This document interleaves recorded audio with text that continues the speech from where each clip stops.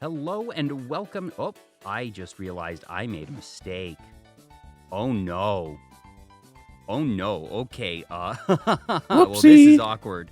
Well, you can go on and emerge from the void. I realized in all of the insanity, I forgot to make sure that I was emerging from the void, so I'm the spooky one today. But yes, this is the voice of Vtuber Talk, back as it was in the old days before I had a model. This is classic Vtuber Talk style. I once had an opening monologue of embrace the scuff, love the scuff. Scuff will always happen. And, you know, you will think, oh, yes, I've got everything, and then realize, oh, I missed the most obvious thing. But anyways, hello and welcome to Vtuber Talk. I'm your host, Jay, the disembodied voice for the time being, and you know, Vtuber Talk is designed after classic late-night talk shows. Everything here is live, quite obviously, and the goal is to simply have fun conversations with the guest and be accessible for people who are fans of the new guest, while also being accessible for new fans. So please welcome my guest for this evening, Desync, and then you can welcome me in a minute. Hello! Also, Hello. hi, Vtuber Talk. Welcome to Desync ZX. ZX. This is Desync Hello. Talk now. It is my building now. Hello. Hello.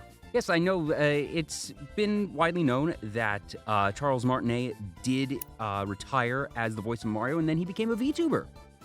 It's a me, Desync. Do you recall at what point in time that you sort of realized, oh, I can do a dead ringer for Charles Martinet? Let's see here. For quite a while, I guess. It's pretty good. It's pretty good, yeah. That's a good show. Mm. What is? New I Mario mean, voice now confirmed. the question yeah. is, can you do... You can do Charles Martinet Mario, but can you do... Mario. Okay, so you can do that as well. That's very good. The question is, can you do Chris Pratt Mario? No. That's fair. Can you do, oh dang it, Bob Hoskins Mario? I'm not sure which one that is, but I could do That's- Grizzled Italian Plumber from New York. That's Grizzled Italian Plumber from New York. Bob Hoskins is the one from the 93. It's a me. Wow. Come on. Hey, we gotta Luigi, save get Peach. over here. Hey, come on, Luigi. We gotta go save Peach from Bowser. Wow, it's a me, Mario. Yes, indeed. Give me 30 seconds. I realized the last bit of the things. I will be right back. Please do not break open a void in space-time and completely destroy my set. If you cause a little Whoops, bit too of late. collateral damage, it's okay, as long as I can repair it at the end of the night. No promises. Hi, chat. How you doing? Yeah. We're very normal here. What yes? I hear there's a strange mic in one of these back rooms. I wonder which one of these are in. Hold on, let me take a little peek around here. Hold on. Let's see here. It's in one of these. Oh no. Oh no, what has he Huh? done? What has he done? What did he do, chat? What did he do? I realized I don't have the toggle on this one, but I do have a different toggle on this one. Hello. Hello. Yeah. Also, I'm I'll so just take it all sorry, around here. Desync. I feel like I'm completely off my game today. It's been, I mentioned, a busy couple of weeks for me, and usually I consider myself very professional, very on top of things, and I've dropped a couple of small balls today. Fortunately, nothing is entirely on fire yet, but I feel like I'm messing a couple things up that usually I would not, so I apologize. Oh, it's fine. It's fine. We're gonna be here for a while anyway. We have many hours left. Yes, indeed. I do appreciate you working with me through these things, but goodness. At what point in time did you, I guess, where does all this start? I usually don't actually ask my guests, how did you get into VTubing? What made you want to be a VTuber? But your particular design and execution is so unique that it makes me wonder, where did this all come from? Was this the result of, oh, I'm not sure what I want to do, so I will just be all the things? Or was this a case of, all right, I start as this, and then you start accumulating these other things and realizing, oh, I don't just have to be one thing. Well, I'm glad you asked. So basically, where it all started was a funny Discord call where I realized that it was not hard to set up VTube Studio, and I was like, hey, you know, I have voice mods set up for messing around with friends. So what if, hear me out, what if I just set up VTube Studio because I like VTubers? So I did. I found a bunch of free models, and I was like, hey, we ball. This is fun. And then at some point, a couple months later, I realized, hey, you know, I'm literally one step off of just being an actual VTuber. Why don't I just start streaming? So I started prepping some extra stuff. I found, I decided to go for the concept of a weird shape-shifting thing. And, you know, I wanted to go for like a silhouette kind of thing, like a copycat. In fact, I almost named myself Copycat VT at the beginning. I was very close to that. But I was already Desync ZX in everyone's channels, and I didn't want to suddenly change my name in everyone's channels that knew me and be like, hey, I'm actually Copycat VT now. So I just kept Desync ZX. Also, wrong type of hero in chat saying that my microphone's a bit low, so changing that up. Usually things should be good. The levels I see...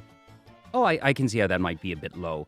I was actually working on a couple of things, and I'm going to bump that up a little bit as well.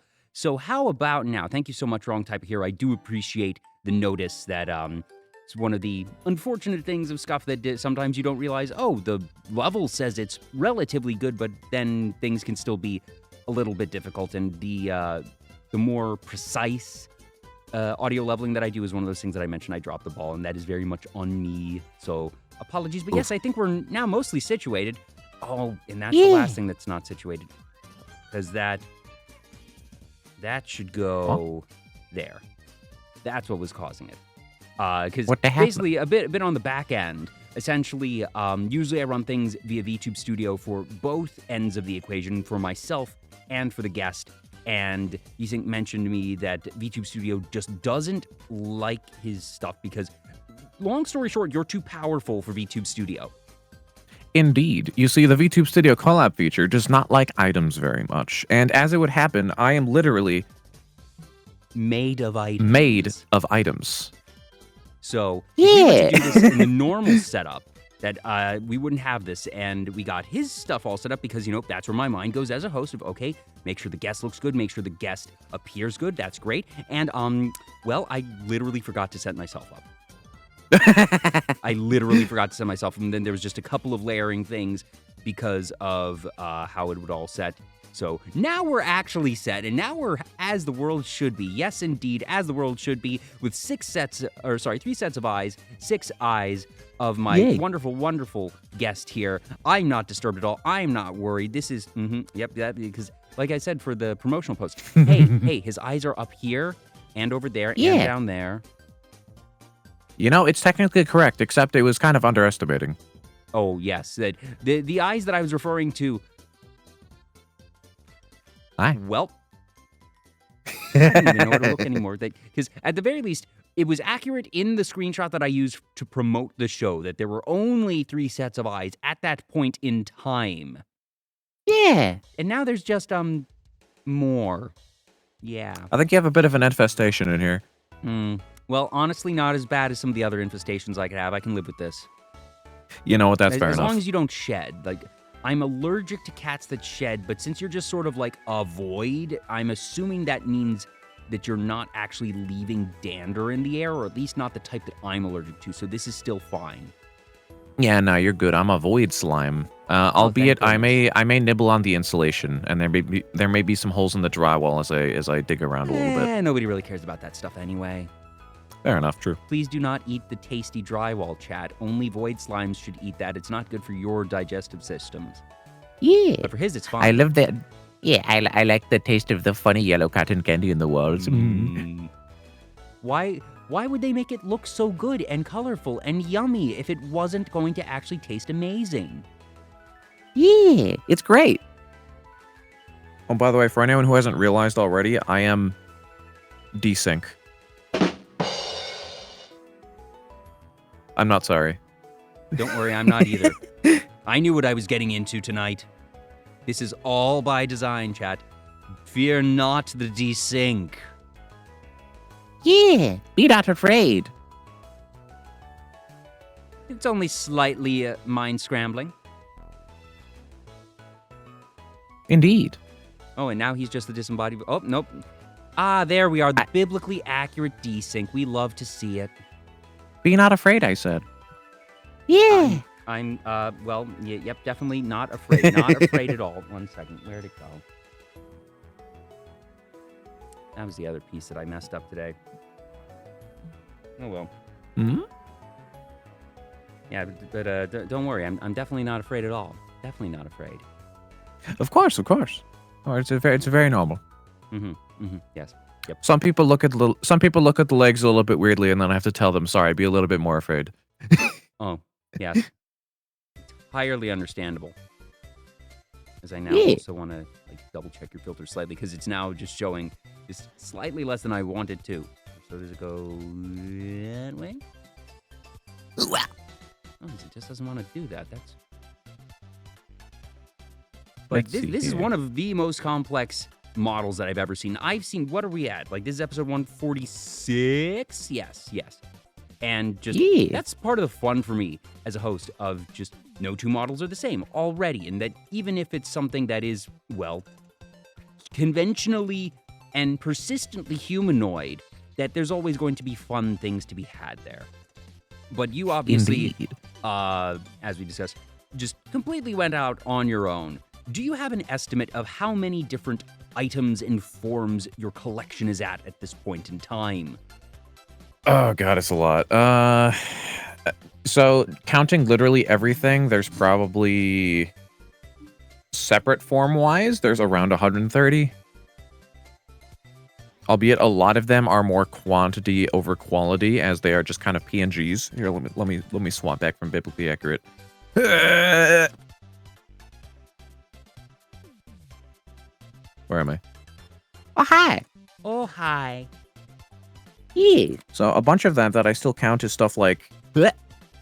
Here's a can of a friend. I took his armor. Here's Saul Goodman. Better. You know, I got a bunch of stuff around here. I saw Fillion in there for like, Whoops. Oh no. Got the Raven, got the, Penguins. I also have, I have a lot of buttons that just aren't bound as well. Just because, like, I have so many that are just, like, one-off, like a bunch of Garfield stuff and things like that. That's the other thing. You mentioned that you have the extensive key binds and that you did not necessarily assign them in a logical or consistent order, and that the core ones are now just muscle memory. And others are just much. sort of, open surprises even to you. I feel bad. I can't get your little halo to appear cleanly. Oh, yeah, I guess the halo doesn't appear super. I mean, I guess that's fine. Again, like... It's looking kind of tilts there. Still too powerful, even now. Because, let's see here. Because if I go that way, that doesn't work. Because that just doesn't show it. This makes everything go green. Sync literally too powerful for stream. Breaks reality. Whoa. Would that be... No, because... Well, would it be smoothness? Maybe that... Go the halo again. Perchance. Because we did... I swear we did test this part pre-stream chat. Then it goes... Nope, it just doesn't... Oh. No, because it just doesn't want to do that. That's opacity, maybe? Nope, that's Sometimes it goes a little bit of a... Contrast? Nope, it's not that either.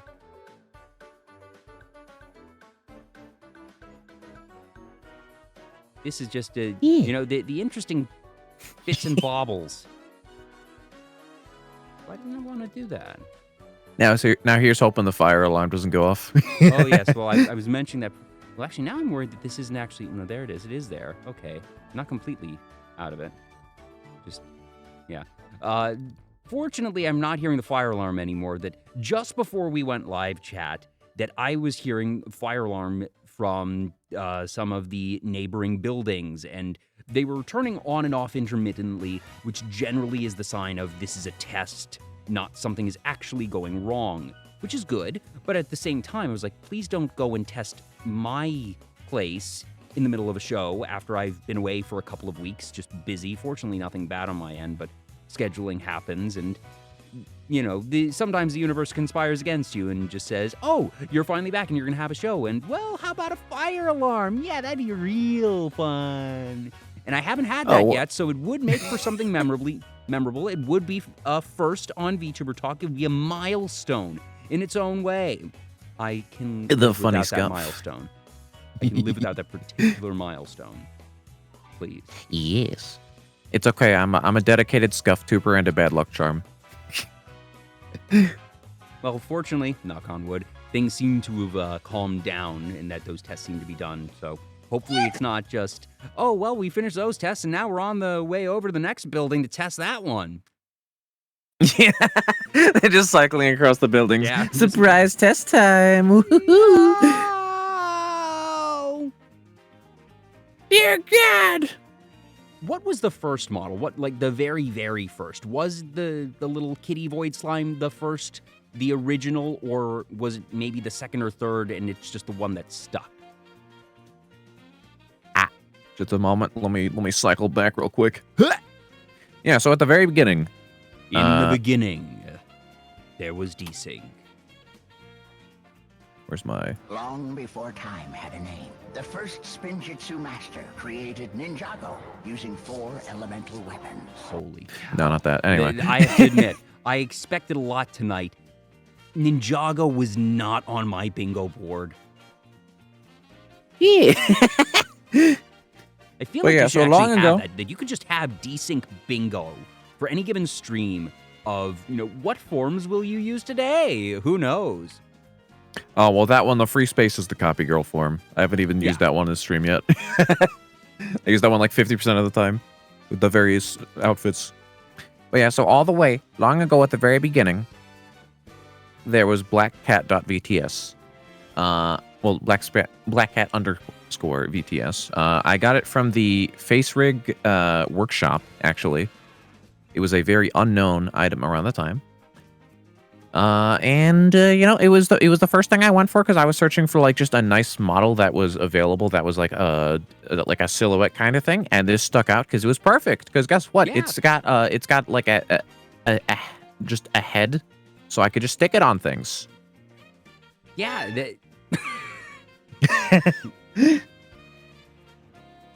It just works. It just works. Yeah, and then I learned about items and toggles and stuff, and then it just slowly And it was grew all from there. over from there. Ah, yes, crabs. I'm canonically of the great state of Maryland, so I am here to say that Maryland blue crabs are superior to all other crabs and do in fact taste amazing, and I do love crabs and identify with crabs. I'm no longer in the great state of Maryland, so yeah, for what Understandable. that's worth, but I do love me the crabs. What's that? You say you're trying to eat crabs, huh? Yes, I do. I'm entitled to self-defense. Yeah. Is that from... Yeah. What was that riff from? Because it sounds familiar, and I have my guesses to what it's from, but I'm not entirely sure. That's the Sonic Unleashed jazz fight. Okay, I wasn't sure, because it sounds Sonic, but it also sounded... I'm not sure if you've seen the anime Great Pretender. Oh, I have not. Oh, it's very good, and it has a jazzy type of just... it's, I think, Ocean's 11, the anime, basically. Oh, Actually, okay. quite good. Two cores worth, one quote-unquote season, but, you know, season cores gets a little bit murky. It's like 20-odd episodes. It was very, very good. They're supposedly making a new season, but it's been a little bit, but really, really enjoyable series. Definitely one that I would recommend if you have the time. Mayhaps, perchance. So, and what we're going to now, haha. Whoop. And now the one most people are probably familiar with. Aw. Hello. Hello. Now, perhaps it What should be is? unsurprising that you enjoy all this just sort of slapstick, funny combining of things, because something else that you enjoy quite a bit is Gary's mod. You told me that you have Indeed. 5,000 hours logged in Gary's mod. That is many days, Desync. So, Oh, I yes. feel like there's many stories to be had here, but let's start at the beginning. How did you first discover Gary's Mod? How did you first find it? How was it first referred to you? Oh god, it was one of the first 2 games that I got on Steam. In fact, it was one of the reasons why I got Steam originally, right alongside Terraria. Fun fact, I played Terraria back when the Muramasa was the strongest weapon in the game. I will admit I've not played Terraria, so I don't actually know what that means. But, People in the audience know if but they've from the played it way that before. you were describing it, it sounds like this is the deep lore. Oh, the old yes. days. Reciting the deep magics. But yes, so with Gary's Mod, I discovered it thanks to a friend of mine from long, long ago. I still talk to them sometimes. But yeah. And with Gary's Mod, primarily I did, literally all of my hours are split between a couple of things mainly. There's like at least 2,000 of those hours are from like Dark RP, and then another like 2,500 to 3,000 of those are from Zombie Survival. Ooh. And let me just say, on the Dark RP, okay, now obviously people are all like, Oh, I see. Dark RP is where people go like, oh, RDM, oh, you're breaking an alarm. now here's the thing. You don't play on a serious RP server. What I like to do is, anyone who doesn't know what Dark RP is, it's a game mode where like everyone picks like different jobs and stuff. The jobs have different stuff they could do, and then you just fuck around and find out, do whatever you want, as long as it's within the rules. And now here's the thing that I like to do. I like to pick the hobo job, which allows you to build in the streets. And you see, what I like to do, I'm good at building. I'm an engineer IRL. In Dark RP, what I do is I build like giant castles on the rooftops, and I get together an army of fellow hobos, and then I overthrow the government. Actual uprising of Yeah. what is it? Is that the proletariat? I forget the precise term, but just yes, the uprising of the common folk up against Indeed. the oppressors, against the royals, the nobility. But also, so you were able to build all these things, and I'll admit, I'm very familiar with Gary's Mod on a conceptual level. I don't know the nitty-gritty in terms of, classes and capabilities. As a hobo, are you allowed to build anything on the streets, or sorry, I should rephrase that. Are you allowed to build with anything, or are these castles you are building out of cardboard boxes and scrap metal, or are you able to actually create these proper and grandiose structures simply because you have this class? Okay, so normally everyone has access to all of the normal building stuff. It's just that normal players are not allowed to build outdoors. You have to build inside your house. Whereas with the hobo role, you are not allowed to own houses, but you are allowed to build outside as long as you're not blocking people's houses. That or feels like blocking the center incredibly of the road. overpowered. Oh yes. Like, So I always why would I always want like to live somewhere when I can live everywhere? Yeah, just go onto the rooftops. I like to build like a giant techno fortress with like keypad doors, and then I like to use these exploits with the items in the game to allow you to fling around a bit. Specifically, not flying on stuff, but using the prop as a launcher to just fling myself. Oh, everything is now a catapult. Yes, I like to use that a lot and just excessively. It's wonderful. Trebuchet, the ultimate siege weapon. Yeah. Don't you ever just want to? Who doesn't love a good spin every now and again? The ultimate pastime. Yeah. It just works. So, did you end up having broader, like, in Dark RP, is there anything akin to storylines, or is it just sort of sandboxy? What is the general vibe, or at least of the server that you were on? Oh, it was always very sandboxy. You just get thrown in, follow the rules. Your role gives you abilities and stuff, and you ball. And was this one that allowed external assets to be brought in, certain levels of other mods, or was it relatively, and I use this term relatively with, underline, bold, italic, relatively maintained and calm? It varied. It was very varying between the two. Also, I realized I missed a couple of follows early on, so The Big Mama and Wrong Type of Hero, thank you so much for the follows. And Hey. Misty Kitten GXM so glad that you are enjoying the playlist. Yes, this is one that I've had for a while, but it was also one that Desync had mentioned that he enjoyed, so it was a very easy include for today. Indeed. It just works. It's lots of Nintendo music, and I know that you and I are both actually big fans of Nintendo. That, for me, Nintendo's what I grew up on. That the first console I ever owned of any type was a Game Boy Color that I got for my 7th birthday. The first home console I got was a GameCube for my 10th. But I really grew up playing mostly N64 at friends' houses. Had a couple of touch points with an NES here and there, basic Super Mario World, but not much. I was a little bit past that time, but N64 and GameCube was... That is my childhood right there. And I know that GameCube is also a system that is near and dear to your heart. Oh, yes. What I grew up on was mainly the... I actually started with an NES that was like a hand-me-down with like the original Mario Bros. Yes. And then jumped straight to GameCube with Super Mario Sunshine as like the second game. Yes, I guess it was the third game. We'll get to Mario the first Sunshine in just a bit, but yes, you're marking that one. Yeah, my first two was probably the original Mario and then the original Zelda.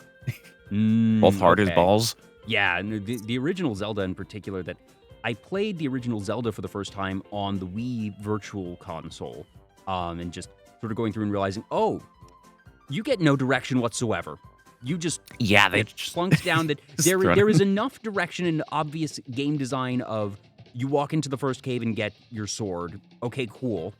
And then sort of from there, I was just wandering around and I had to use a guide for that. Just, okay, where am I supposed to go? I have no clue. And playing the original Zelda made me feel dumb. It was like, okay, I know that older games are difficult in a lot of different ways, but just, I don't think I need to necessarily be handheld, but I feel like the original Zelda really just gave you nothing. Yeah, I mean, with all of those old games like that, none of them really give you much direction. What tends to happen is, in that era, everything expected you to have read the manual that comes with the game. Usually that comes with, like, basic instructions about, like, how to play the game with, like, the simple controls. Okay, as well as the... probably a map. As well as... Yeah, well, maybe maps sometimes. But generally, like, some directions, some controls, stuff like that.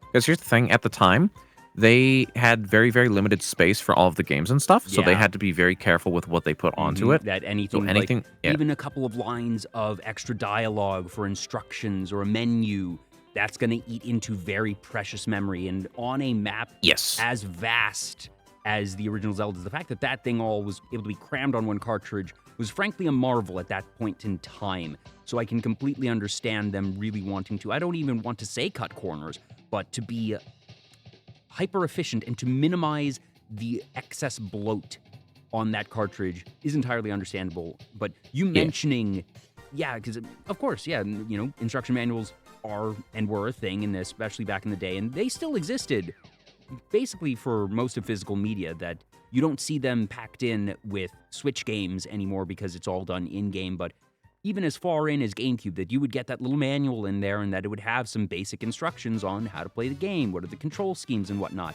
And that was more prevalent with the original NES, so that does make me feel a little bit better, because obviously you buy on the Virtual Console, you're not getting that. So it makes me feel, perhaps a pinch less dumb. Yeah, because back then it was significantly less expensive to just have a printed out thing that you give with the game as compared to like getting the extra storage space in the game and coding the tutorial stuff. Because like everything had to be coded like very, very carefully back then. Yeah. Very little storage space combined with like very little of a like framework for putting stuff together as well. So they had to just all manual. Now, have you beaten the original Zelda? Interestingly, when I was a kid, I could not beat it. When I came back to it years later, after having played like GameCube and even like Wii era stuff, by then I like went back and I was like, I never beat this. I went back, I beat it in like 3 days.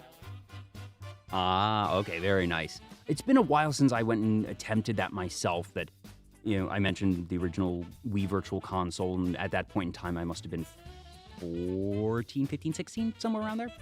and that Oh, I was yeah. able to get several dungeons in, and I guess I probably could have beaten it if I really tried to, but I wound up getting other games that held my attention a bit more. That, you know, perhaps unsurprisingly, was easier for modern games that were a bit more robust to be able to get my attention and feel more rewarding. Because I think for me, part of it was I felt I was going to have to lean on the guides too much, and that it wasn't as satisfying a playthrough for me at that point in time, because then it's like, okay, you know, Yeah. I consider myself a basically good enough gamer. I'm sure I can beat this game, but do I want to go through the trouble of beating it with a guide? Will that feel satisfying versus will I have fun going around completely blindly on this one? And that it's certainly different back in the day, where this is one of the first games to really attempt this type of scale, and that the overall design space was a bit more conducive to being really, really engaged in that type of game, and it just didn't get me. But I adore perfect timing too for Legend of Zelda music to come on.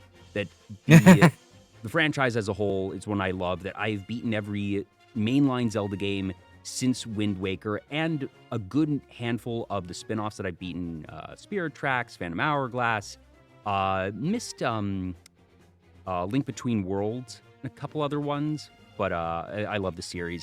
What about you? How many, are there any, figuring out the best way to phrase this, whichever is easier, how many of the games have you or have you not played? The only one of the Game Boy ones I played was the Link's Awakening. And let's see here. When Wii era stuff came out, around then, I remember I first played Majora's Mask and Ocarina of Time through like the Wii like virtual store, as well as I remember getting Skyward Sword around that time as well. Do you have a favorite in the franchise? I'm not too sure, honestly.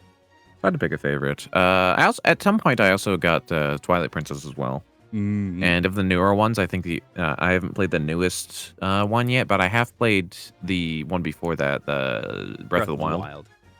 Yeah. Yeah. And I keep getting told to play Wind Waker. People keep telling me play Wind Waker at some point. I get it. I'm gonna play it at some point. It's a lot of people's favorite game. Recently, that made me very sad, and that is the Wind Waker HD remaster has now been out longer for the amount compared to the amount of time that the original Wind Waker was out before the remaster came out. Oh, Yeah. interesting. My bones. Bones turn to dust. The deserts, they fade away. It is a very fun one, and part of what I think makes The Legend of Zelda such a good franchise is the fact that, by and large, it allows itself to change a lot from game to game. That at most, they will make 2 games in a given system of Hyrule. That you have Majora's Mask and Ocarina of Time, which are very obviously built in the same iteration of Hyrule, but are frankly as different of 2 games as you can get. You have Breath of the Wild and Tears of the Kingdom, which are built in the same system. Relatively similar, but with some very key differences that really change the texture of the game. But that otherwise, think about the core mechanics of Skyward Sword versus, Twilight Princess, that it allows itself to actually have a surprising amount of difference while still keeping a core identity about itself. Yeah. I mean, I guess the similarities between Majora's Mask and Ocarina of Time are kind of like the similarities between Breath of the Wild and whatever the name of the one that came after that was. Tears of the Kingdom, yeah. Yeah, Tears of the Kingdom. Yeah, as it would happen, I don't actually have a Switch. Ooh.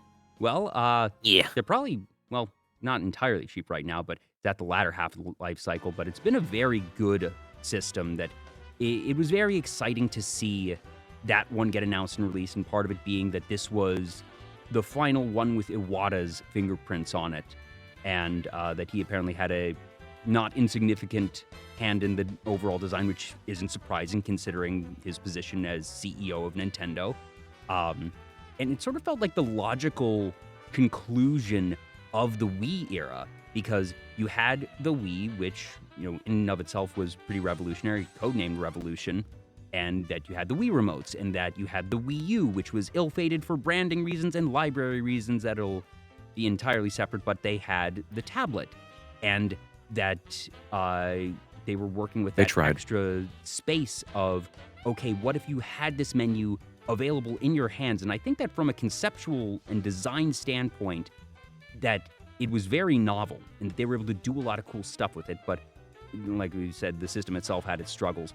But then the logical progression is, okay, we're still going to have this extra sort of tablet about it. We'll still have the Wiimotes and everything.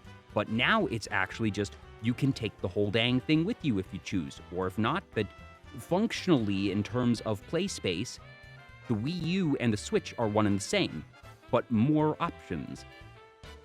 Pretty much, yeah.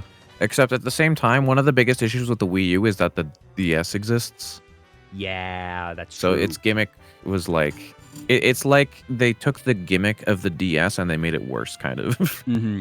And they made it more powerful, but obviously it's not going to be portable. And that it does make sense that with the Switch, that goodness knows, the DS family line, which I believe, which had the most iterations of any Nintendo consoles, because just there a sec. DS, DS Lite, DSi, 3DS, 2DS. What we got here? The suspense is killing me. I hope it lasts. But how are you all doing, chat? Hope you're all having a good evening, and welcome in Masscore Lord Twitch. Hope you're having a good evening.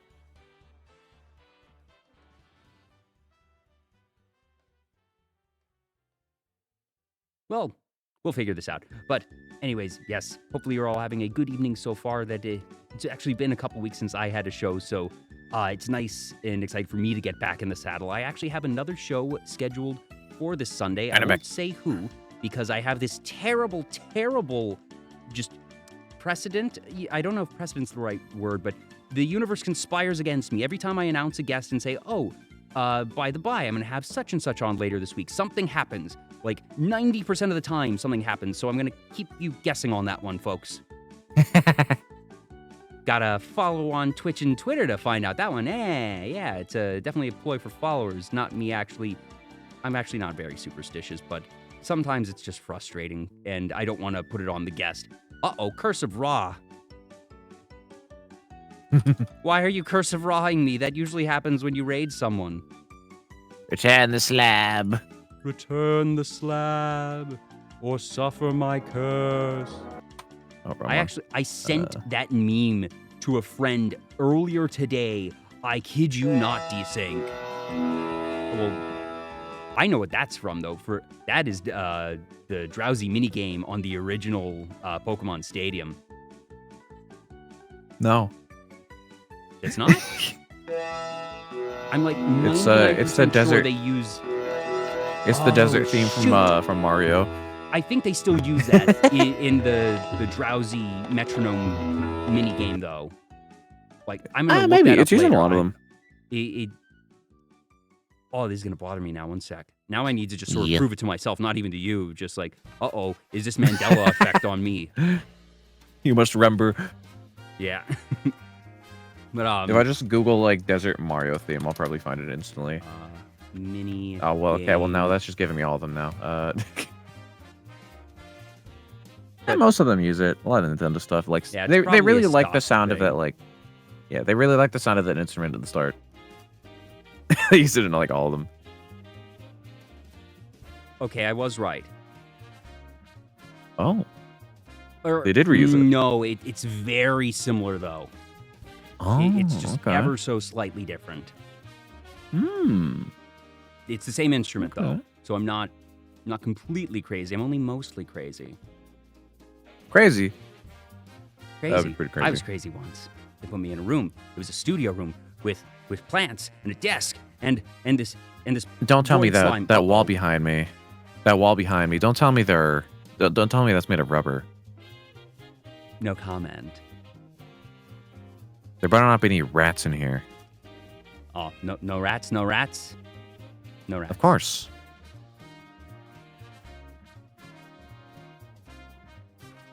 Yeah.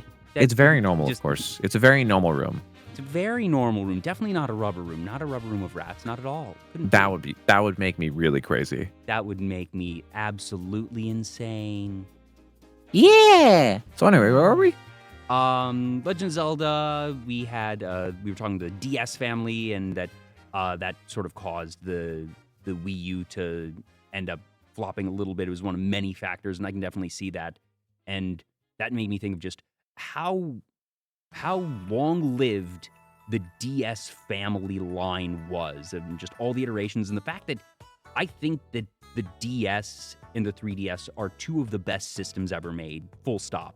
Just not even saying best handhelds ever made, because I think they're probably just the best handhelds, period. But even if you put them up absolutely. against some of the proper, in-home consoles, that their library, their longevity, and even if the Nintendo Wi-Fi connection was always, and to this day, it cannot hold up to its competitors.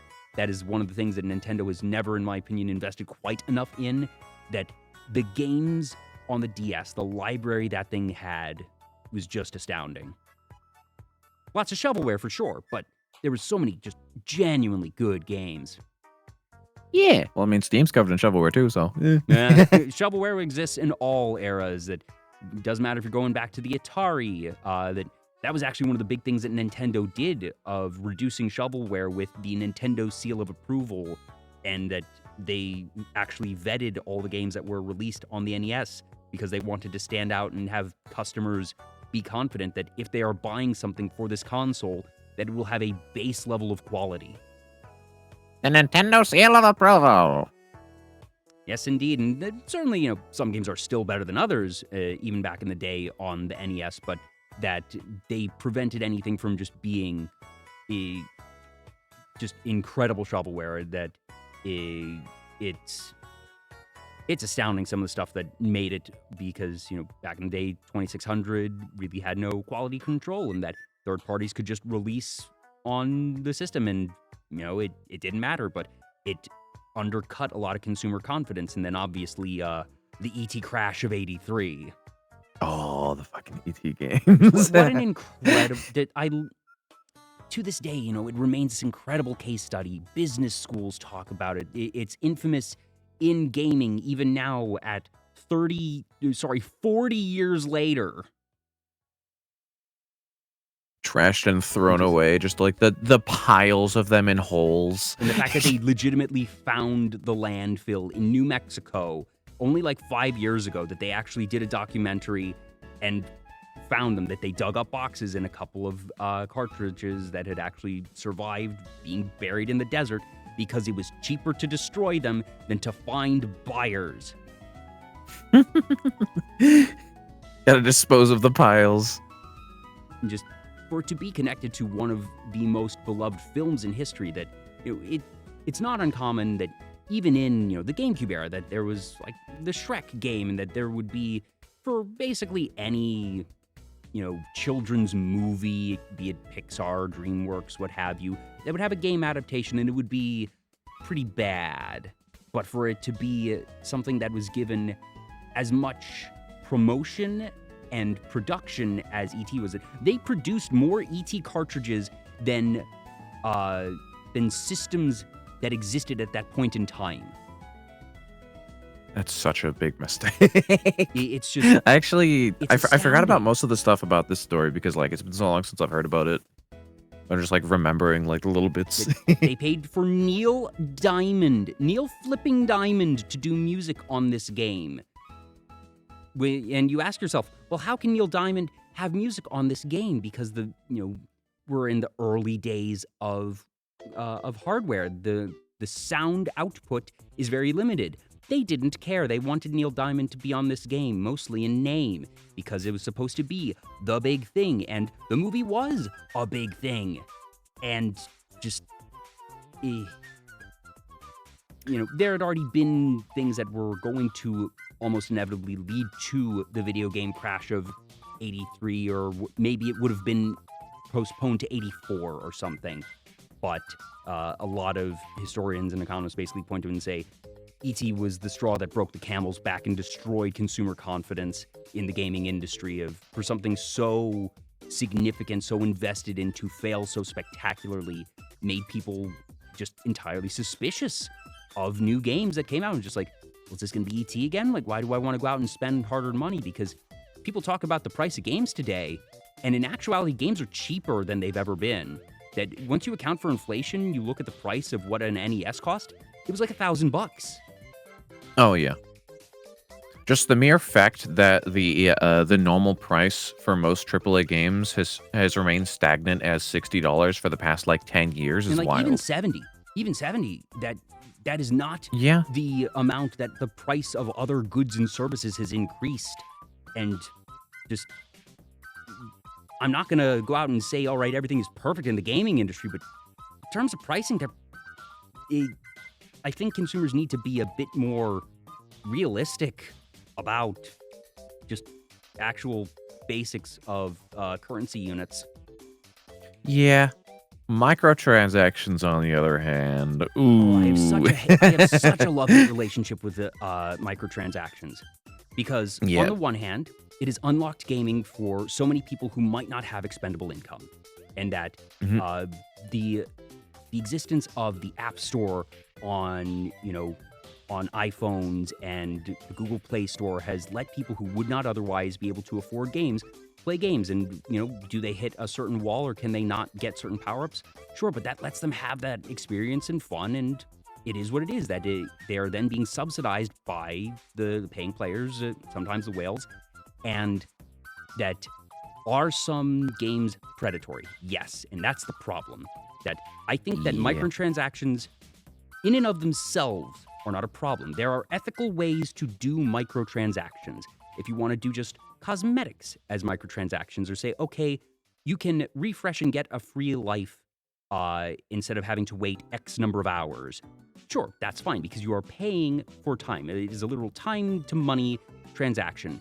Your microtransactions should not be gameplay altering. The most they should do is cosmetics, or if it's a solo game, maybe paid DLC is fine. Yeah, but if you're like paying to finish the game, like the game on launch, when they sell you the game, when you buy it, you should be buying a finished game with all of its parts. They can sell DLC to you at a later date. That's perfectly fine. They put in the extra work. They're making new content. You chose to get that content. It's not required for the base game. It's nice. Cosmetics. Yeah. Hell yeah. And even I want to look cool. With, all right, there you go. Okay, certain characters are going to be paywalled, or that you have to do like. I think there are ethical ways to do gacha, but I don't think that there's an easy way to do ethical gacha is the problem, because it's just too easy for the gacha to become unethical and to become predatory. That I almost feel like it would be better and more ethical if it was just, okay, you can buy this character for X amount of dollars. You know what you are going to spend. You know what you are going to get. This is a transaction, and you will get to use that character. And, maybe they get to do some cool things, and that's fine. But then it's not, okay, one person gets lucky and spends $10, and one person gets unlucky and spends $250, and the gambler's part of it. That's where it gets me. That's where it gets me. If you want to have the Gamba, make it like, I don't even know if it's possible to do ethically from cosmetics. That gets into far more nebulous things. But yeah, microtransactions as a whole can be done, especially if not Gamba. It's the Gamba that is the problem, in my opinion. Yep, gotta get your strange burning hat cosmetic for TF2. Yep.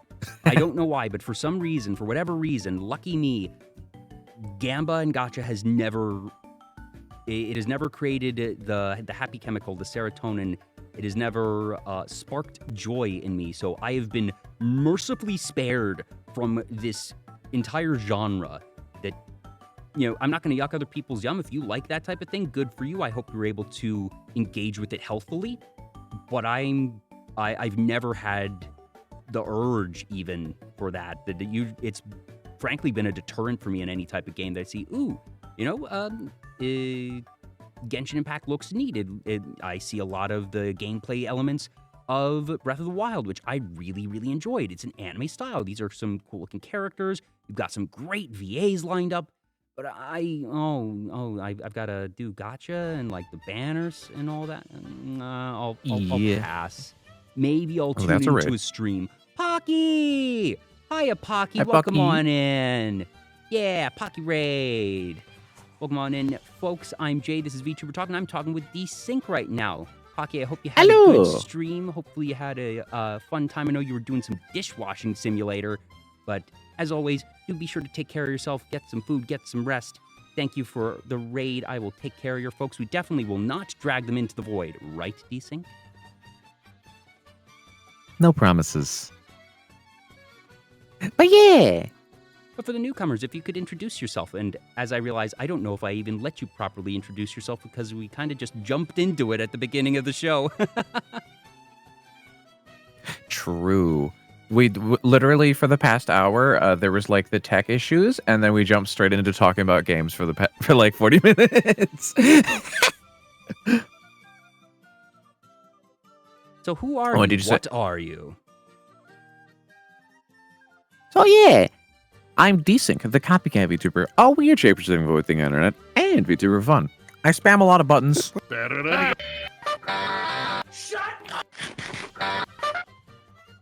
and I have a lot of forms that I swap between, and a bunch of buttons that I press and spam and go like, yeah.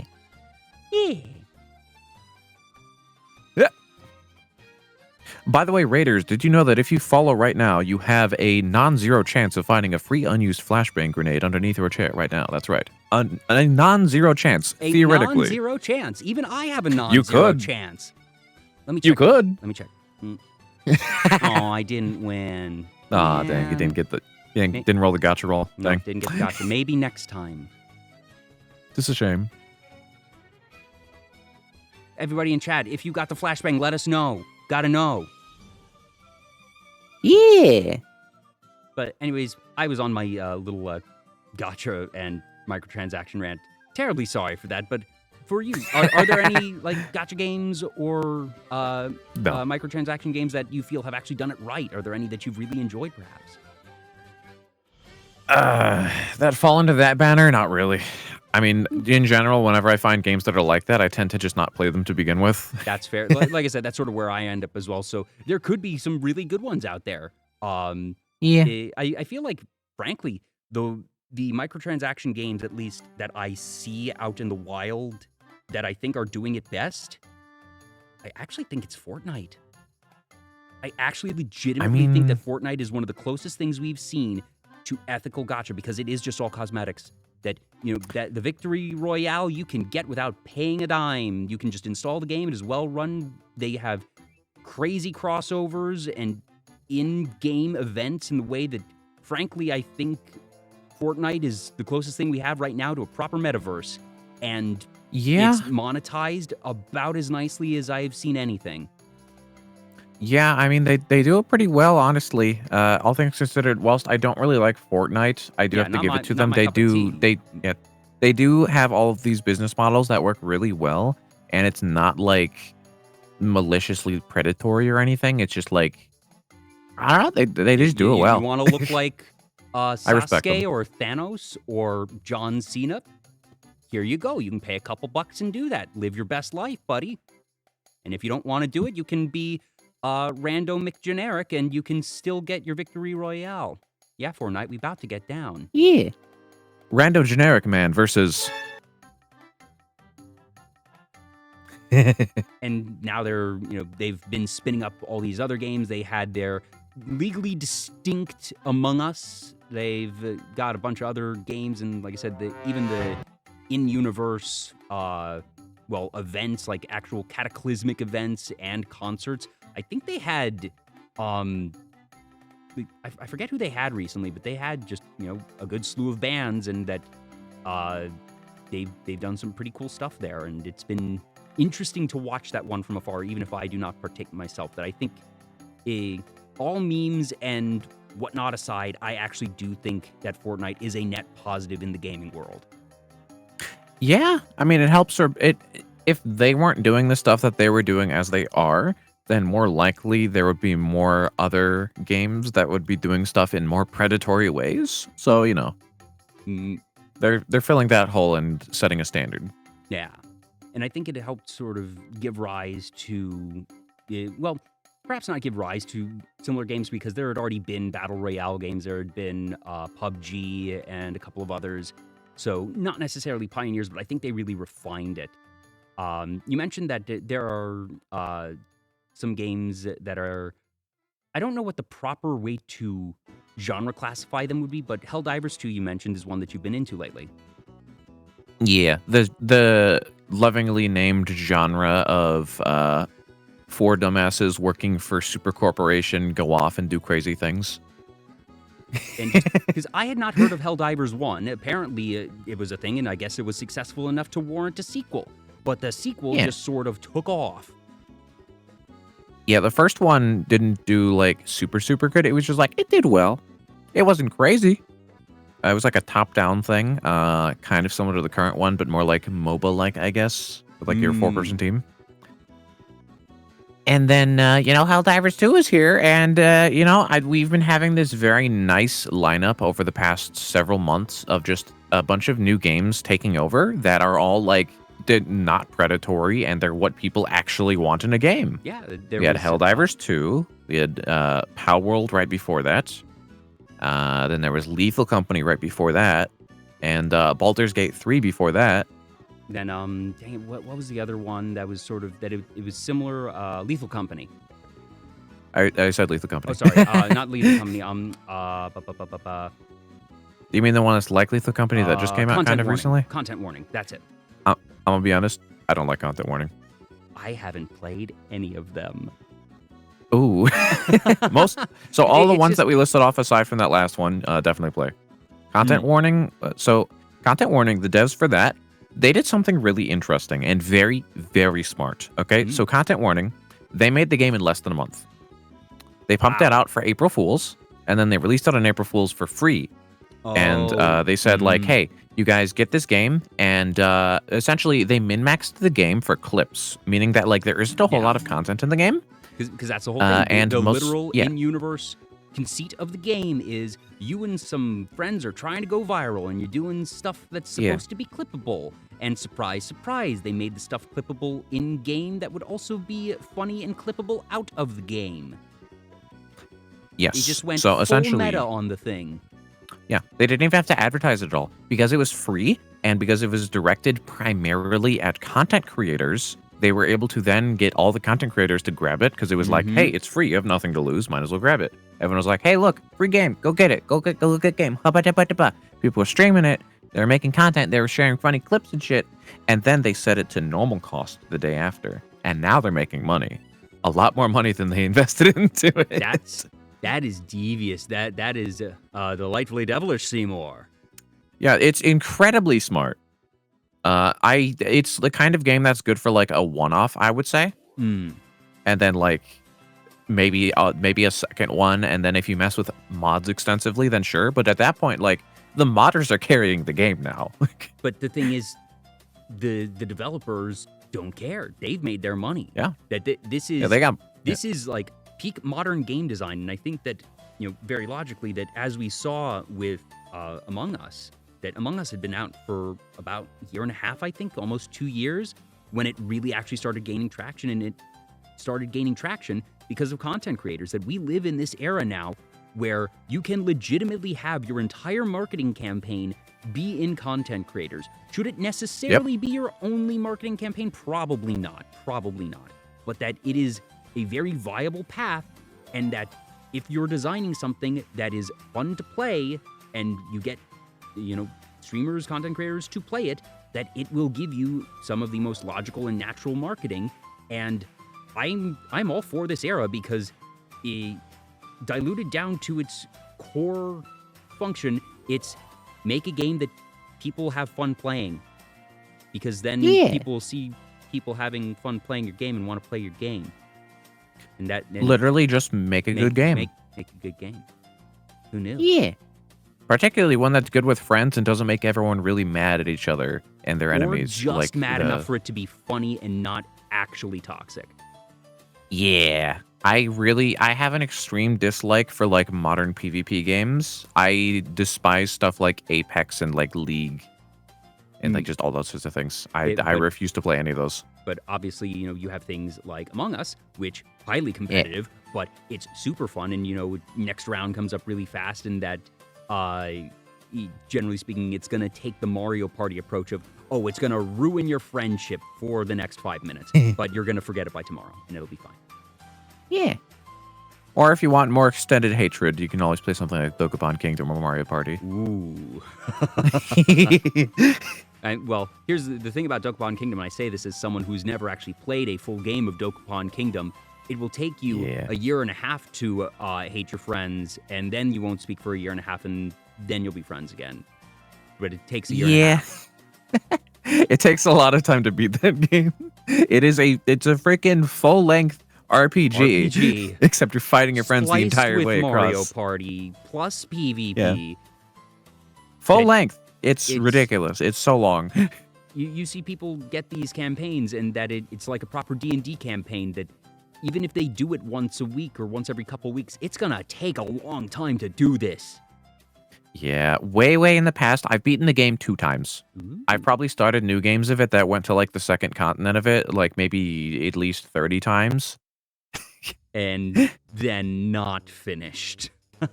Yeah, usually because too much time is in between and everyone forgets what was happening, so it's just better. It's just easier to just start a new run at that point. It's like, it's not worth it.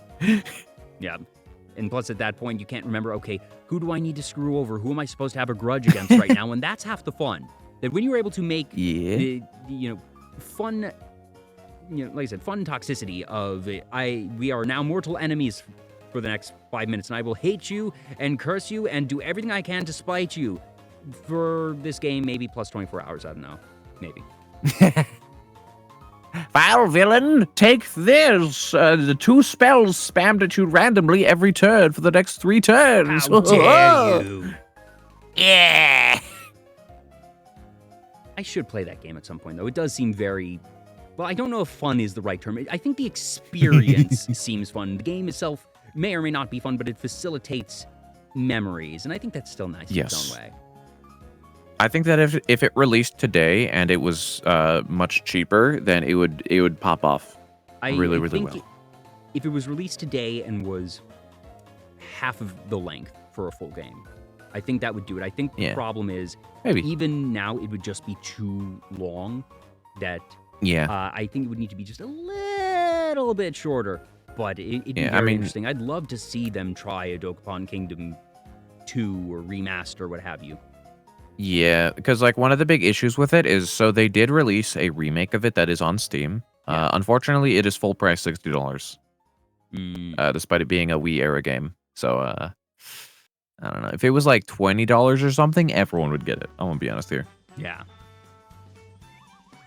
Oh yeah. Now I'm sort of thinking back to the GameCube era and just, do you have any favorites that might be underappreciated gems? Because I actually have a couple that I just adored from the GameCube that have not really seen the light of day since, but I'm curious if you have any.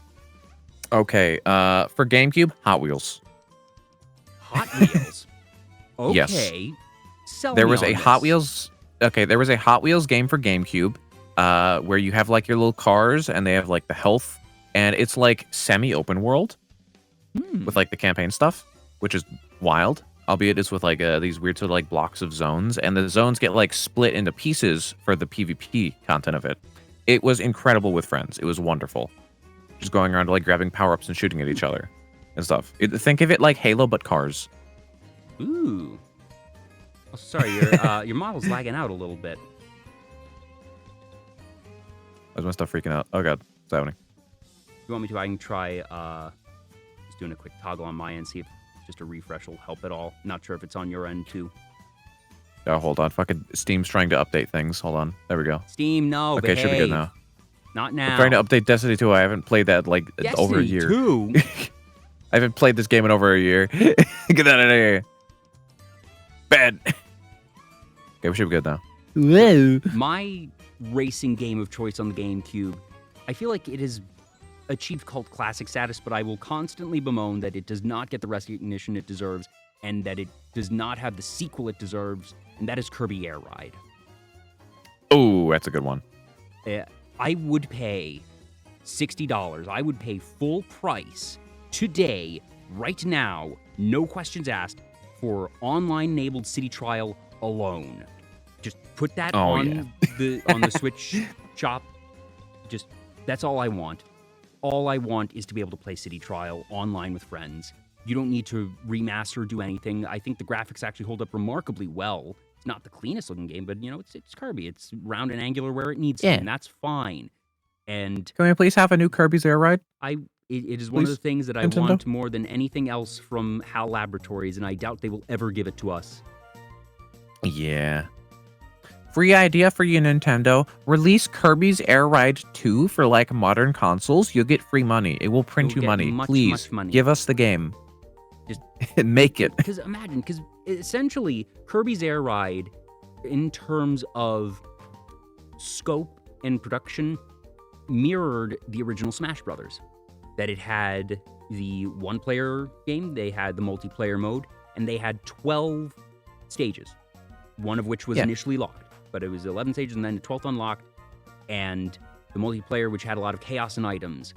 And that was it. And they also had like this top right thing, which was sort of more mini game than anything. But it's HAL Laboratories, a group that made Super Smash Brothers. And I was always saying, the big jump for Smash Brothers was the original to Melee.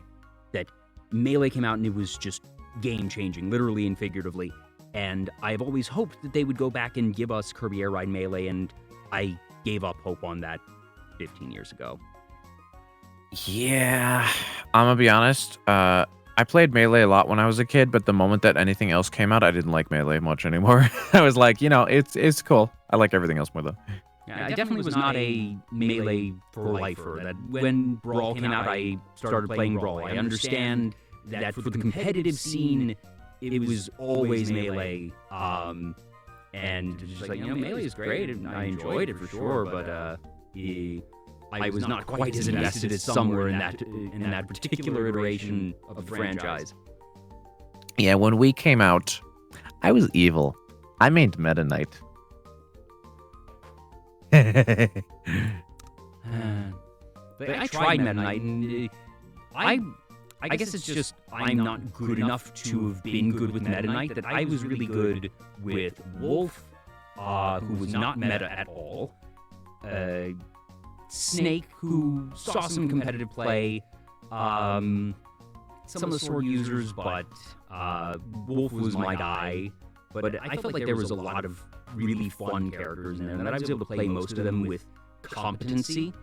But for me, Meta Knight, just the knockback that the moves had wasn't very significant. It didn't do a lot of damage, and that unless to make Meta Knight good, you need to have a competitive approach to your play, and that you need to be doing the spam just all right. They cannot escape from you, and it doesn't matter that the knockback and damage is little. You're just never going to escape, and as soon as I have you in my clutches, it might take a minute and a half, but you will be dead. And I mean, kinda. At the same time, though, so in any game that allows you for customizing in any way, or like choosing builds for stuff, I love choosing stuff that's just really, really fast. So with Meta Knight, what I like to do is I just rushed people down and just started like spamming buttons when I was young. Because it just worked, okay? You just press the button. There's like no cooldown. You just hit instantly. Just keep spamming. It works.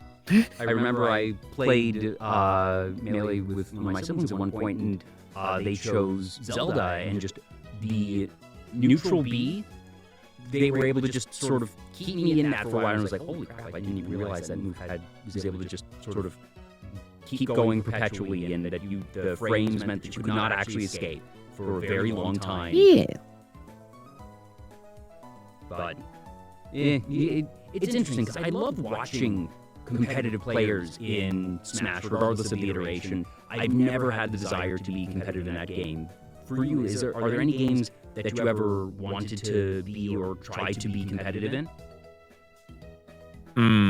Okay, so at one point in time, I forget which one it was. I think it was the Wii U Smash Bros. I went to like tournaments in person. Ooh. Some. One in particular was it was like a really big one that I went to, and I did not like it. Oh. I did not like the tournament scene. People were too obnoxiously good, and it was very stinky there. Let me just say, there's like this stereotype of Smash Bros. Mains being stinky and needing deodorant. It was true. Okay. That place smelled bad. But yeah. I remember I only ever went to just a local tournament at a game store, and that I never won any. I made it to top 4 a couple times. This was, like I mentioned, with Wolf. There were a couple folks that you could tell were competitive, but fortunately the crowd that place drew, since the prize pool was probably just small enough to not get any of the hyper-competitive folks out, that it was fun and interesting. But I have friends who have been in the competitive scene and that I've watched competitive games and said, that's really cool. I enjoy watching people execute at a high level. I have no interest in doing that. And maybe I would go and attend to spectate if the hall is nice and big and aerated. And I feel like most of them are nowadays, that you look at EVO and say, okay, cool, they've got a big stadium setup, and it's probably better now than it used to be. But I've heard the stories of back in the day. Yeah. In terms of anything that's really hard competitive, so I also more recently I've gotten into speedrunning. Ooh. So let me just say, for anything that's super hardcore competitive, speedrunning included, I think it's fun up to a point, but after that point, everything is just far too much work to get further. Like there's the curves for like skill and stuff, and in order to get to a certain point, you have to just put everything into that one thing, and that is so incredibly boring. Yeah. There is so much more stuff that I could be doing. Like all things, you need to put in time to get skills up. It doesn't matter if it's playing a sport in real life, or if it's chess, or if it's a video game, or if it's track and field that you have to train. And the type of training that was required to get good at games competitively, like what you just did not interest me. If anything, for me, it felt like trying to engage with the game in that way was going to make me actually dislike the game. And I like that there are some people that are able to really enjoy it. Like I said, I love watching people perform at a high level. It doesn't matter what it is, if it's sports, video games, what have you. And I'm glad they like it. Because I sure don't. I would never be able to see the things that they are capable of doing if they didn't enjoy it themselves. So good for them. Yeah. Not only is it like, so to get to that point, not only are you going to start to hate the game probably, but also just like to do that, you have to dedicate like part of your life to that. And I'm good. Yeah. And at that point, you're not going to be able to play the game the same way anymore. You're not going to be able to engage with it as a normal player, because all the habits that you've established in your training as a speedrunner or as a competitive player are going to just very naturally alter the way that you engage with it and the way that you sort of associate with it. Yeah, the game isn't fun anymore at that point. And especially for like a lot of story games, like say if you're speedrunning something like Ocarina of Time or Majora's Mask. The story doesn't exist anymore. Now it's just how long is this cutscene? How many frames is it? How many seconds? Yeah. Just like turning everything down to its most base elements. It is no longer a story or anything that like you once played. It is now just like a very simple order of things and nothing else. And you can see the story again. If you don't speedrun stuff, if you wait like several years, you could play it again, and you might even feel some of that first experience again. If you speedrun it that hard, you're never going to feel that again. It becomes muscle memory and just literal memory, because you're memorizing that. It almost becomes a song in a way of, these are the notes, these are the beats that you hit with these timings. Yeah, because of all that stuff, this is why in particular I really like to speedrun rage games, because there's no story to begin with, and the whole point of it is the game is like beating you down and you're trying to beat it. So speedrunning them is like the ultimate point of like you've truly beaten the game for those. And then I also really like mods for stuff like Majora's Mask and those other sorts of things where it's like randomizers that shuffle things around and make it like new again. It's so cool to watch people do randomizers that I love. What an incredible innovation in gameplay of randomizers as a whole. That, I did not actually play Ocarina of Time or Majora's Mask growing up, so a lot of those randomizers are kind of lost on me. I know enough about them to be able to watch and understand at its base level, but for things like Pokemon Crystal randomizers, that I can watch that and I fully understand the implications of, okay, you found this HM here, so that means you have access to here, there, and there, or you found that item, and just the way a randomizer, for someone who already knows the game backwards and forwards, even if it's not speedrunning level, just if you have a good, deep knowledge of the game, that randomizers let you interact in a whole new way. And if you choose to speedrun randomizers, it's very different from a normal randomizer, or from a normal speedrun, because it's never the same. Yeah. It's now, okay, how do I react? It is now an active puzzle, and I am being tested not on my ability to execute the same inputs that someone else, anyone who's speedrunning Super Mario Brothers is trying to hit the same beats, and it's just who can hit them a little bit more efficiently. But now it's puzzles that you have to think about a thing, and that you can't even necessarily have a world record for it, because unless you're using the same seed, at which point it's no longer a randomizer, that everyone's experience is going to be different. It's just, okay, how fast can we get it this time? It's not even able to be done as a personal best, because it's always different. And I think that's really cool. I think that's such a fun and engaging way to do it. Yeah.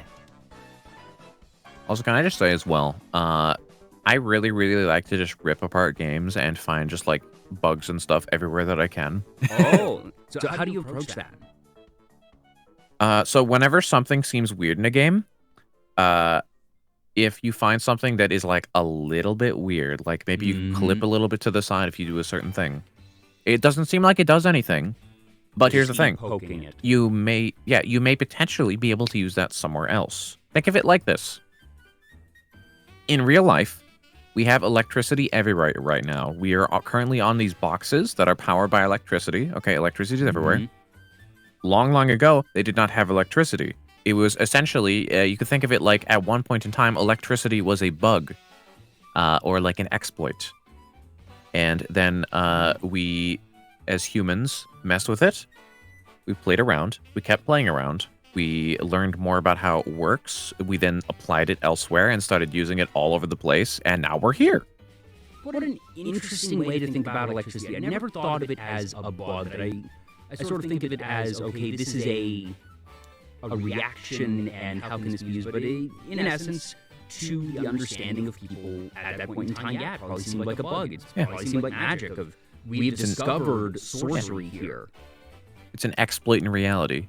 Kind of like, you could also say similar things for stuff like radio waves and stuff, you know, for transmitting information. Yeah, okay. We found the actual, code of the world. Yeah, imagine the first people who started doing that, okay? They start seeing that stuff, it's like, what the heck are you doing? Oh my god, you're breaking shit. Okay. That it just works. It just works, and that the scientists and explorers of yesteryear definitely, it's so cool to think about what it must have been like to discover that, and just the thrill and awe and possibly horror of, I just discovered a way that my voice can be heard 100 miles away. And that nobody, nobody else will be able to hear it, except for this very specific person who's using magic like I am. I have created a sending stone. Kind of, albeit, I guess, for most of these things, there was rather extensive amounts of calculations that people were doing. So they kind of already knew what they were trying to do, but it's more so like the realization moments that they could try to do this. Does work. Yeah. And then the realizations of the people around them. Yeah. And the people around them, like, looking over and being like, what the fuck are you doing? And then they learn how to do it, and they're like, oh, dang, okay, wow, It's exactly the same way as finding exploits in games. Mm. And, like, sharing it around. Are there any that you discovered personally? I mean, when I was a kid playing Super Mario Sunshine, there was a lot that I thought I discovered. Then you realize the like internet clipping through things. discovered it ages ago because internet. Oh, I wasn't even on the internet at that time. The first things I did on the internet was probably the original Toontown, and then like RuneScape. That was like the two things, and then I started, and I started using it for more eventually. But yeah, at the start that was it. Yeah. I know Super Mario Sunshine is definitely it's a game that is near and dear to your heart. Would you say that it's just your favorite Mario game? Yahoo! I agree. It is it is my favorite. Yes. And it's such a different one that Mario, like Zelda, always has usually something different about it. But I would say that Sunshine is one of the most distinct Mario games. That the types of mechanics that you use in Galaxy and Odyssey, I think, are a lot closer to classic Mario and 64 Mario, and just the introduction of Flood and the fact that you have the resource of water and the different nozzles. It's such a different approach to the game, to platforming as a whole. Yeah, it's extremely unique with those mechanics, but also just thematically to begin with, it's super unique as well because the whole game is tropical themed. Of course, every game in the history of ever that has like a bunch of different worlds, they always have like a tropical themed world of some kind. Yeah. And everything is tropical, and then it has more specific variants of the tropical stuff. I never actually thought about it that way. That in Mario games, you have on Battlefield, you have I forget the level, the snow level is Freeze's Peak is Banjo-Kazooie. That's not Mario. That you have all these different locales, and that inevitably there will be the tropical beach one. But yeah, Mario Sunshine is very consistent, and that you have the variants in the different locales, but it's always gonna be sunny, or at least supposed to be sunny. The sun might be blotted out. Yeah. That's probably part of what you're trying to undo. Yeah, plus they did a very, very good job of making it feel like it was actually an open world game. Like clearly, like definition wise, it's like semi-open world. But they made it feel like the whole world was open world, okay? Yeah. Like, you had, of course, the portals to go between the different locations, just like the paintings in the first Mario. And, like, all sorts of, like, world hubs and all these other games. But you could see the locations from the main area of the map. You could see them from each other. They were always rendered in the distance. They were always there. Yeah. And because of that, it felt connected. It felt like it was actually there. And you You weren't shot in just- a cannon to get there. Yeah, you weren't just, like, walking through a portal and then appearing on some other planet that's actually, like, really tiny. I didn't like a lot of the stuff that Mario Galaxy did. I really like Mario Sunshine.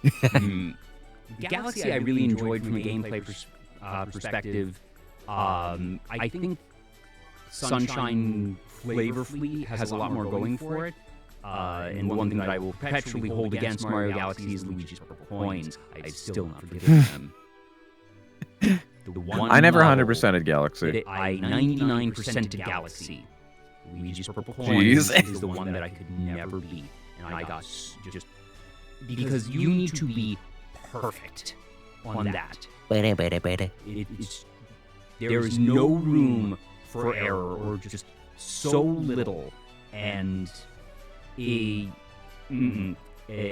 got so frustrated after however many hours of trying that I eventually just put it down and say, okay, I'm done with Super Mario Galaxy. I've beaten it to my contentment, and at this point in time, I don't even care about this singular star. Congratulations, Luigi's Purple Coins. You have bested me. Good day. Yeah, there's a lot of games where I'm kind of like that with as well, except it's to more of a degree. So I mentioned before that I don't really like to go for like completion for some things. Like I don't like to go for like, oh, if I'm speedrunning something, I don't want to hit the top charts. I just want to get a good time. Yeah. If I'm doing something competitive, I don't want to like min-max it. I just want to get like to a point that's reasonable and still fun. For most games, what I like to do is if I like it enough, then I can go for 100%. If it seems like it's too much effort to get past like something that's like, I already beat the game, but there's like bonus stuff like, ooh, collect literally everything for an achievement. Yeah. I'm good. I don't need the achievement. I'm very similar to that. I've never felt the urge to complete Pokedex in any game except for Legends Arceus.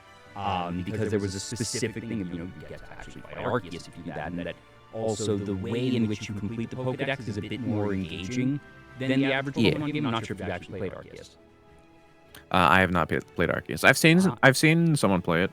The way you complete the Pokedex is not simply catch one of every Pokemon, that you have to complete these pages and get 10 points, and you can get points in different ways, and it can either be, catch this many of the Pokemon, and that will get you maybe up to 5 points, or evolve with the Pokemon this many times, that might get you 3, or engage them in the wild this way, get them to eat food a certain number of times, and that you can choose how you want to complete that research, but that it's more than just catch once and you've checked it off.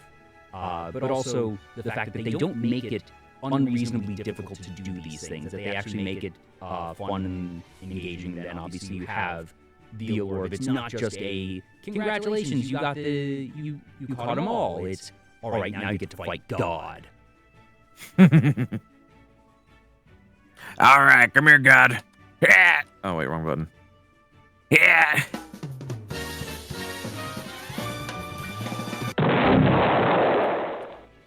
Yippee! Yeah, seems like an accurate representation of that fight. Yeah. I'm very much looking forward to Pokemon ZA, but otherwise, never felt the urge to complete Pokedex. I did get all 120 stars in Galaxy because that was just fun for me. Didn't get all the moons in Odyssey. Yeah, there has to be some really tangible, fun reward for 100%ing. Like, if I get 100%, there needs to be an extra level. Yeah, I'm not going to do it just for the gold star. Yeah. It's like, ooh, you clear everything in Sonic Adventure 2, you get Green Hill Zone, except it's not a good port of it. I never actually completed that, and I adore Sonic Adventure 2. It is legitimately one of my favorite games of all time, but the amount of work required to get the A rank on all of them was too much for me. I did not feel the drive to get that, even though there is that level. But I love Sonic Adventure 2, and I'm so excited for the Sonic 3 movie, and I'm actually quite on board with Keanu Reeves being Shadow. Can you just imagine Shadow going like, can you just imagine Shadow in Keanu Reeves' voice, doing like the, I found you, faker. Yes. Me, the fake? I think they're going to put that line in the movie.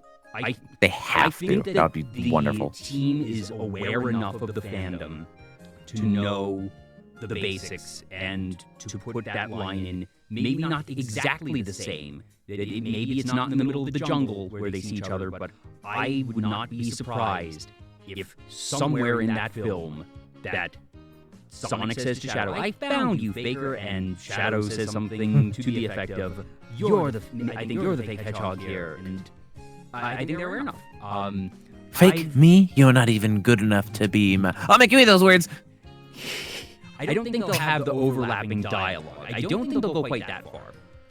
But I'm really surprised if they have the sequence end with, I'll make you eat those words. But Yeah, something like that. I've said several times before on this very show that I have 3 things that I want from the Sonic movie, from Sonic 3. The first is, somewhere, at some point in time, I want Sonic to be using a piece of metal as a skateboard down a city hill. Does not need to be him jumping out of a helicopter. Doesn't have to be one. No in-flight movies? It doesn't need to be a one-for-one recreation of City Escape, but just give me that City Escape feel. 2, I want Space Colony Arc. Somehow, somewhere, it doesn't need to be getting there via the pyramid. I don't care about that. We don't need Pumpkin Hill. Give me Arc, give me BioLizard. And 3, which they have confirmed, and I'm just over the moon because this was the one for me. This was the only thing I truly cared about. And that is put Live and Learn in that movie, you cowards. They paid whatever licensing fee it took to put Uptown Funk in Sonic 2. You can pay whatever licensing and royalty fee that Crush 40 is asking for you. And I'm not even saying that you can't put Uptown Funk. You want to put in a top 40 hit for the kids? Sure. These are not mutually exclusive.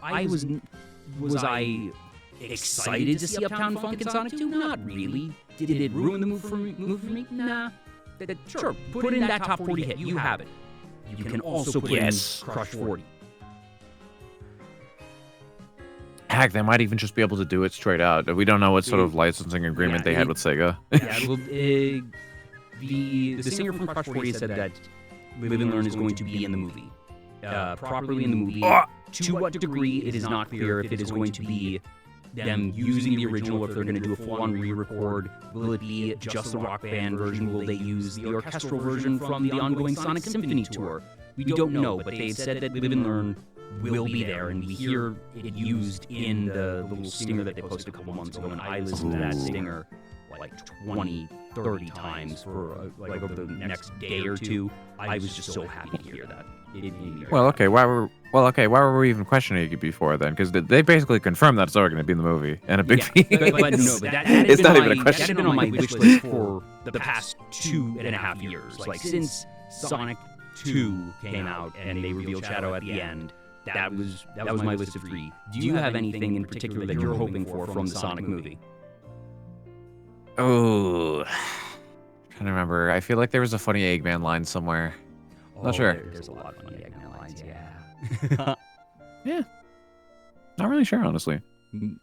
Are there any movies that you want to see get a film adaptation? That I feel like we're finally in an era where game and anime adaptations aren't necessarily going to be awful.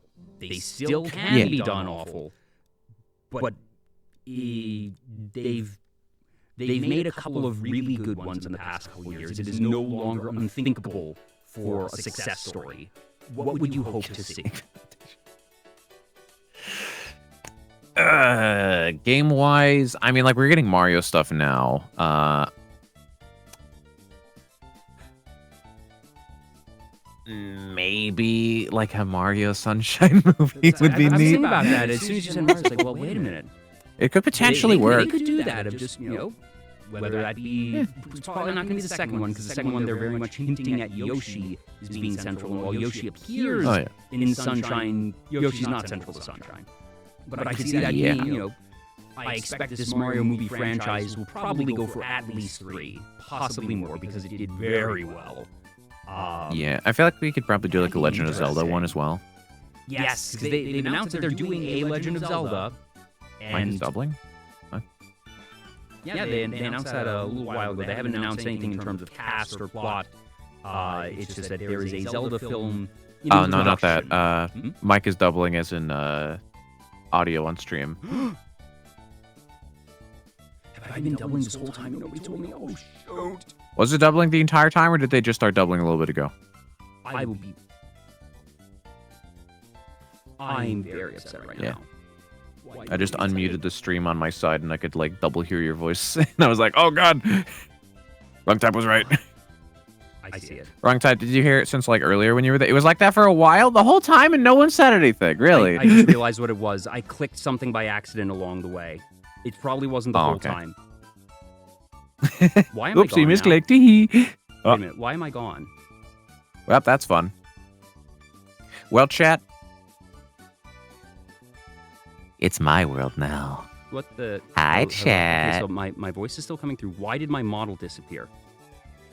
Also, It's okay. The void just ate you. It's fine. Yeah. Hi, Chad. Hi, Ayo. Hi, Misty.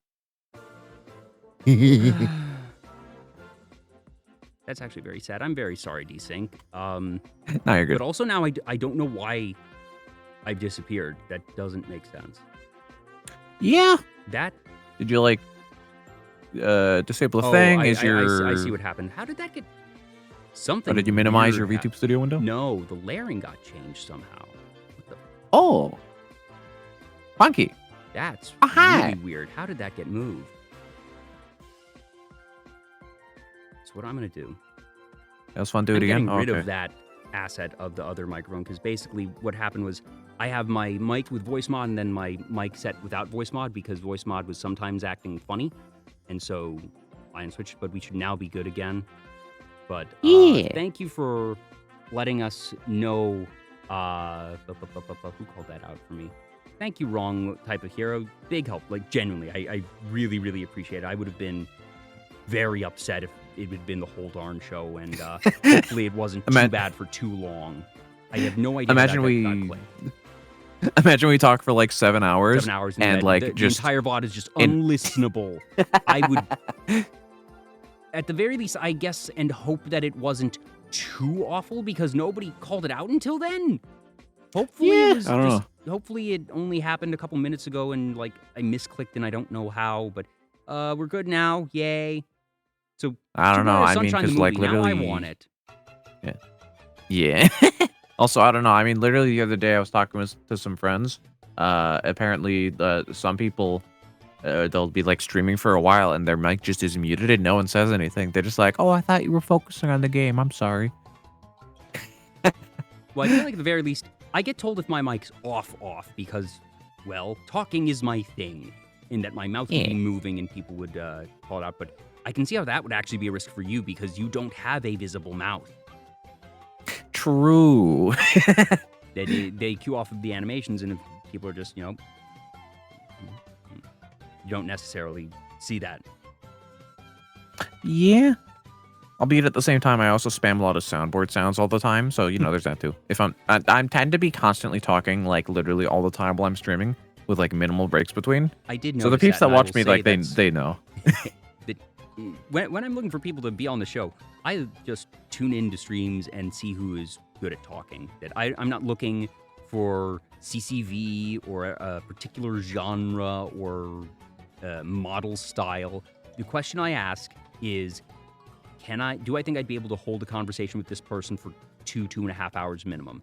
That's all I look for when I'm hopping around sort of scouting for guests, because some people choose to not talk on their stream because they're really focused on their game, because they're doing a skill-intensive game, and there's plenty of very successful, very talented streamers who are able to have an engaging stream that doesn't involve them talking, and good on them. But I'm probably not going to invite them on a talk show because I don't feel like it would actually be, something that they'd be necessarily successful at. I want to have people on that can thrive in this environment. I don't want someone who's going to be in this and be nervous and out of their element.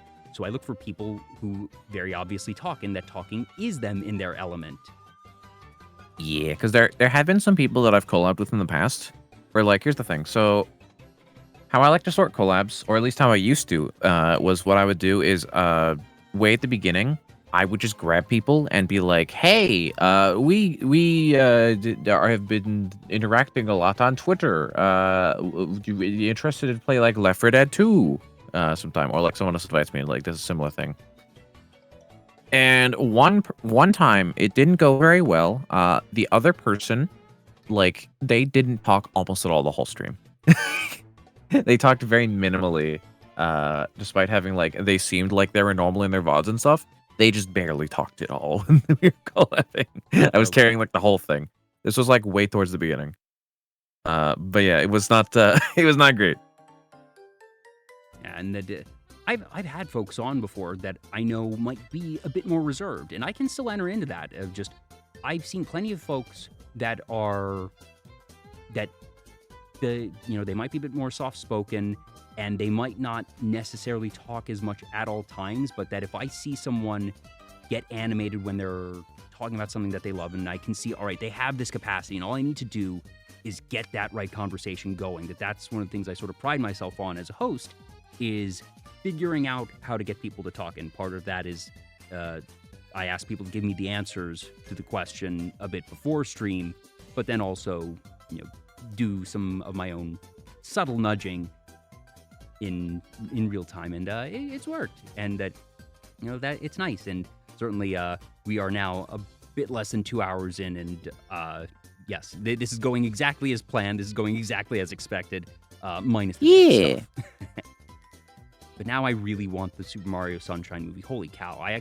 That would actually be so fun. Just good summer blockbuster movie, and we've got just because also I feel like while all Mario game stories are pretty thin, if you're not counting things like Mario and Luigi or RPG or Paper Mario, that the mainline Mario games all have very thin stories. But I think Sunshine has some of the best building blocks. of just the world of Delfino Island, like you said, being such a consistent locale, and that it is established and not just a bunch of different hop in and out worlds. And the introduction of Baby Bowser and that sort of narrative of, this kid who legitimately thinks that Peach is his mother. And that could do some really interesting stuff. Also, sorry, if you posted a link, my settings automatically squash it. But if you send me the link, I can post it for you. Oh, I didn't even see the link got removed. I added them with it, and it didn't show me that it was turned into stars. Whoops. It was just the link to the music thing that the Miss Kitty said they liked. Yeah. Oh yeah. Now just send that to me and get that sent through. Oh, it's the one that I sent you before. Oh, okay. Yeah. Yeah. Here we are. Crazy Cloud 1. Songs and smiles. Songs and smiles. Such a happy thing. Yeah. But yeah, another thing with that sort of open world thing is it's similarly done as sort of like with all the Legend of Zelda games. I think almost all of them, aside from Skyward Sword, felt like a very interconnected world as well. Yeah. Like you directly walked between them. You could see the shit from the distance. It was there. It existed. It's great. I love that. More games need to be like that. Another good example, Dark Souls 1. Everything is super connected. It's all right there. You could see the locations. There's shortcuts between places that you don't expect. It's great. I love that. And then you have stuff like Dark Souls 2 and Dark Souls 3. I think they did it a lot worse. You can't see a lot of the places between each other. And also, it's like you go to another location that's just not there. Cough, cough, Dark Souls 2, go up an elevator in a mountain and you end up in like, well, not even a mountain. Go up an elevator in a like, just a normal tower. And then suddenly you're in like a lava mountain area that was not visible anywhere before. Like, where is it? How did I not see this? This is a very How the fuck did I get here? Everyone knows it if you've played it. You know the fucking spot. Do you think that Dark Souls 1 would make a good film? Do you think there's enough Dark Souls there? 1? I think that you could definitely make a Dark Souls film, but you would not be able to faithfully follow the game. Mm-hmm. Yeah, and Maybe loosely, and then like make a plot along the way that comes with like a bunch more stuff happening. Like it would be a setting rather than the story. Yeah, I could see that. Or that you could make... Yeah. You could do a movie or a series in that world, but it's not actually about the protagonist. That is, you explore one of the locales, you explore the broader narrative of the region itself, perhaps before or after the events of the game.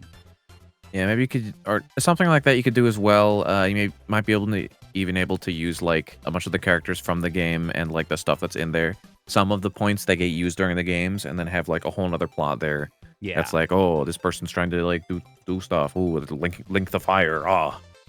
Yeah, I think that you see that as an approach that people are taking increasingly with adaptations of, okay, let's not remake the story that players have seen, but make a story in the world or with these characters.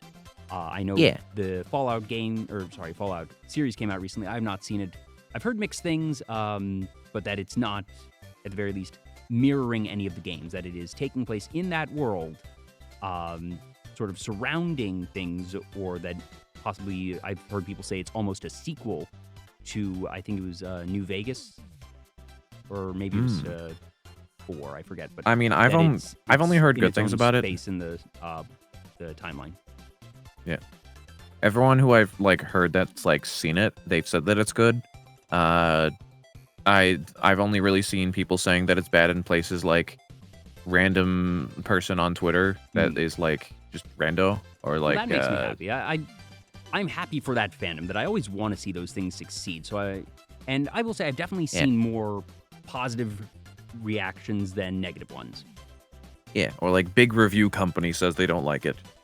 Yes. 7. It's like, okay, out of 10, whatever. Too much water. But yeah.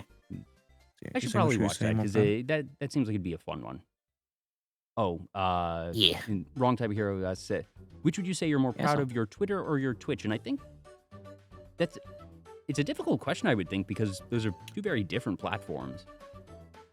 Yeah, I mean, like with Twitch, so in the first place with Twitch, it's more of like the platforms are all interconnected. Like you can't just have Twitch. So because of that, it's like, I don't know. So like you can get a massive following on a site. Like you could have like maybe 10K followers on Twitch, but then still like don't have a lot of people that actively watch. Mm-hmm. And then you could also have like maybe you could have like, ooh, person with like 200 followers on Twitch has like 200 people watching.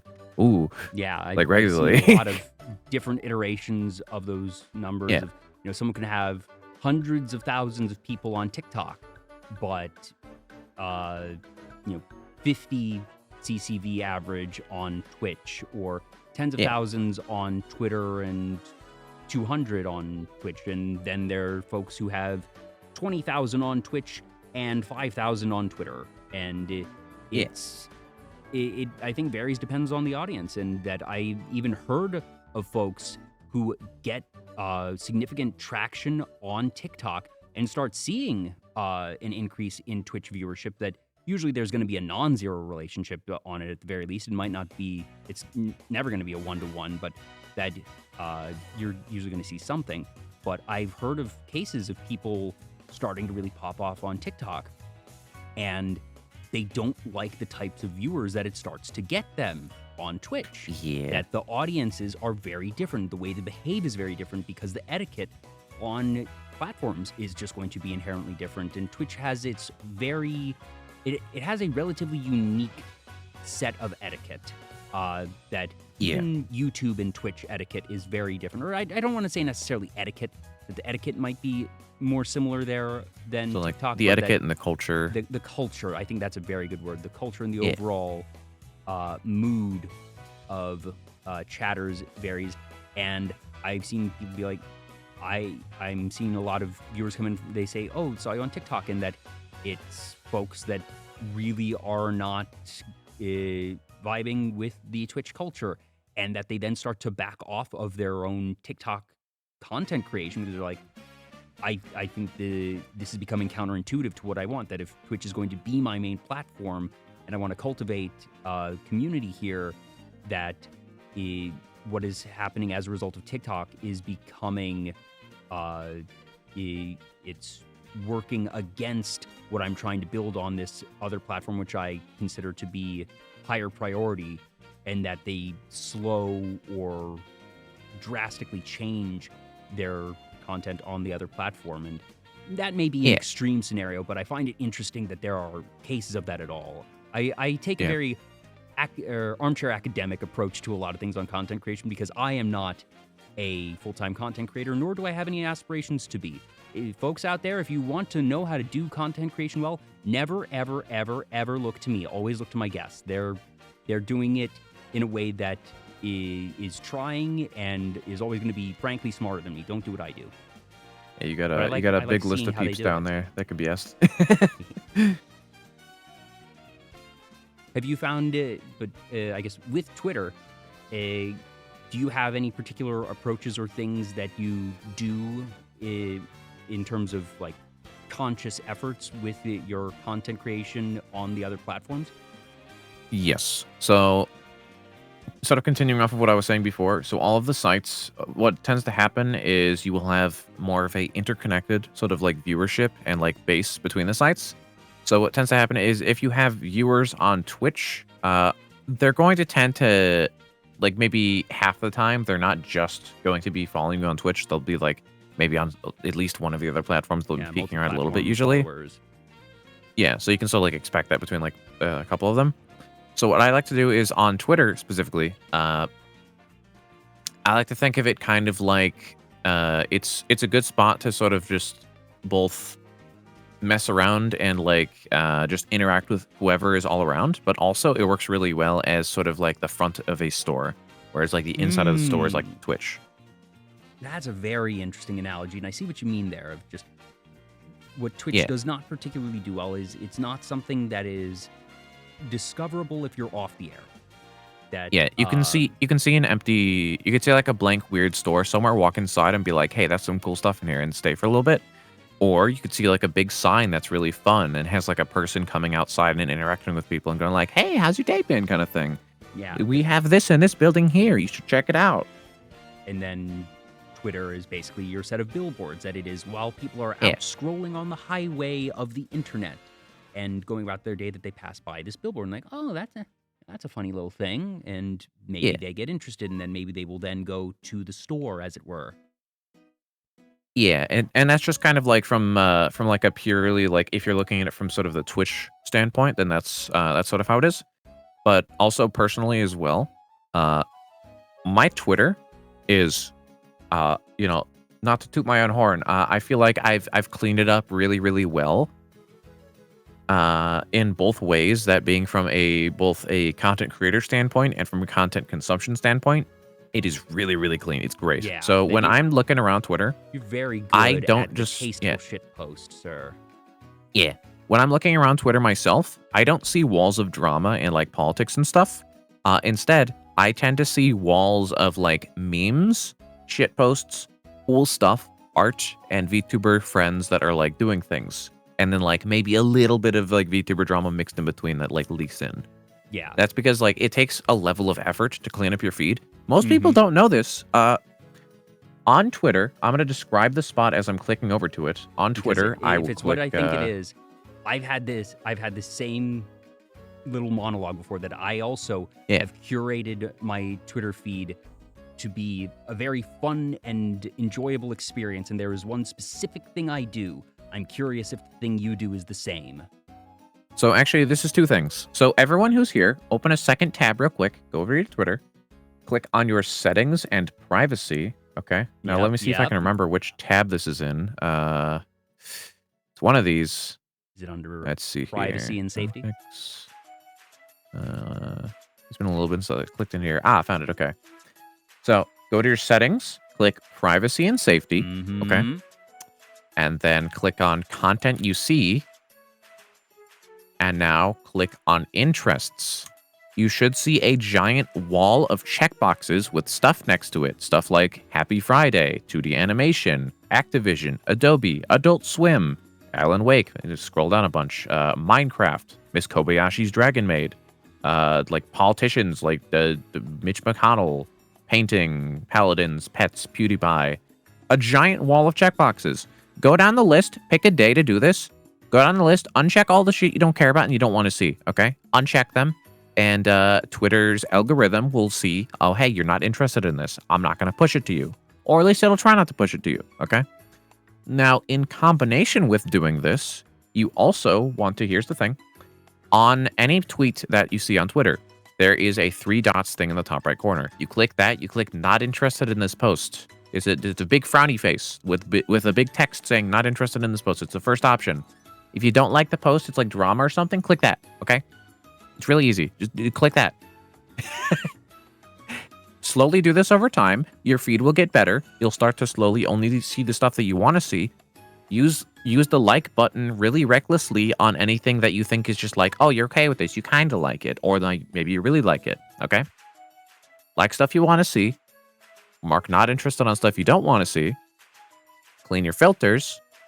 And your feed will be perfect. It'll be beautiful, okay? It's wonderful. Most people don't know you could do this. They just go to Twitter and they see like a wall of terrible stuff. It's like, oh, why are you telling me about the current state of American politics and war? I don't want to hear about the 9th person who like got outed for doing terrible things this week. No, clean it up. That's great. interesting because all the things you mentioned are not the ones that I use. I think that what you do is very useful, and that, frankly, I'm probably going to start adopting those into what I already do. But I use, in that same area, settings and privacy and safety, mute and block. Here's the thing. Everybody mute and knows block. about blocking people. Yes, you can block people. Blocking people is inefficient, in my opinion. Don't block people, block words. That I have a curated list of just, and it grows over time, that you'll see muted word, you'll see blocked accounts, muted accounts, muted words. And in there, there will be a little plus button, and type in the word, a keyword, something that is central and that is going to be consistently used in a post that you don't want to see, but not in posts that you do want to see, because very naturally this is an absolute thing. But that in here, I have basically anything related to politics, the name of every major political party, politician, White House, Supreme Court, SCOTUS, major like regional things or events as they start happening in the world. I add those to this list, and you can set a thing of it can mute for a day, a week, 3 weeks, or forever. Most of these are forever because I just don't want to hear about them. Politics is one thing I just never ever have interest in this realm for.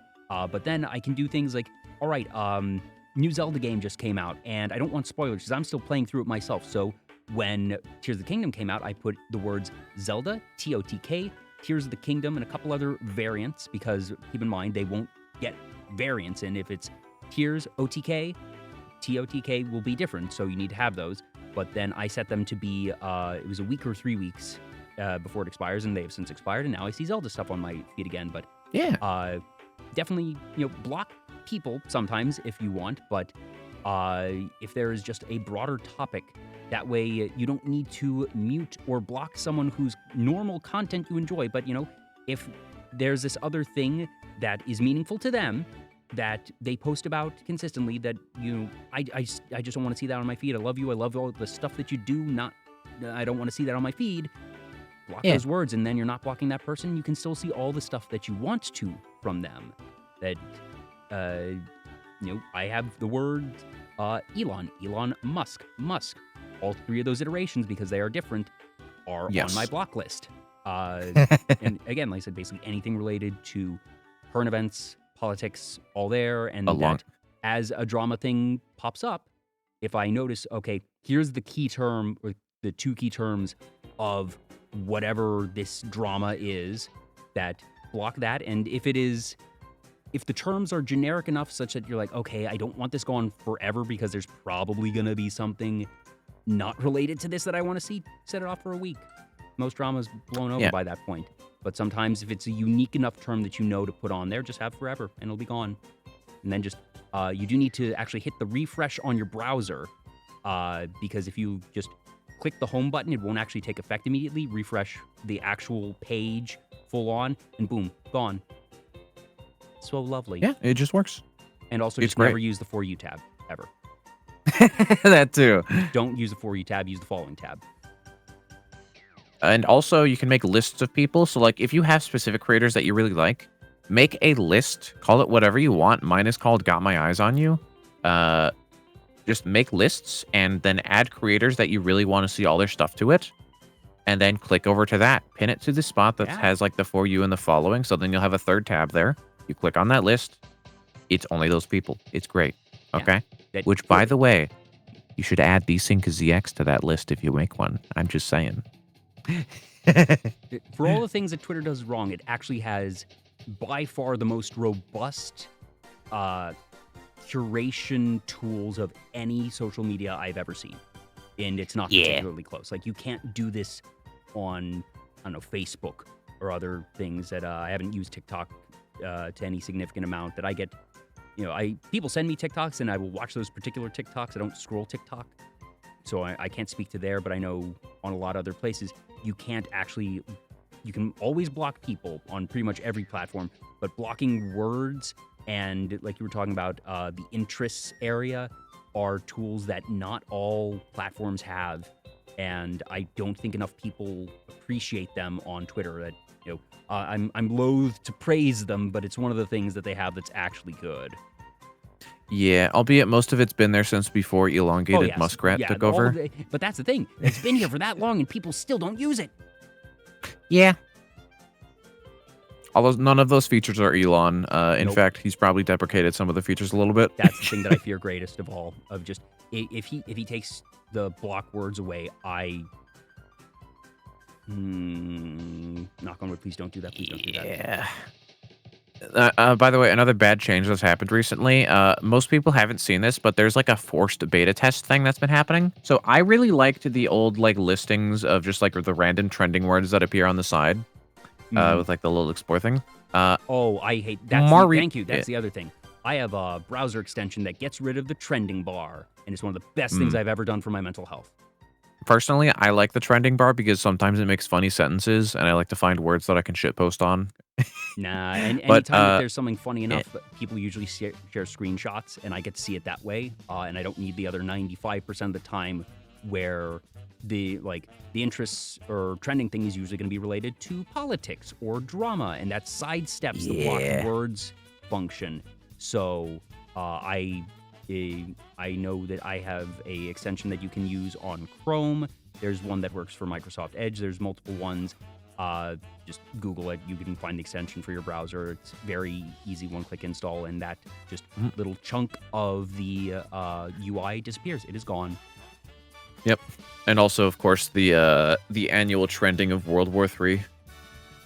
Annual? I thought it was monthly. Yeah, no, pretty much like at least a couple times a year, the trending tab would always have like World War III would be trending.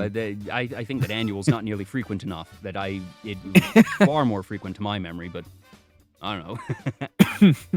But yeah, I like to be ahead of the curve for a lot of the trends and stuff because it helps with like boosting posts a lot more. So I would still like rely on the little trending tab a lot anyway. I can get that. But the thing is, what you can do is, if you want to see trending things, and again, I don't necessarily suggest this, if you click the explore button, you can then go to a trending thing and see what is trending in your region or in other places. That's the thing, though. But it's still not going to be there on the regular when you're doing your normal scrolling. Yeah, so that's the thing, though. So with the trending tab there, it's not personalized. It's like, it's more regional, but that's it. With the trending tab that you usually see on the side, it's going to be more personalized, so you're going to see more stuff that the people that are interested in your sorts of stuff are going to see. Okay. Yeah, that makes sense. And especially for someone who is a content creator who is, again, doing smarter things than I'm not trying to do things, but that if you're trying to do content creation, yeah, I can absolutely see where the value is there. I can... It makes a lot of sense, and I think it's actually a really smart move on your part, frankly. Yeah, and by the way, so sort of something that sparked that little conversation that we're kind of going off on there a bit.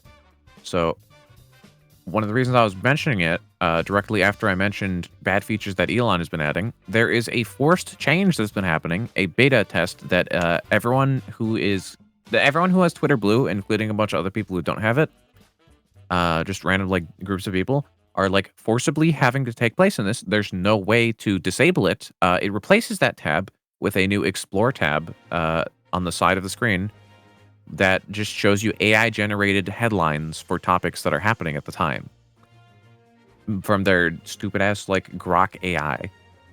And it's got like a little beta tag on it. It forcibly completely replaces the trending tab. You don't get the old trending tab anymore. I would just look up and see if there's a browser extension to squash that. My guess is someone has found it. No one has done it yet?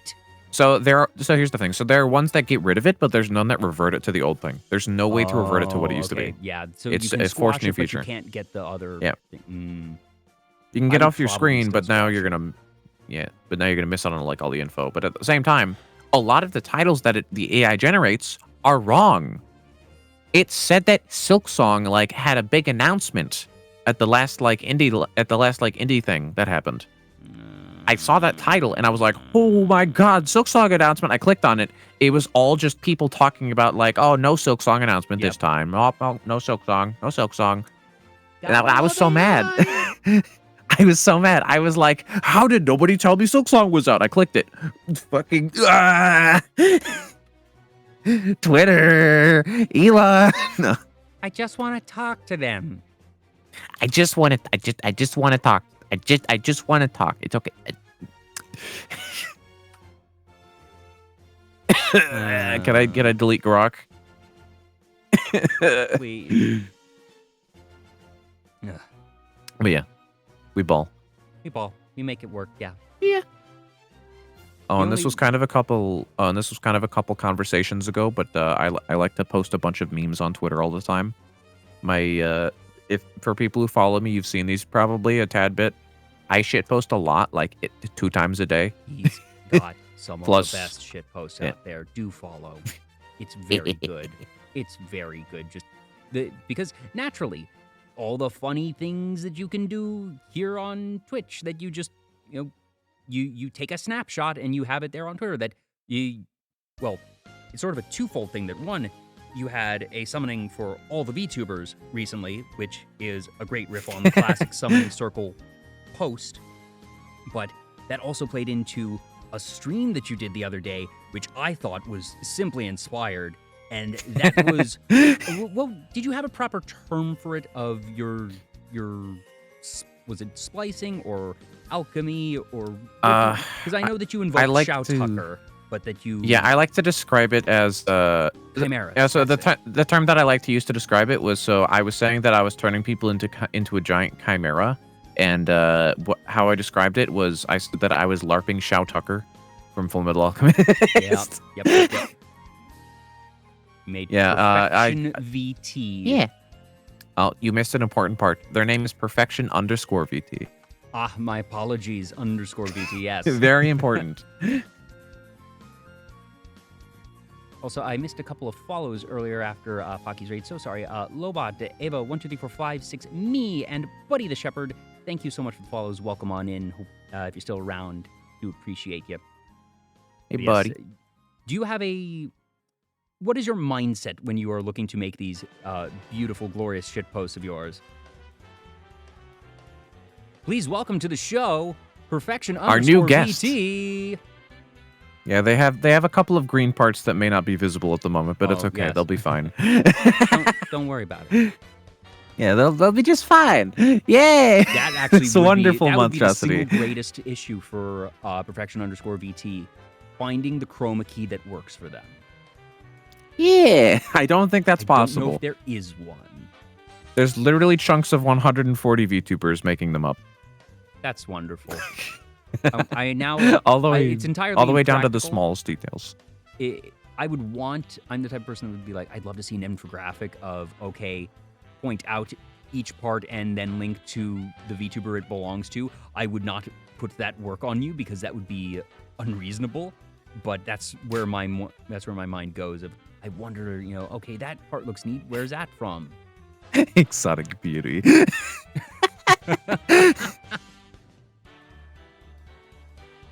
Let me just slide them away. All right, there we go. They're going on a trip. Original All right. character, do not steal.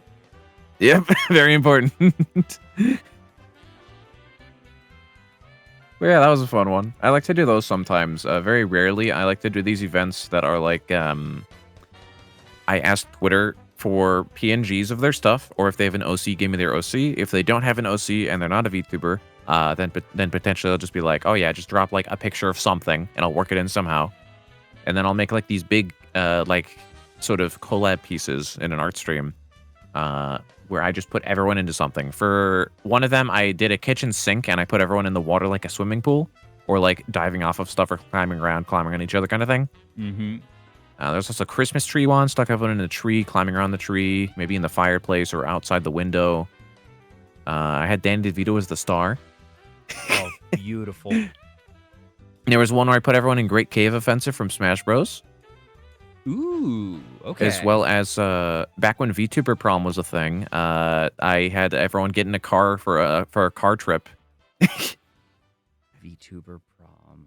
Oh Yep. boy, just the natural spiritual successor to Tumblr Prom, which Ooh. inevitably made its way to this corner of content creation, and thankfully mostly died out. I'm sure it probably still happens every year, and there's probably some contingent of the content creation sphere that engages, but Yeah. it's I both do and don't like the fact that I skew older on the age range for VTubers, by which I have a 3. I'm in the 30s. So old. Ooh. Your bones are become dust within the wind. I actually think that Sync one is actually really cute. Just Yeah. The way that it's the extra path of the water falling off of you that makes this. Yeah. That's such a small detail, but I don't know why, it really brings things together.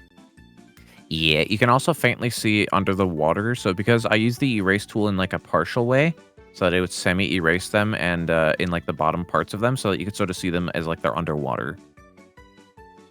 Like if you look closely, you can sort of see that with a lot of them on the picture. Now, one second, I'm actually If you want, you can like slide that over. Here. Ooh. So Yeah, it's folks really, really high can- resolution, so that's yeah, going I'm to take a having sec to shrink down. Shrink it down quite a bit. So people aren't going to be able to see all of it. But here we have everything in the kitchen sink. Yeah, and there's a lot of stuff in there. I think that one was about 240 VTubers. Something like that. Maybe it was closer to 200. I'm not sure. It's hard to remember the numbers for them. Trying to see It's if a lot there of are any- layers, and it's long Oh streams. my gosh, that's the thing of the layers, because if it's 240 or however many VTubers, it's that many assets, that many layers. I'm trying to do an I Spy and see if I can find any past guests on here. Oh yeah. The layers are agony. Strangely enough, I'm not seeing that at my first glance. And Yeah, that's one of the there's probably not going to be a lot of your past guests in there, because usually it tends to be a lot more of like the smaller peeps that interact on these. true. Yeah. A lot of friends as well.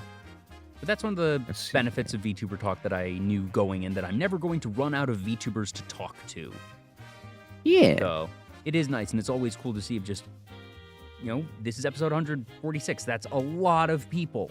But at the same time, I realize so much every day of how many more there are out there, and that, I've not interviewed any significant portion of the number of VTubers out there, even if it's just on Twitch, not even counting YouTube. Yeah, there's ever since I want to say like pretty much I want to say the mark is like COVID. Oh yeah. Back towards like the midway through like towards to the end of COVID as well. I want to say there was like an immense boom of VTubers, like Yeah. absolutely massive, That, and they like flooded the scene. A lot of people had a lot more free time. mhm.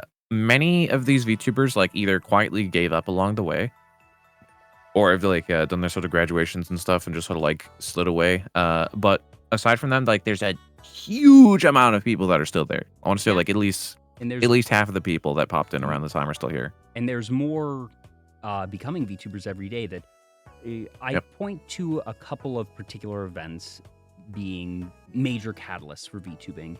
And obviously, the pandemic had a significant thing to do with that, because it meant that, people were inside.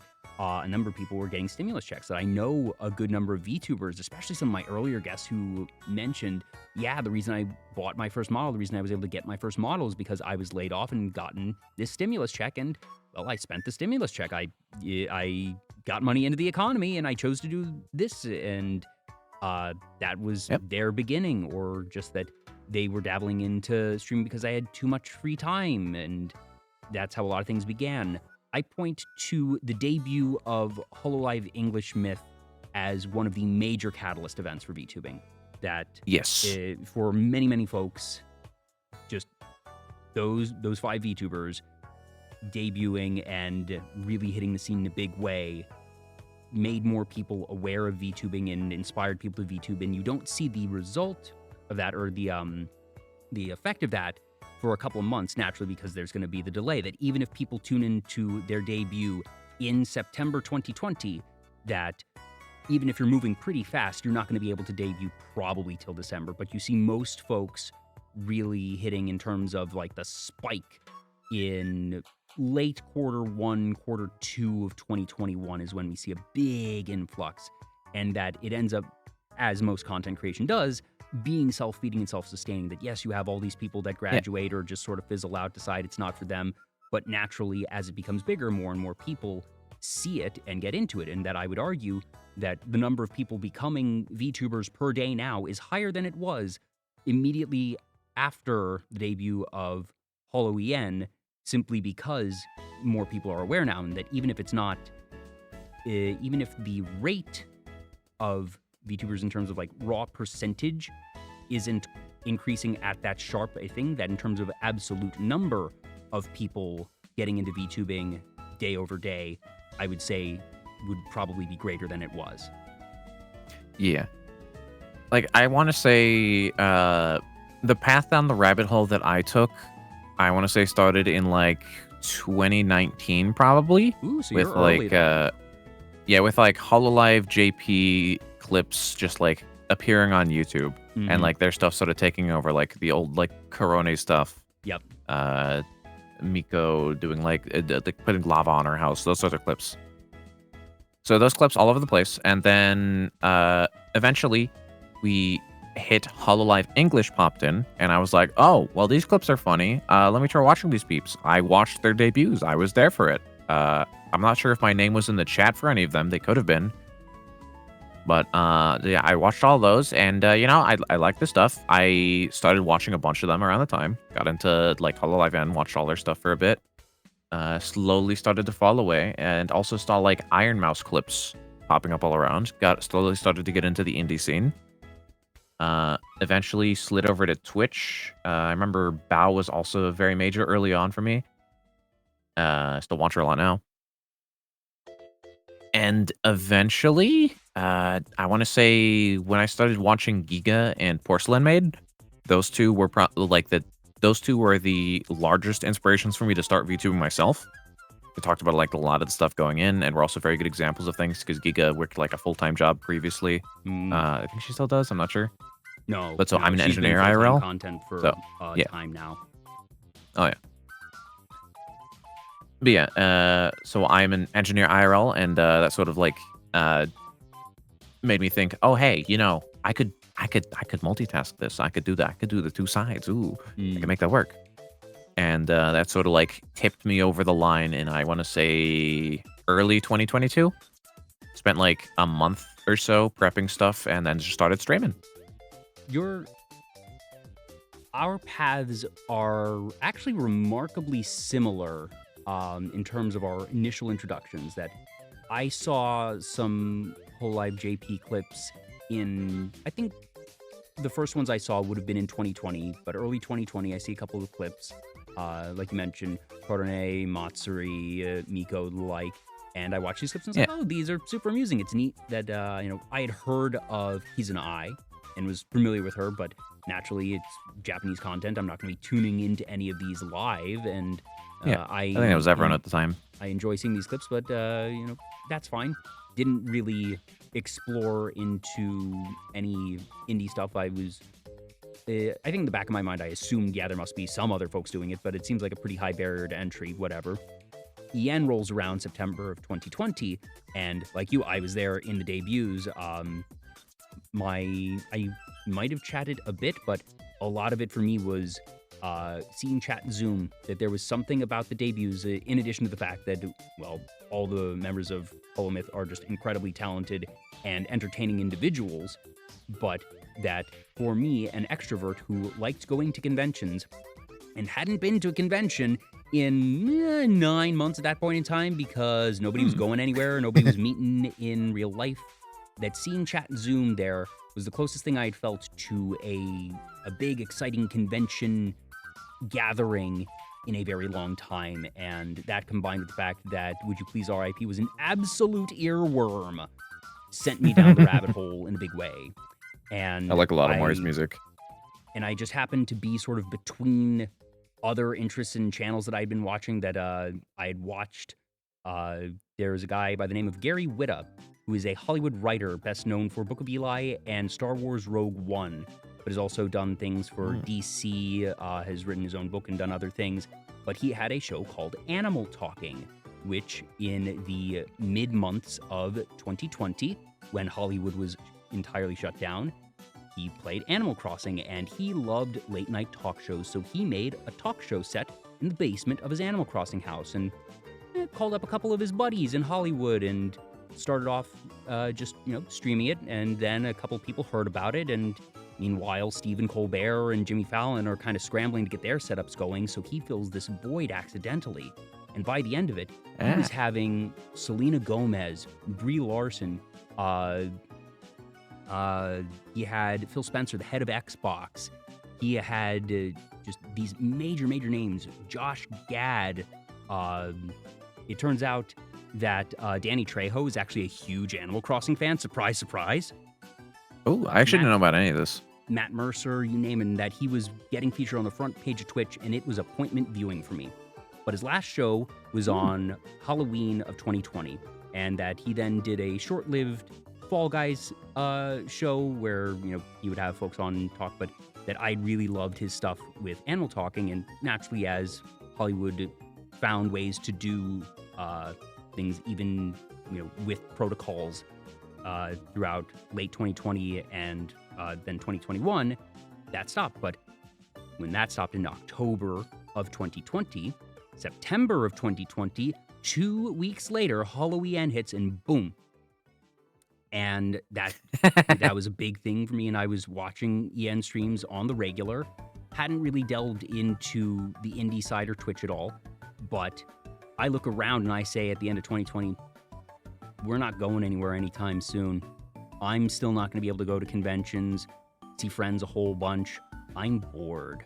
I have too much time on my hands, and when I'm bored and I have too much time on my hands, I do silly things. And because of Animal Talking, talk show was sort of top of mind for me. And I was like, well, I don't have quite enough time to do full-time content creation, nor the interest in it. But, you know, what could I do that's sort of like a once-a-week thing, and that I can just, you know, have it be at my own pace, and that it's not going to take a lot of effort to put together, that I'm running off of a MacBook at this point in time. It's not very powerful. It can run OBS, but it probably couldn't run a game, so it would have to be a just chatting stream. Wait a minute. Talk show. Light bulb. And I DM a friend of mine, Lane Blanc, who would become my first guest, and I say, hey, Lane, so I have this idea. Does it sound completely crazy for a VTuber talk show? And she was like, well, you know, there's a small handful of folks, not many, and even fewer who have it as their primary content. That there's a couple folks who do it as, you know, part of their content. There's really only, you know, 1, 2, 3 that have made their channel name off of it. So it's a rarer thing, but it's been done. And I certainly wasn't vain enough to think that I was the first person to think of it. I was more so surprised that there were so few, because I knew I don't have much that's going to let me stand out. I don't have a model. I don't think that my machine can run a VTube studio and stream at the same time. So disembodied voice it is. And like, all right, Lane, can I use you as a guinea pig? We do this, and that the rest is history. Yeah. The voice of the room, the walls, they speak to me. For 3 years, that was it, until January of this year when I get this little guy. Yeah, la criatura. But, you know, you mentioned Giga. Giga, we love Giga here at VTuber Talk. She, I think she was like episode 35 or something, that she was early days, that I get to say, you know, I watched on that. the show before she was Twitch partner. And my gosh, Giga hasn't changed a bit. Giga and I say this in the best of ways. She's always been the way she is. She's wicked smart. She knows how to comport herself and how to interact with others. And what a pro! What a freaking pro! Giga Mayoshi. Albeit, I suppose she has changed a bit because she now has a crippling addiction to GTA RP. yes, indeed. Yep. That has become her rabbit hole, I suppose. Yeah. It's also like, as time has gone on, as I've like went down the rabbit hole, there's also been like pieces of it that have fallen away completely. Like, for one example, like, I guess going down from the start. Before I got into VTubers, I'm curious what yours is. Before I got into VTubers at all, I used to watch anime like a lot. Like, I would keep up with like all the anime as it came out, like all the seasons as they came along. Started watching a bunch of VTuber clips, like those, just, you know, doing both at the same time as like miscellaneous things just for funsies. Started watching the streams of Halloween when they started streaming. I started watching less anime then. Started getting to indie VTubers, then watched a bunch of indie VTubers. Watched barely any anime around the time then. Eventually then started, and also around that time, I want to say, when I started watching Halloween, I completely forgot about Hollow JP. When I switched to indie VTubers, I completely stopped watching Halloween. Since I started the show, my Halloween consumption has plummeted. And ever since I became a VTuber myself, I watch significantly less of other VTubers now. However, I also I watch zero anime. I've watched maybe 2 new shows in the past year. And which would those 2 be? I don't even remember. I Must still not read have a been fair that bit of good manga. then. No, they were good. I just don't recall which ones they were because there's always like stuff coming out. And I read like a fair bit of manga because it's really fast. Yeah. Like I just pop over to like manga decks and I'm just like, oh yes, this thing got updated. Time to read this new chapter for a thing for 2 minutes. Mm. New One Piece chapter. All right, read that in like 2 minutes. All right. So Cyber There's, like, no time. Thank you for the follow. Missed that a couple minutes ago. Yeah. And as compared to like watching a full episode of anime, it's like, oh, we've adapted 2 chapters into this 20-minute episode. All right, I'm gonna read those chapters in 4 minutes. Yes. And that for me, that I watched a lot of anime before VTuber Talk, and I still do watch a lot of anime, that my content and media consumption really boils down to VTubers and anime. That's basically it. I don't really read manga.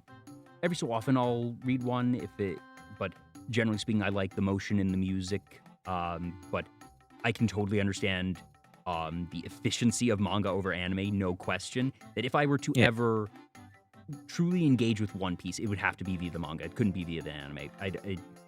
The anime's too long. Or like, I don't know, maybe. Yeah, that's fair. One Piece scares me. I enjoyed the live action. I'm mostly looking forward to the One Piece, the new one where they're restarting from the beginning, and I'll watch that. If I can get it on the ground floor and it's just, weekly installation, that's easy. That's much more manageable. I look at the 1,000+ episodes of One Piece and say that is Mount Everest. And is it realistic to climb it? Could it be done? Yes. Do I want to put in the time and effort similar to 100%ing the game? No. That is too much, too daunting. I would rather watch 100 different series than all of One Piece, at least as it exists now. But if I can get in on the ground floor and watch one a week and keep up that way, that I will do. And I think that's probably why the One Piece exists, because I think there's a lot of people like me who want to get into One Piece but are too scared. The One Piece is real. One Piece is real. Dear God. Can we get much higher? That fucking meme. I am glad that apparently the One Piece is actually real, and it is not just going to be the friends we made along the way, because I was kind of side-eyeing and saying, I wonder if they're actually going to do that at the end, and man, what would the fandom do? What would they do? We also know that the One Piece is not Buggy's nose.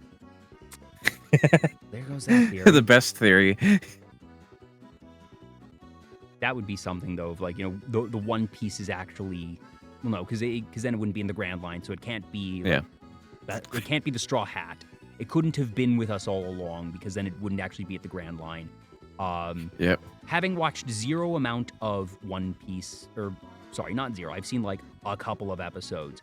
Having watched a truly insignificant amount of One Piece, my guess is that the One Piece is some mystical device that has the ability to actually like rend reality. And at this point in time, it's most likely that the One Piece is probably some sort of like ancient weapon.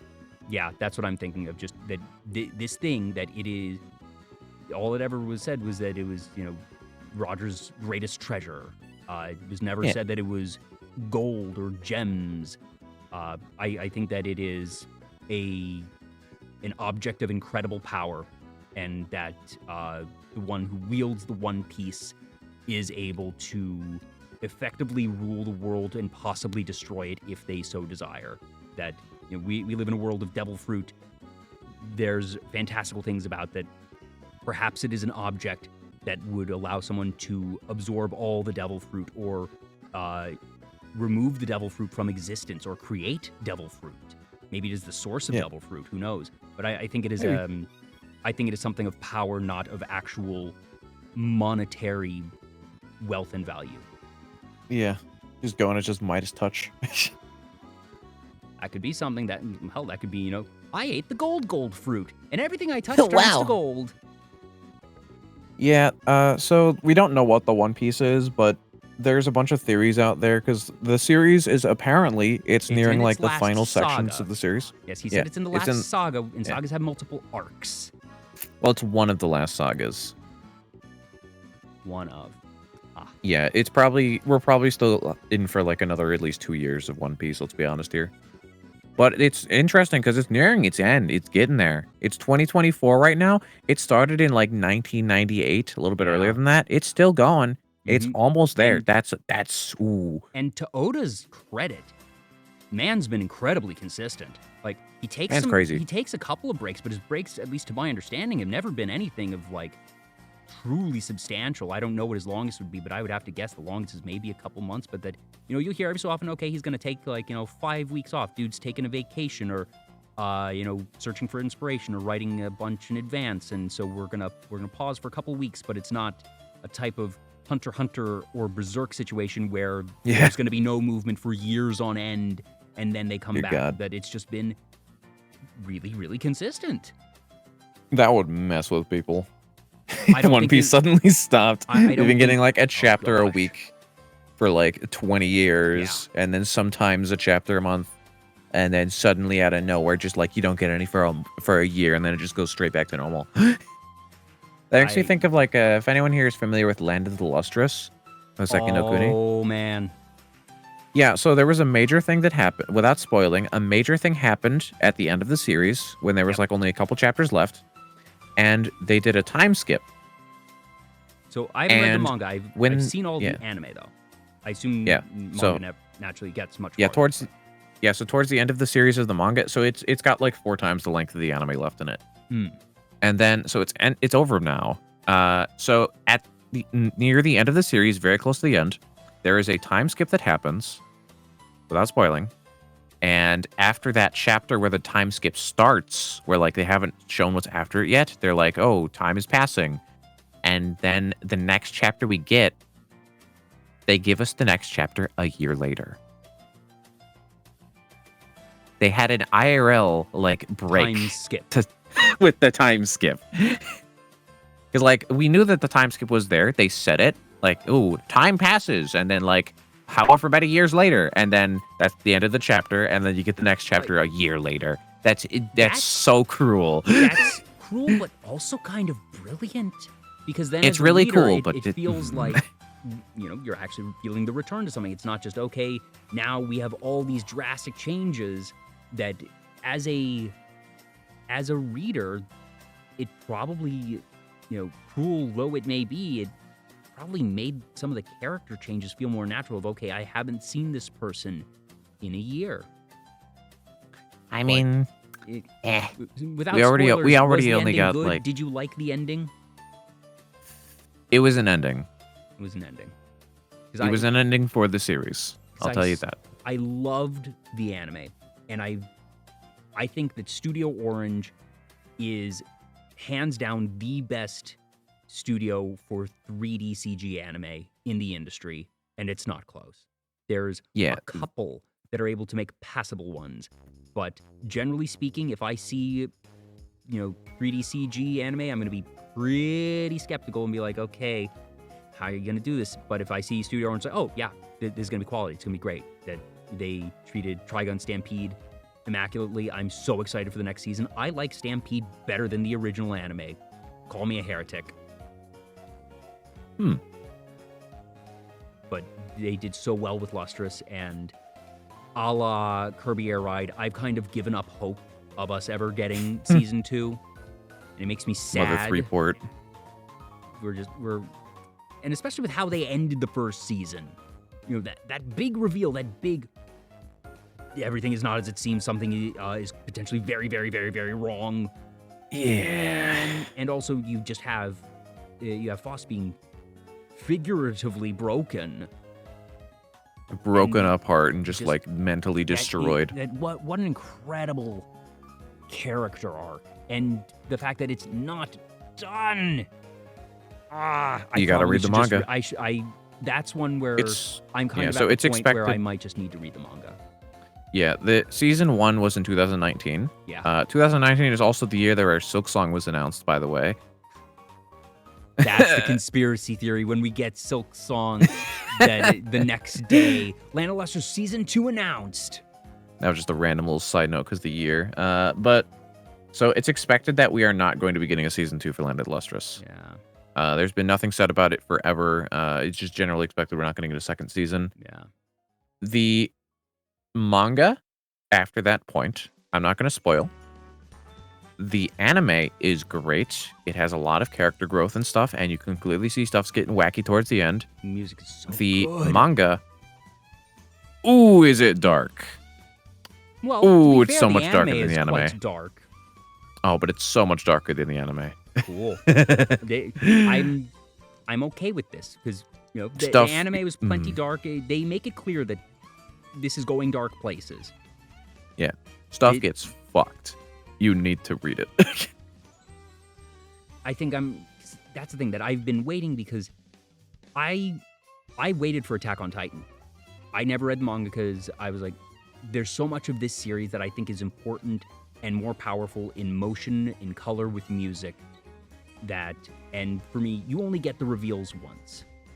You only get that first time once, and that for me, I don't reread or rewatch a lot of media unless it is something that I truly, deeply, deeply love, and that's such a rarity for me. So that's why it's usually important for me to just wait for the anime, and that I was able to do it. And I'm pretty good about avoiding spoilers. If you know how to do it, similar to social media curation, you can avoid spoilers pretty easily.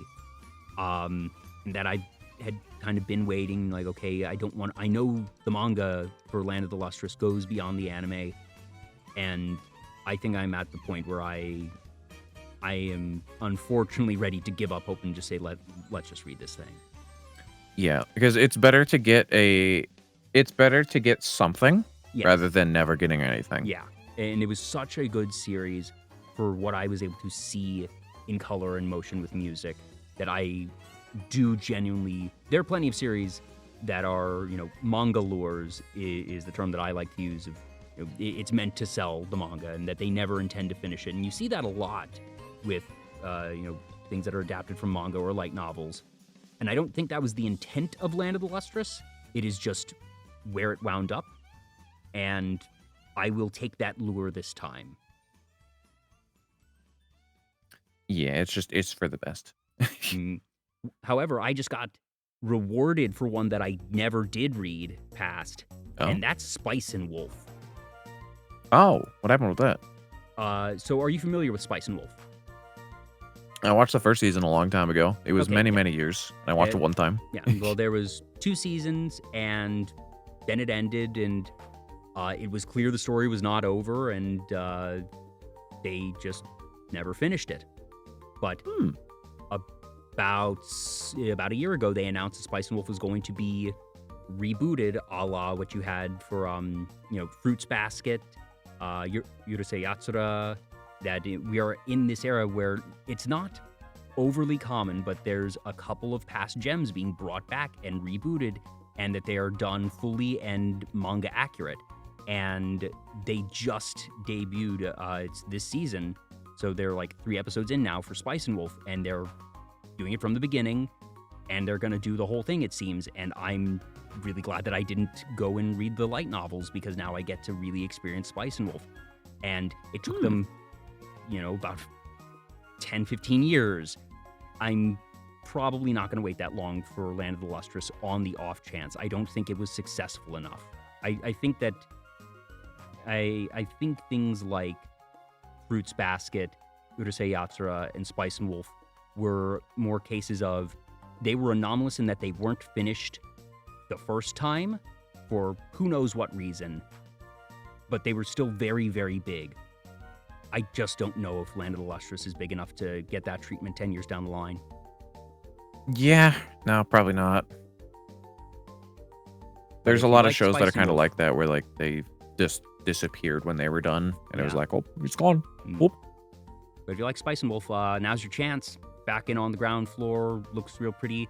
They have brought back both the English and Japanese original casts, which is amazing because I watched the dub, and J. Michael Tatum, and I think it's Brina Palencia who's Holo, and they're just amazing in what they do. All right. Do you have any series that you would want to see finished that didn't get done fully on their initial run through? So in similar veins to the stuff that we've been talking about, I don't really have any good ones off the top of my head. Though something that I am looking forward to is I really want another season of ReZero, which has been confirmed, by the way. Yes, that ReZero has been very slow. Oh, yeah. Even Season 2 and Season 3, it took a while. It didn't take quite as long as Attack on Titan, but they took their darn time with it.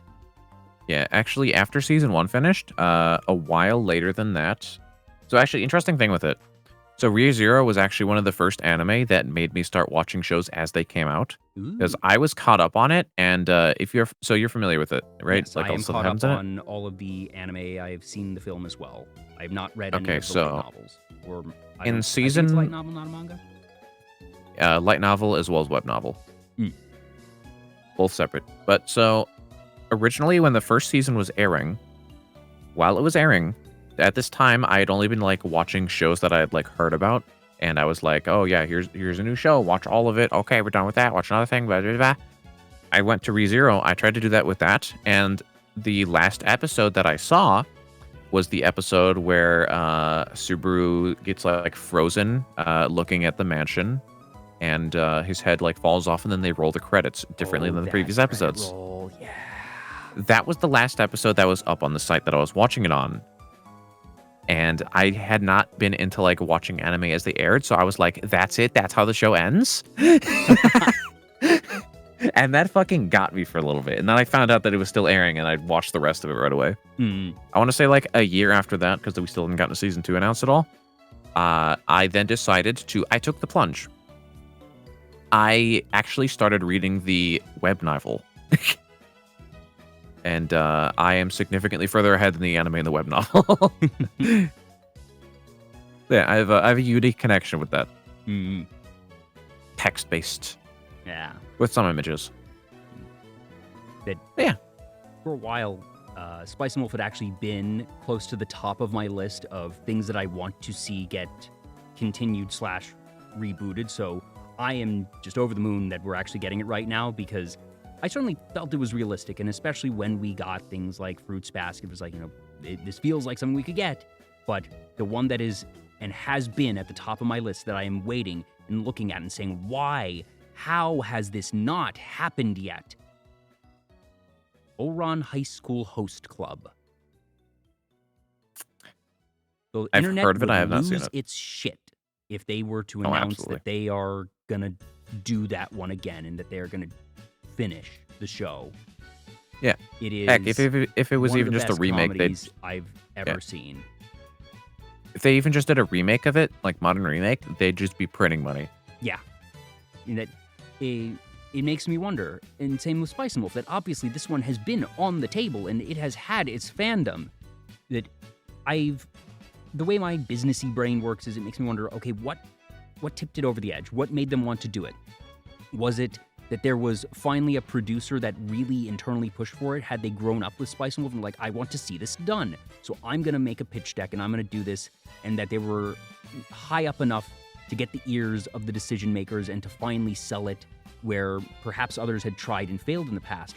Or was it something that they were like, we know we can do this at any point in time, but we're obviously under no urgency to do so, and that there is sort of an in case of emergency, make Spice and Wolf, that, if we have a bad couple of quarters and we just need a surefire hit, that we have this silver bullet and that we don't want to use it unless we feel like we need to, that because once it's used, it's used. So was it something that they had in the back of their minds and were waiting for what they felt was the correct timing for? Was there a prerequisite or something that they were waiting, or an occasion that they felt this is finally when we do it? What finally made them say yes? And I doubt we will ever know. But those are the questions that I ask. How did they persuade the producers? Yeah. What did they do? Or was it something with the IP owner? Was there something with the original author that maybe the studio hadn't given an offer that they accepted? Maybe it came down to financials in the licensing department. And however they were able to do it, can we please hear it so that we can share it with with other authors and teams behind certain other Yes. projects. Yeah. But eh, I'm glad that we're getting what we're getting, and that certainly if you ever choose to start watching anime again, there's so much stuff being made nowadays, and that I do not think that there is less good stuff being made than there ever was before. I think the issue is that there is more made than there ever was before, and that the problem is, on average, I don't want to say that the average quality has decreased. Sounds wrong. Of just there's now a larger number of average to subpar shows, but I think there is just as many to even more good to great shows being released every season as there were, and it's just proportionally that you need to sift through the chaff a bit more than you used to. Yeah. There's just a lot of stuff in there. There's like the lazy piles mixed in as well. Yeah, but that there's so many good ones that if you, even just from the past 3-5 years, I could just snap and, here's a list of my top 10 from any given year, or, here's the top 1, 2, 3 of the past couple years, that if you want quality, that you can find that. And there's still a lot of really incredible stories being made and told. Yeah. Is there a Let's particular see. genre that speaks to you? Something that, I watch a lot of different genres, but sometimes there are ones that I feel like, okay, I gravitate towards something, or that I'm a bit more forgiving, and it's just a guilty pleasure, perhaps, or just, I vibe with this, and so it doesn't necessarily need to be an all-timer. If it's done okay, I will just enjoy this genre. Is there something like that for you? Not really. I'll be honest, though. I do like a little bit of isekai trash. Isekai was definitely, for a while, something that I was really in on, that I would watch a couple of isekai every season and enjoy the vast majority of them. And I've fallen off of it in the past 2 years or so.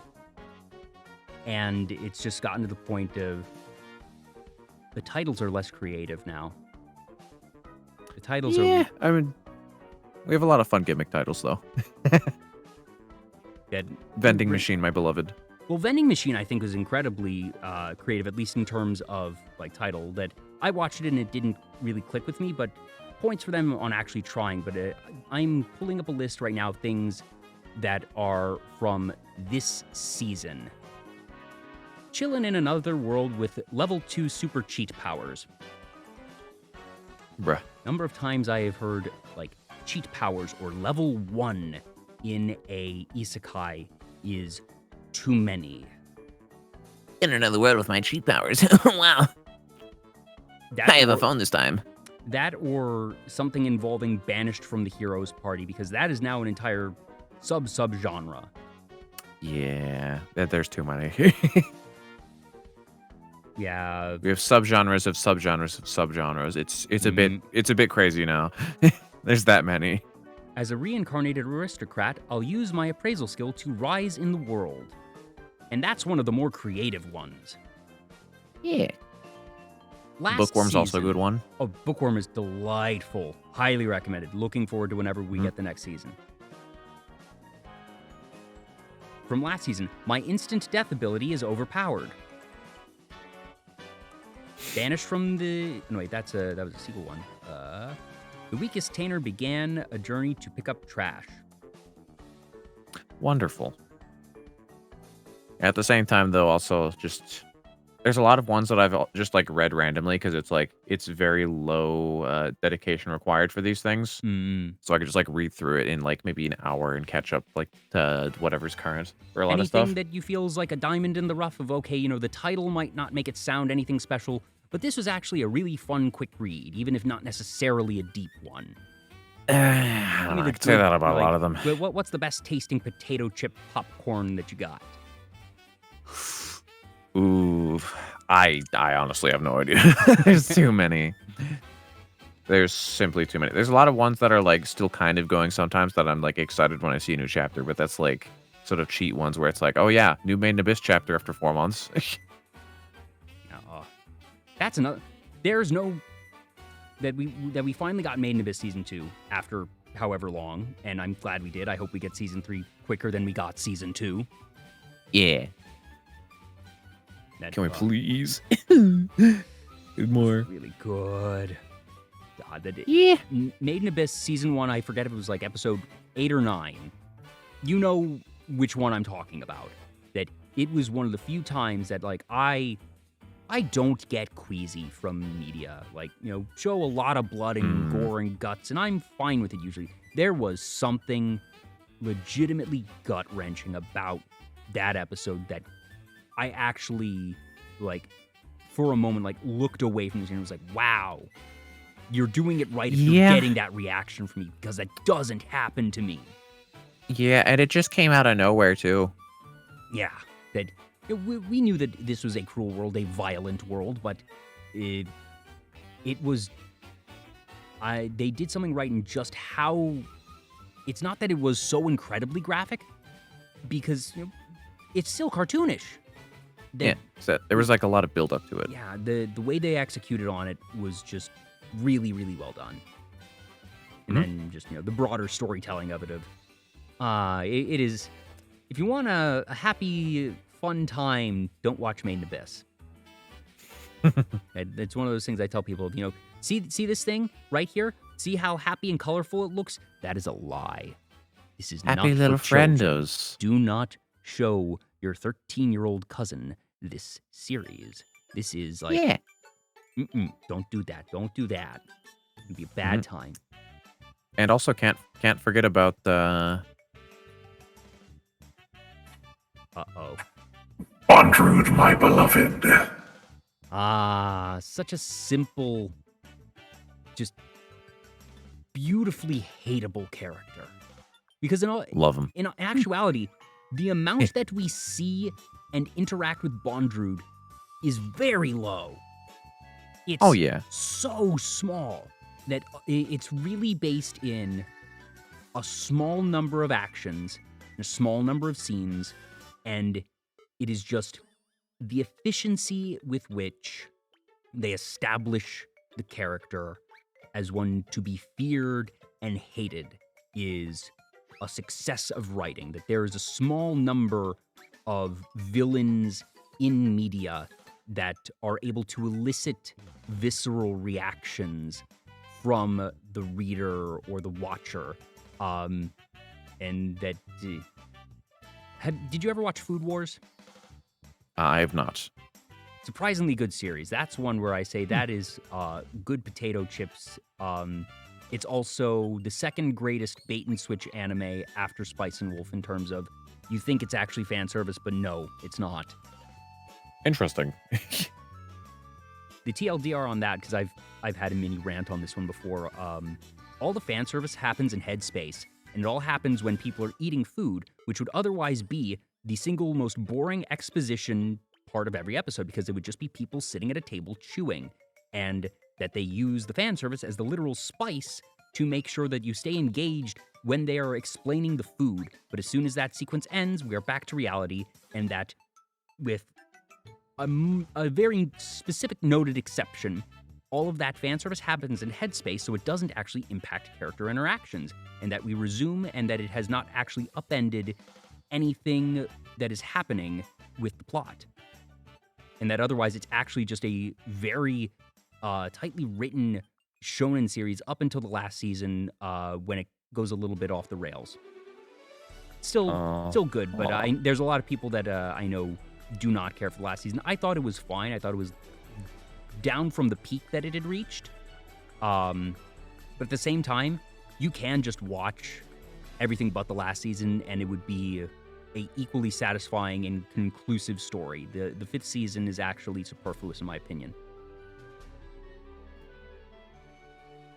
Yeah, I'm probably not going to end up watching it. That's fair. I watch too many VTubers. Fair. But, yeah, but Bondrude is just, what a character. What a tightly written character. Extremely well-written villain. I really like villains that are like that. Heck, I actually have a D&D character that was inspired directly by Bondrude. Ooh, how did you execute that in D&D? So this character, they were They had 3 levels into Rogue Thief, so that they were able to use a bonus action to interact with items. Mm-hmm. And the rest of their levels were an Artificer. They particularly used medical stuff a lot, so they had really high level in medicine, and like very frequently would like stitch people up, and any of their healing stuff was always like very brutal, with like aggressive movement of like wires moving through their body, like stitch things up with a magic item. He also very frequently used poison, and it was great. We often canonized that because he was like a mad scientist, but it was like so he was like lawful evil. We often canonized certain things in the world that we didn't have good explanations for as just like, yeah, that was his fault. Oops. Yeah, years ago, he was researching how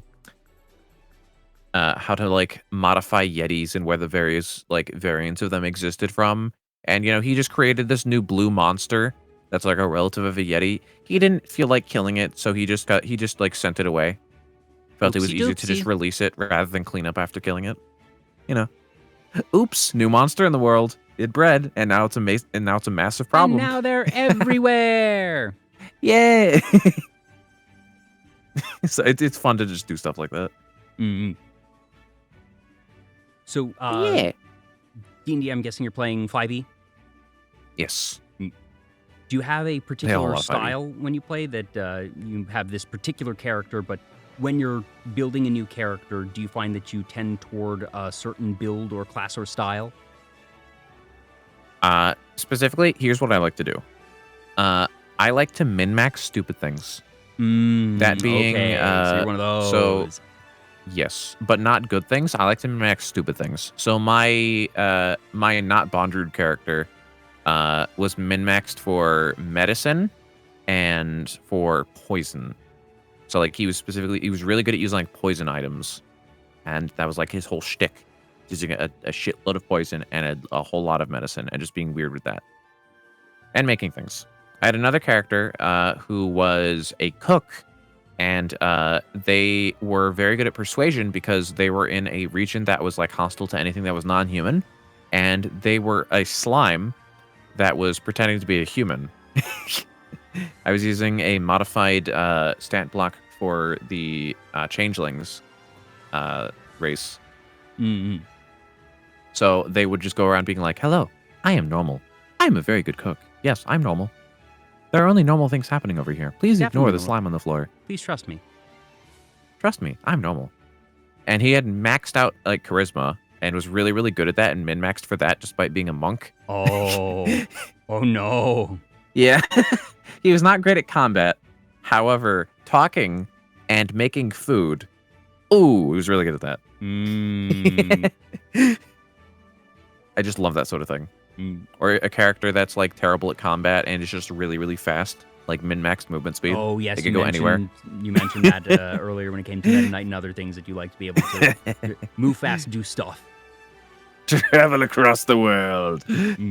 Oh, what's that? You need a message delivered? All right, on it. Would you like to see me do it again? Want to see me run around the mountain and back? Wow! Way past school. For me, I'm a reactionary character builder that if you put the player's handbook in front of me and say, build a character, I will stare at it and say, I don't know what I want to make. I very rarely go into a campaign with inspiration and vision of, I'm in the mood to make this character. So what I do is I am a big fan of the phrase, restrictions breed creativity. So I let the rest of the party make my restrictions. I say, okay, everybody else, make your characters. I will be the last person to decide their character before session 0. I'm still going to do it before session 0. I'm not going to hold this up, but everybody else, tell me what you're doing. What are you making? What's your class? Okay, so you're going to be, you're a monk. You're a paladin. You're going to be a wizard. Okay, so what does this leave us needing? You're a hairy wizard. So we probably need a healer. We probably need a paladin or maybe a bard there. So I will go with one of those, and then I will think about the world and say, okay, well, what type of what everything is a means to an end at that point. If I figure out what the party needs, what class is missing, what spells are missing, what would cover the most deficiencies, that we have based on the rest of the party's compositions. And then I say, okay, that means that I need to build this character. And then the question becomes, why does this character exist? And then I'm able to reverse engineer a full backstory and say, okay, this is why they're able to do that. This is their motivation. This is how they end up here. And then I can start having some fun along the way of figuring out what I need and maybe putting in a bit more flair and flavor. But if I'm able to know the end result of what I need to make, because as a player, I'm able to have fun with any type of class. I can do a bard, I can do a wizard, I can do a barbarian. More often than not, I end up in a support class because, bards and healers usually aren't as flashy, and that just, statistically speaking, fewer people want to be them, but it means I've gotten rather adept at them. But, every so often, nobody wanted to be the tank this time. We had someone who wanted to be a healer or a support, and that we just don't have anyone to stand on the front lines and take damage and deal a bit of damage. So, okay, I'm going to do that, and based on the world, well, it's a Weird West setting. Okay, cool. DM had provided this is where all the different races hail from. Well, if I'm going to be, a big bulky paladin tank, I'll probably want to be a Goliath. The Goliaths hail from the Nordic region. Okay, cool. That makes sense. So if I'm from the Nordic region and I'm a paladin, what am I likely to pray to? What is the god I'm likely to pray to? Well, that's very obvious. It's Thor. So I'm going to do that, and I'm going to write that in. We're in the Weird West. So, we're in continental United States, in what would be post-Civil War era, alternate history. We're not bothering with all that. But, that's where our technology is right now. Okay, so immigrants, and that I've been here. I was a marshal, but, something about Thor and the Church of Thor. How would this fit in those early days? Well, hammers. Thor's hammer. That's symbology. Okay. So the answer to this is, when the Brotherhood of Thor made its way to the United States as immigrants, that nobody had heard of Thor or whatever the heck kind of silly stuff those newcomers are talking about, but they seem perfectly fine or whatever. We'll let them be. But people can't really remember the name Thor. It's kind of foreign, and but they use hammers a lot. And okay, so who are those folks? Oh well, they're the Masons. So I have now not only found my character, but also found in the lore of the world that I've justified the Brotherhood of Thor, that the group that the religion that I am part of is the Freemasons. And that's how I make my characters, just full on reverse engineer that this is what I need to get. How do I get there? Did you also try to min-max Mason's tools? Not so much min-max, but I try to lean into, obviously, Warhammer is my main thing, electricity. When it came time to get a more unique ability that the DM was allowing for, I said, okay, that gif of Thor from Avengers jumping in and, hitting the hammer, electricity everywhere, shockwave, can we make this? He said, okay. The closest thing to that would be, I forget what the ability was, but there was an ability that was relatively analogous to it, and he said, okay, it'll do that, and that when you hit, you will have a 15-foot radius electric attack for this amount of damage used once per day. And so, again, sort of means to an end of, if I am Representative Thor, what is the thing that Thor does? How does that get executed in mechanics of the game? And I'm fortunate to have a very well-versed and very flexible DM that I work with. Yeah, it's always good to work with DMs up for all of those sorts of stuff. Do you have any favorite campaigns or other characters that you've created? Oh, I always make weirdos. It's great. Another one of my characters is called Rook the Skeleton. He is a weird, dapper skeleton who's been dead for a very long time. And talks very funny. Hello. There's a little bit of the Mario mixed in there, I guess. A little bit of Mario. He has a bone to pick with you. Yeah. But yeah. It's funky stuff. I don't know. Usually I go pretty heavy into the RP with the characters as well. Yes. I like to make it always like just something that's very strange that would be fun to like mix with other things. Never like a normal puzzle piece like, oh, the dwarf that's like family's like dead and he's like going to save like his child or something. I don't know. Mm. No, like simple people. It's always weird stuff. Senile old man thinks that he's going on an adventure to like find like a particular secret from his past, but is actually just like he already knows it. Like he is senile old man who doesn't know that he's casting magic and is going off to try to learn magic. Oh. And is already casting magic. One day I'll learn how to cast Fireball. Oh, an enemy? It's wizard time, motherfucker! Fireball! Hey, but Thaddeus, you just cast a fireball. You don't need to learn fireball. That was amazing. You upcast it by 2 levels. Of course I did. I've known Fireball for years. But I thought you were trying. Good job, Thaddeus. Good job. One day I'll learn how to cast Fireball. One day. You sure will. I believe in you. Yeah. Meanwhile, my big paladin, he's a former U.S. Marshal, has a very thick southern drawl, and was wanderlust and just did not like the red tape of the marshal system, left in good standing, honorable discharge, made sure that all of his affairs are in order. But that meant that he was able to take on mercenary gigs, and that from the connections that he has from his days in the marshal service, he's able to work those networks and get information in ways that perhaps the average mercenary might not be able to get. Mercenaries? That reminds me of the year 1962 when the Kaiser stole the number 20. Oh, was it the letter Y? It was definitely the letter Y because we had to refer to wizardry as wizarder for 3 years. Did you know we used to use bananas as baseball bats? Oh, I heard about the baseball, or the banana bat era of Ot 45. Yes. You know, I had to walk uphill both ways to wizard school back in the day. One day I'll be a wizard, one day I'll learn how to cast spells. Oh, you think you had it bad? I had to walk underwater both ways to get to mine.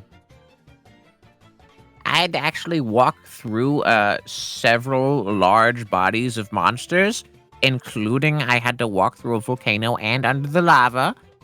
Sometimes. Okay, it was a little bit hot. Maybe it wasn't. Okay, I remember there was a bit of a desert around there. Was there? I like the ocean. What are your thoughts on palm trees? Palm Do trees? you like the coconut crab? I like the crab, but coconut not crab. the coconut, because the shell is far too tough on those things, and they scuttle around, and they're very disturbing. And the palm trees, I don't like that they're stealing all these people's hands. It's very unsettling that I would rather just have my normal trees, thank you very much. The palms belong to the people and the animals, not on the trees. They need to stop that. It's not nice. But, otherwise, I do enjoy traipsing through the forest every now and again and setting off nice little traps, and whether you catch, a rabbit, a squirrel, local huntsman. I don't like that Huntsman's the palm dog. trees keep on hoarding all of the coconuts. We should burn down all of the palm trees so they could stop stealing our coconuts. Oh, I just steal the coconuts because they always seem to find more. So fortunately, I've been able to actually make quite a bit of money by stealing the coconuts from the palm trees and letting them gather more. I have no idea where they get them, but they always get them. It's about once a year. You need to know the pace at which to plan your thieving.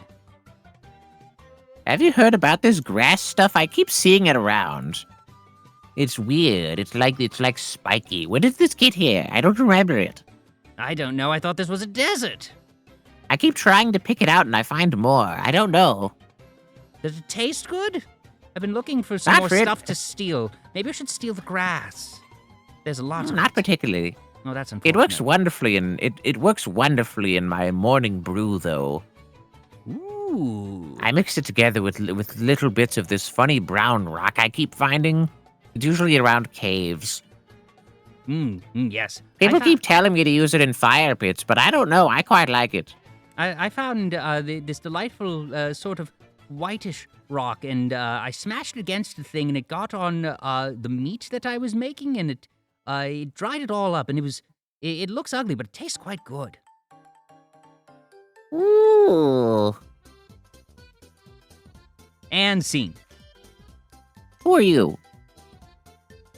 That's a very good question. I've been asking myself the same thing. I think I have, what's it called? Invader in my home. Take this. 5 more. It's wizard time, mother. Oh, hi. What did you get here, friend? The timer down there says 3 hours and 20 minutes ago and 49, 50 seconds, 51. Oh, that's pretty cool. Mm. You know who else has dementia? Do you know who else has dementia? Where'd you come from? Do you know who else has dementia? We could probably keep it that all day, but so suffice to say, you enjoy your voices. That, whether it be your Charles Martinet or the various other ones. Do you remember when you first started doing voices? Was it something that you did as a kid and then got into, was it something that you did as a kid and then started expanding, or was it something that you discovered the joys of a bit later in life? I don't actually remember specifically. I know that the Mario stuff, I definitely tried to mimic like the Mario Sunshine Mario voice a lot. That definitely, like, it started young for Mario stuff. For actual, like, voice things, probably, I don't know, like, around, like, high school times.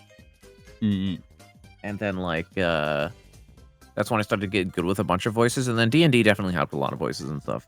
Yeah, that D&D was very major with that. It's an excuse to do voice acting and improv. That it's just a lot of fun there, and a lot of throwing my voice around. Yeah, but for me, I did a lot of voices when I was much younger, and that I have something of a knack for replication that I could not explain to you, you lower your soft palate and restrict your nasal passageways to get this sound. I don't know. It just works. I do the thing. It just works, and that I sort of listen and say, okay, so this is getting closer, and then I change something with how I do the muscles, and then I sort of find it eventually. But I could not for the life of me. If somebody asked, hey, can you teach a class on how to change your voice, how to pitch, how to get this, I would say absolutely not. Nope, I make funny word come out sound funny. It just work. And there's there's always the dream of do you want to be a voice actor? And would being a voice actor be fun if I could be assured constant work?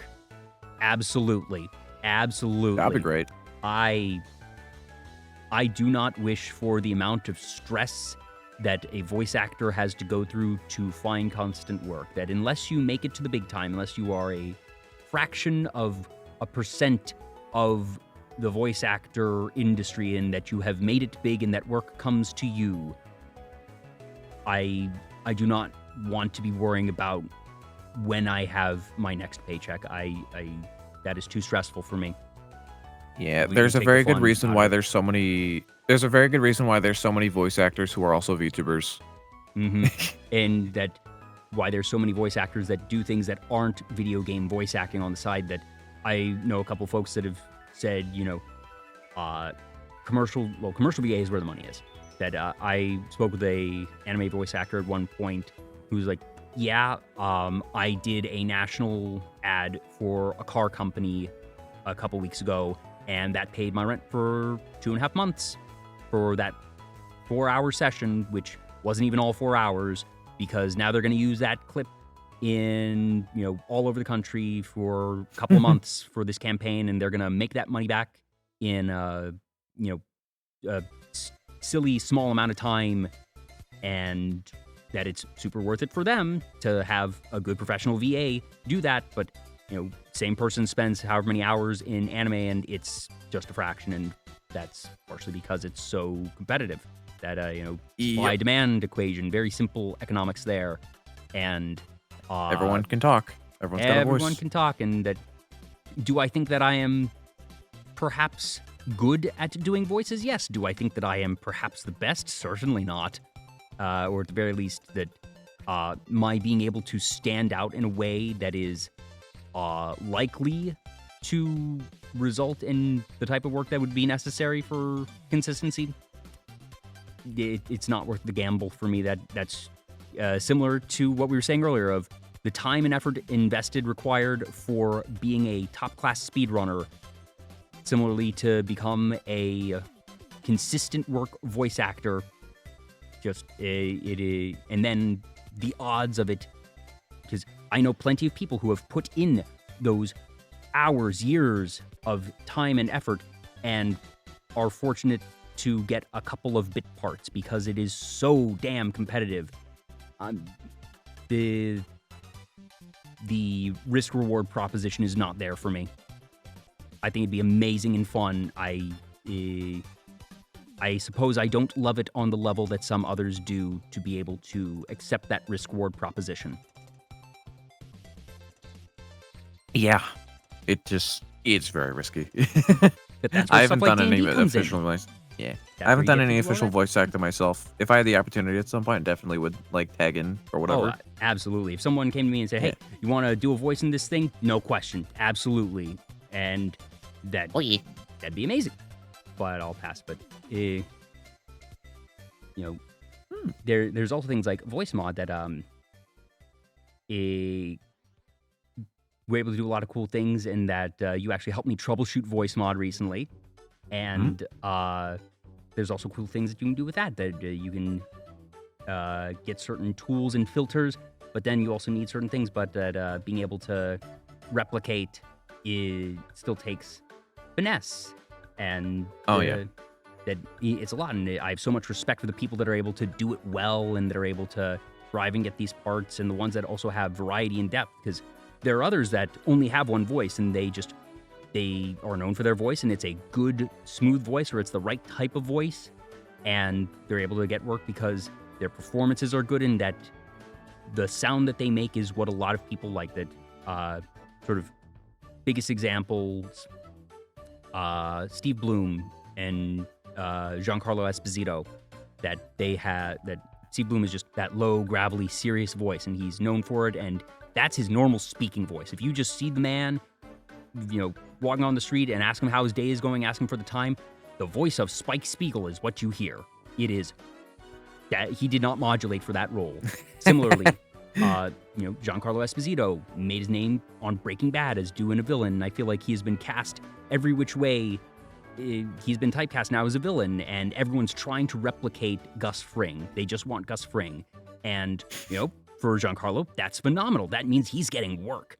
That the fact that he is now preeminent in people's minds as a villain character actor is, perhaps limiting creatively, but at the same time, just that success.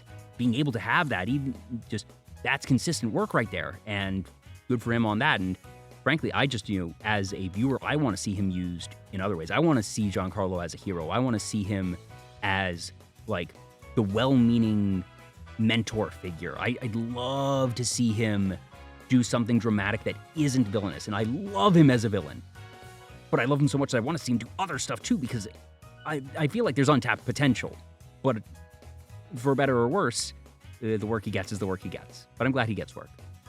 Yeah. Do you have any VAs that are known for one thing that you would want to see in different capacities? God, I don't know any VAs. I know the voices of like characters and stuff. I don't know any of their names. I know the in character. That case, like characters. Like, what are some of your favorite character performances? Oh God, I'm really not That sure. is a big question, I suppose. I don't think I watch a lot. I don't think I watch enough varying media for that. But yeah, just kind of like rewinding a bit to like the voice mod stuff that you mentioned. Definitely with like voice mod with the normal, actually just across the board with any voice changers, including even more so with AI voice changers as well, which have been getting a lot more popular and really good. There's a lot of like throwing around the voice that you have to do with them, and like really, really good just like puppeting to sort of make it work just right. So even with those, it's really hard to do a lot of stuff. Yeah, that it's another tool. It is an amplifier. It is a filter. But that if you don't have good emotion and tone on your own with something, it's just going to be a bland voice pitched differently. Yeah, if you don't know how to use them right, it can sound very, very weird with the end result. But yeah. Voice mod also, of course, comes with the funny soundboard. Yes. Oh, that was one of the things that... So you helped me troubleshoot a couple things on voice mod, and you have a very robust soundboard built out. I have done nothing with the soundboard yet. So can you help me... get hired for a gooping, Gordon. So can you help me curate my soundboard? That, I guess, baseline, how many of the things on your soundboard are things that are already in voice mod versus ones that you have uploaded yourself? Oh, I have no idea how many of them are already in there. It's all stuff that I've uploaded myself. Okay, so it might be a bit more difficult for me in that case.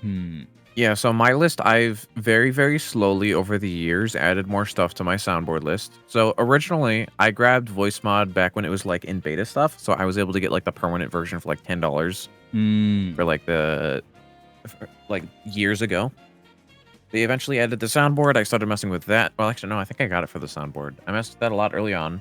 I just slowly added sounds to the main soundboard of it, and I figured that I would divide it like I would just have them be tied to my numpad, and the vertical key, whatever it's called, it's the / I think it is, right under the backspace. So it's like, hello, Gordon. Quite the bloodbath in here. Gordon, I'm Don't fuck with me. My pal. I have no Gordon. I didn't. You thought if you need a rope.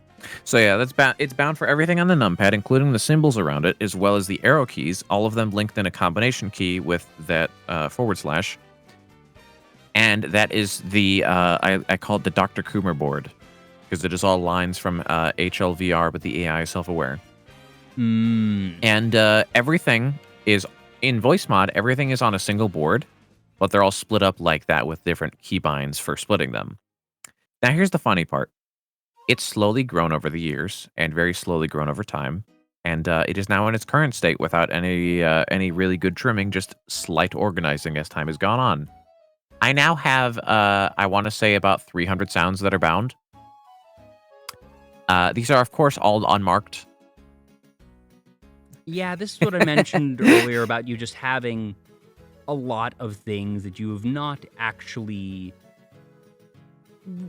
cataloged, I suppose. Yeah, some of them are loosely cataloged. Like all of my Dr. Coomer binds are linked to the /.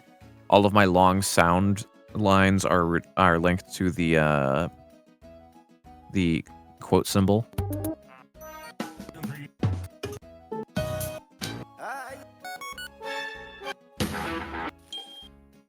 I love how many of these I know just from the first fraction of a second.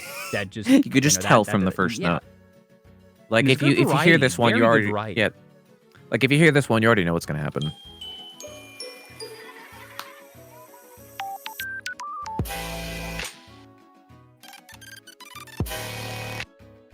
I'm not sorry.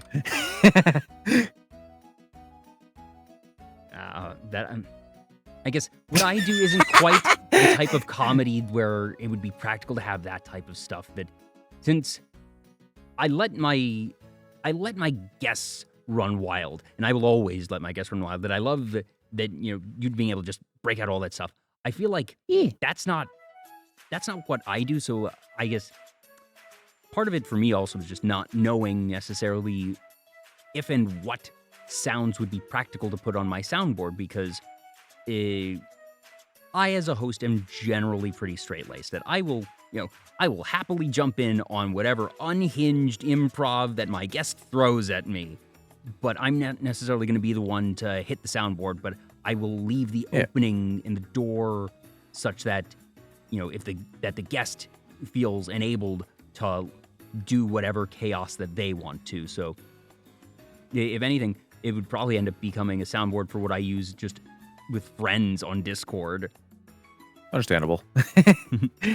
At the very least, you could probably mess with like just like the stereotypical sort of like radio show sounds, like maybe like a laugh track, a sad track, boos kind of things. Yeah, I considered that for a time, Claps. but just, I don't really feel like it fits my vibe. The only thing that I do kind of like, and I'm never going to use it consistently, but that certainly, I saw Has Been Hotel about a month and a half ago, and it lived rent-free in my brain for a good while, and I know Has Been Hotel is something that you enjoyed as well, and goodness.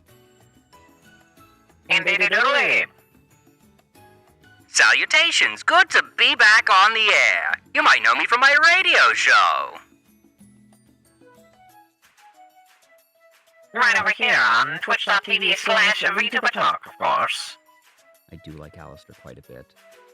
Alistair is quite a fun time. Very fun. But am I going to use that voice filter at all times? No. I think that would probably become... it would probably become grating after time. And maybe as a bit. Maybe during the next charity marathon in, 9 months or whatever, that I'll have a redeem of, donate $25 and I'll use that filter for a minute or something. But otherwise, I think it would be overbearing. Plus, I do like my voice.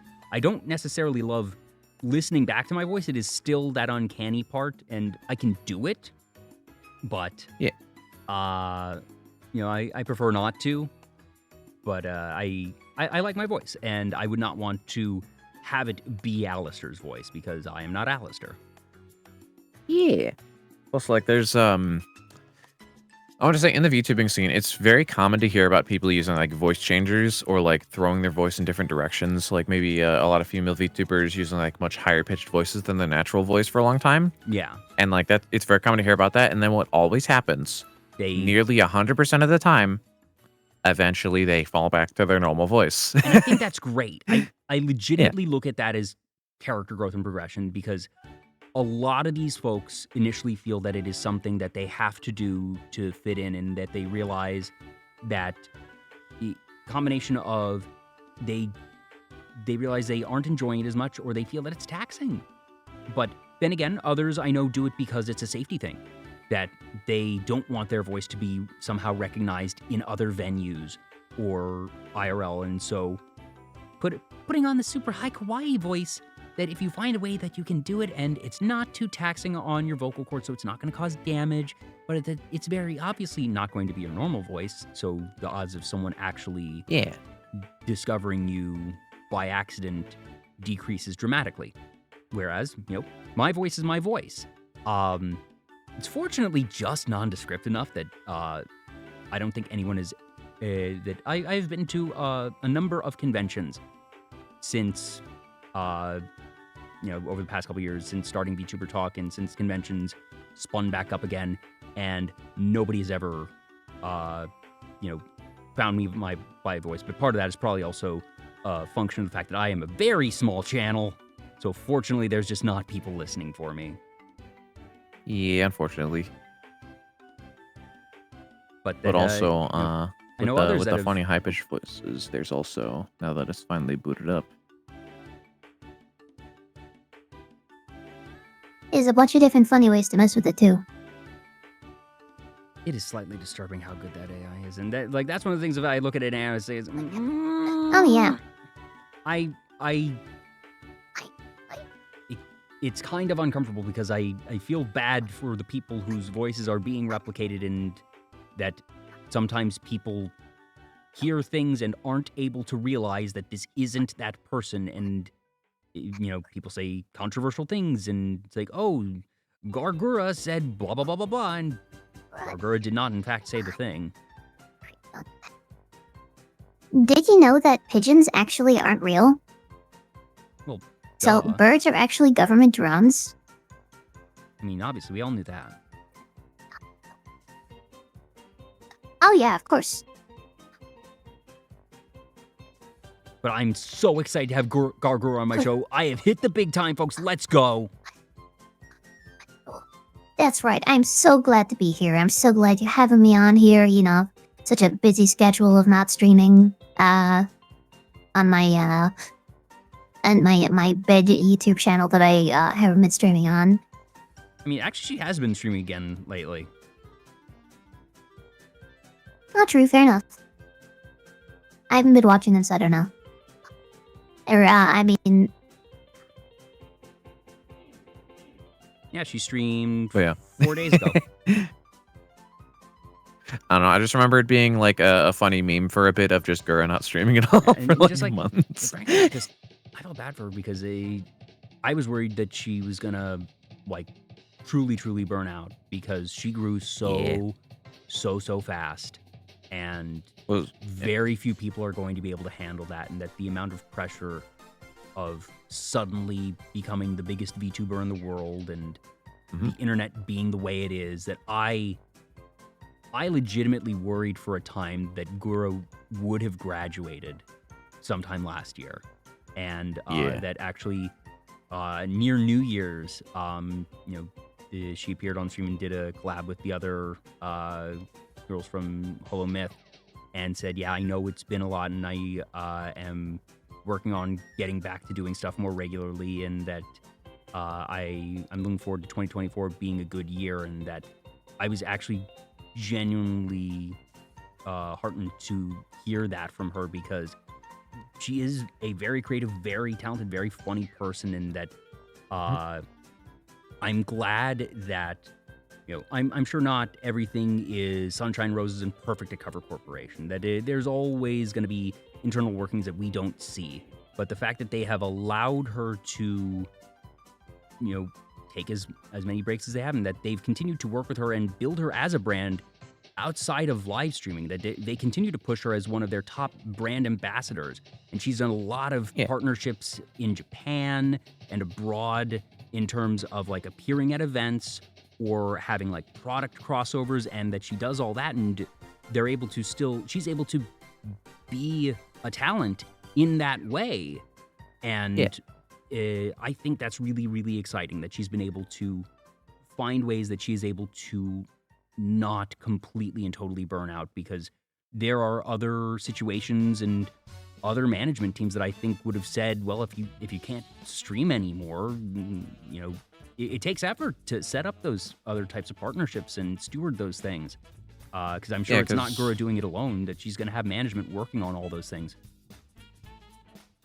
Yeah, because she effectively went from like really talented and skilled, funny internet meme girl to like such an incredibly important figure as like time went on, and it happened as well in a as matter like of months.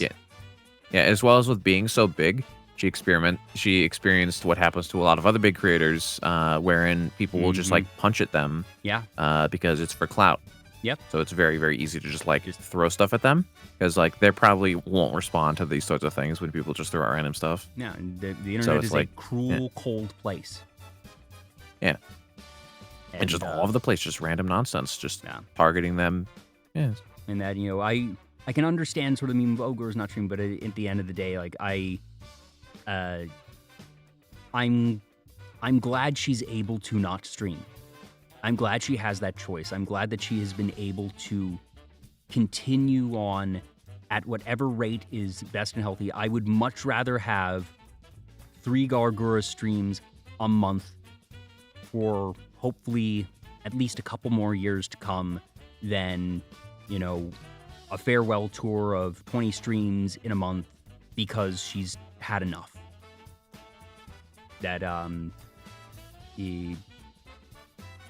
there's a very interesting documentary to be made, I think, for the growth in creative identity and journey of Gura. And I hope that such a documentary is not made for many, many, many years from now, because the story will hopefully continue for many, many years to come. The story is still being written. Indeed.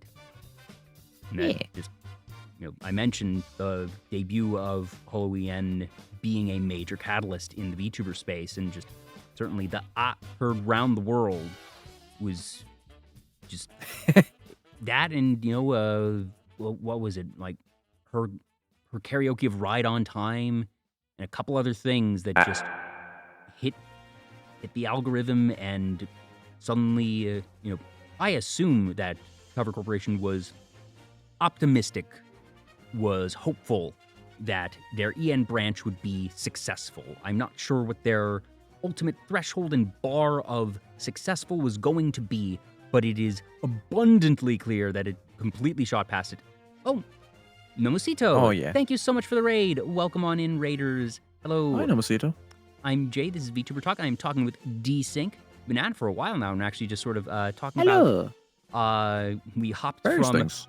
voice acting to AI voice generation to Gargura and her interesting journey as a content creator and as an icon of sorts. Yeah. But welcome on in. I hope you had a wonderful stream. You need to get some food, get some air. Please do take care of yourself. I really appreciate you raiding on in. Have a wonderful rest of your day. Yeah. For a while, we talked about like there was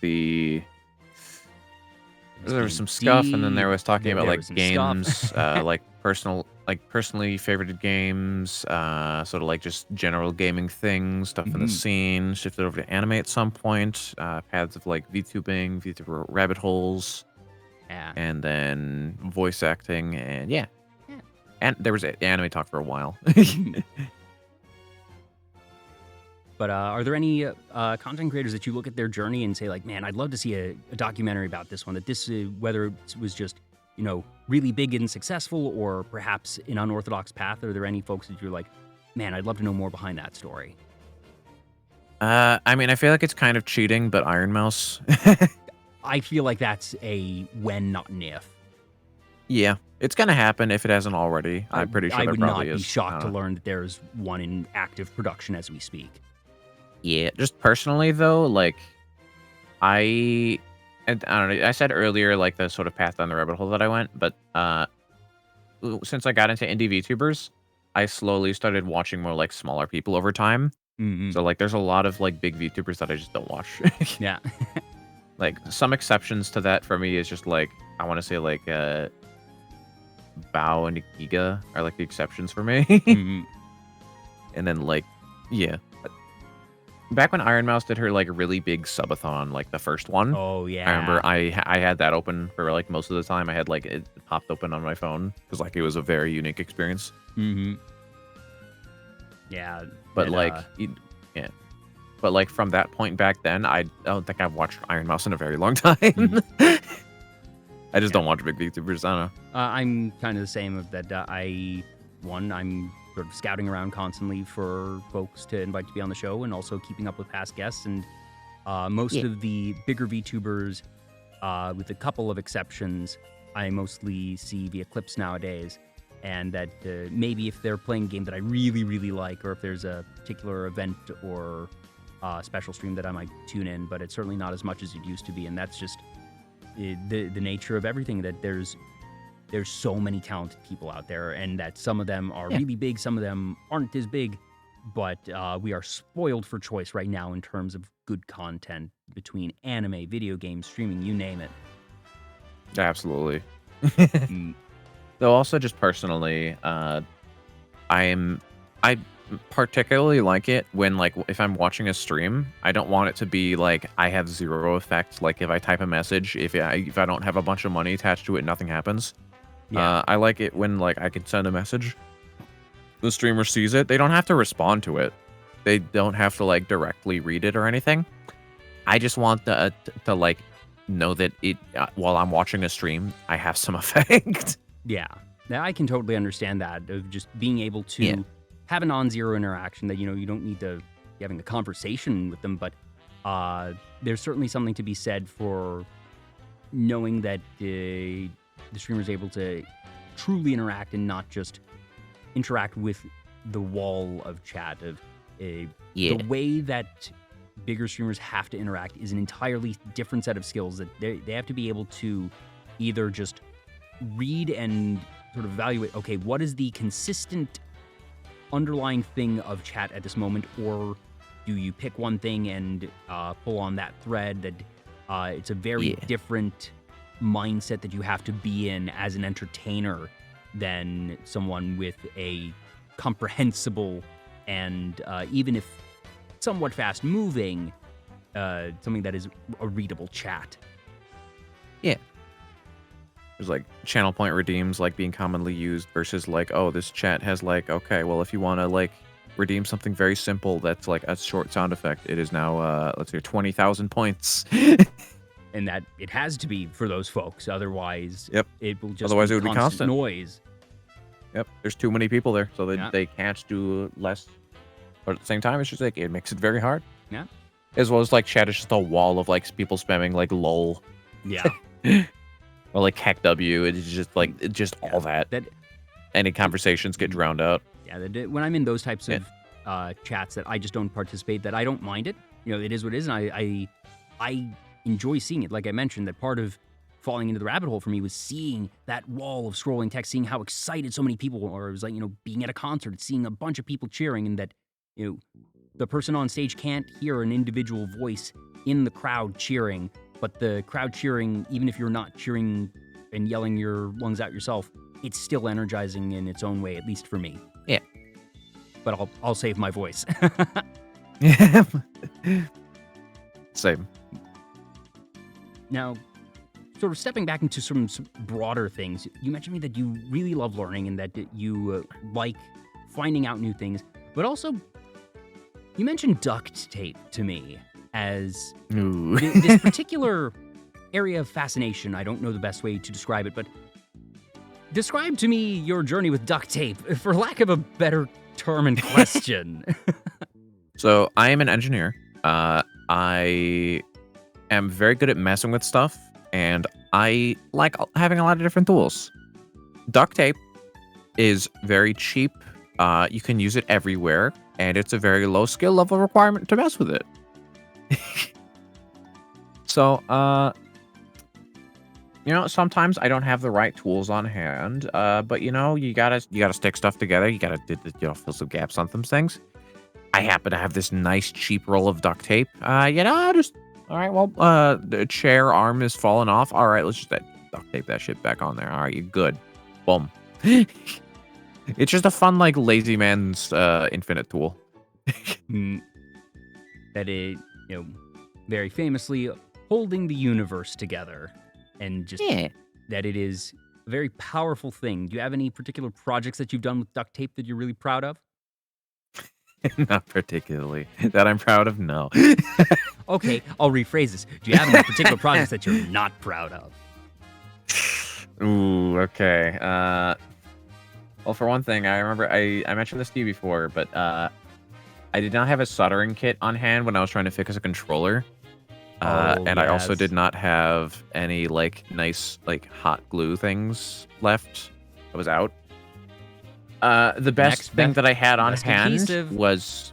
Yep, the next best thing I had on hand was duct tape. So what I ended up doing was there were some pieces that had broken off in the inside of a controller. And I needed to fix it, or I couldn't use the controller for stream that day. So what I did was I cut some really, really tiny pieces of duct tape, and I just stuck them in there.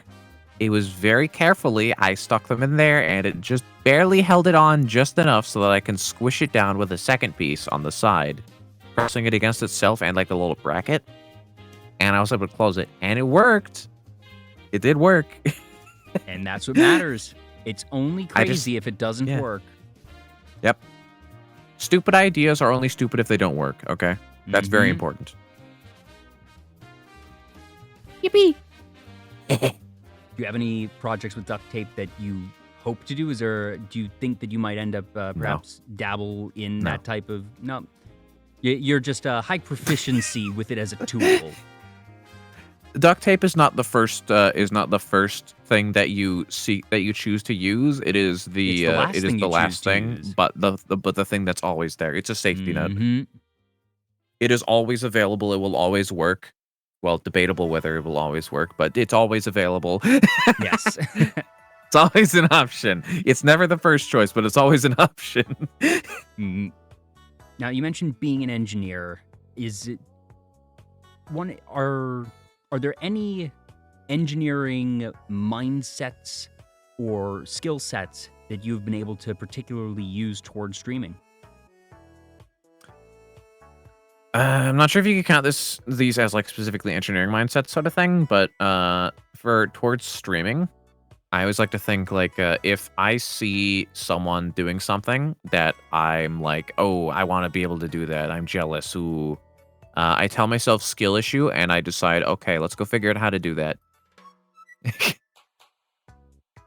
Just, find the answer. Yeah, it's that easy. If there's something that you want to know how to do, also, I firmly believe this about everyone. Everyone is capable of this.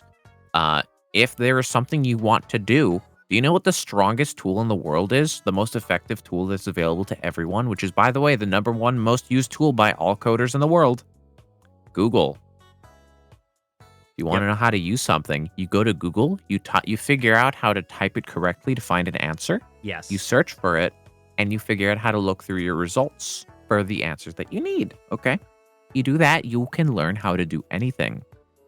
Yeah, I am very good at using Google. I am basic proficient at many things, spectacular at a small handful. But if there's something that isn't hyper skill intensive that needs to be done, I know how to phrase it on Google to get the answer. That there's so many things, whether it be troubleshooting with OBS or finding another thing. In worst case scenario, I know, go to the OBS Discord server. Like, I had somebody who was having just the biggest problem with OBS. They could not for the life of them figure out why they were having a problem running it. They had a new computer. It was very powerful, and just OBS was crashing their machine, and they were able to run high-end games on Steam. So obviously, it should not be a processing power thing. OBS is a very lightweight program, so there has to be something somewhere going wrong.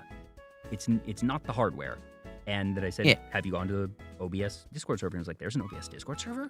And that if you go there, like, that they will ask you to send you the logs, and they will give you the URL on their site to generate the log, and that they're really good at getting answers, and that it's just these people from the community who are able to help debug, and it's such a powerful thing. If you are a streamer and don't know what's going wrong on OBS, go to that server. I don't even bother Googling anymore. That I go there and first search in the Discord server to see if somebody else has had that issue. And then if you can't find it, ask them, and you'll probably get an answer within an hour. Yep. Here's the thing that people don't seem to understand a lot of the time. The internet has the collective knowledge of all of humankind, okay? Mm-hmm. The hardest part about... So there's an answer for literally everything that you can think of on the internet. The hardest part is just finding it. Yep. If you can figure out how to find stuff, which, by the way, Google exists, and it's really damn good at that, and also sift through the bad results so you don't get the wrong answer. You can do that. You can learn literally anything. It's just a matter of time and effort. Yep. And just, it goes a really, really long way. Yep. Do you have any memories of, like, one of the silliest, stupidest solutions you ever had of, like, how did I miss this?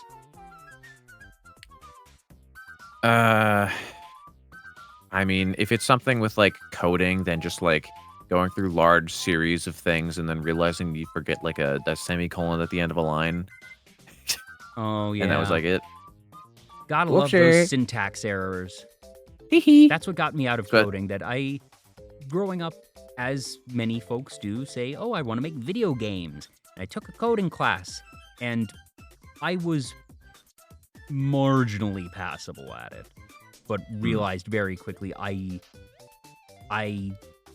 brain just didn't quite work there, that I can read code really well, that if you put a block of code in front of me, I can tell you with pretty high level of accuracy what is supposed to be happening.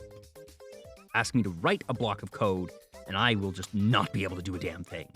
That it was always, me Googling the solution, and that even after time I was having trouble remembering the right syntax for certain things, and just it was not fun, so I dropped that. But well, you say that you can understand any coding block put in front of you. What if I give you something written in Malbolge?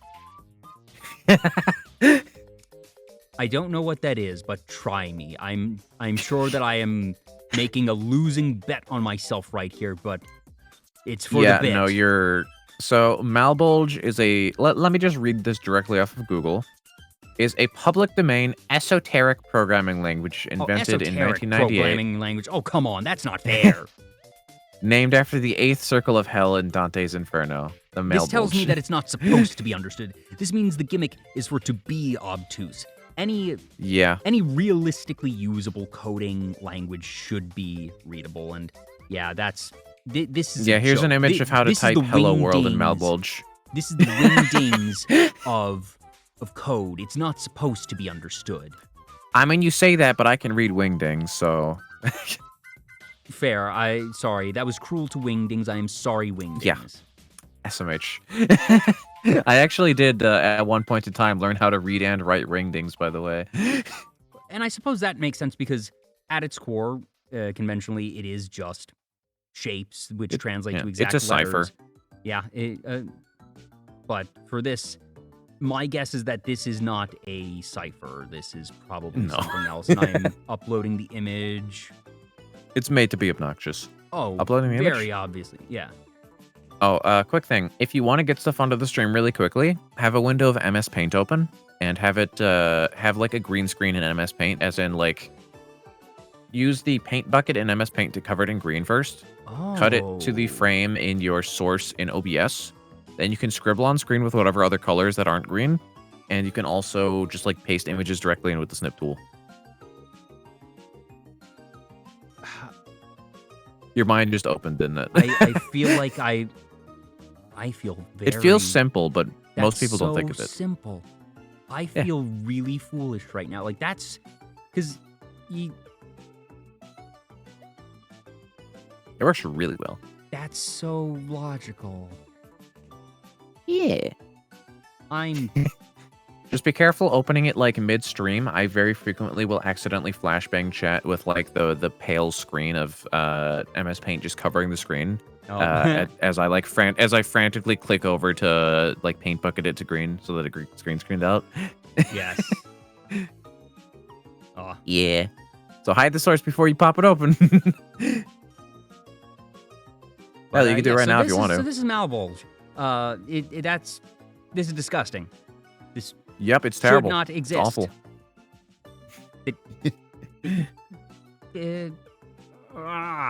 My guess is the equals don't even mean equals in this case. Or do they? Because I'm seeing like the exclamation equal, so maybe. But that doesn't make sense I don't either. know. No. It could.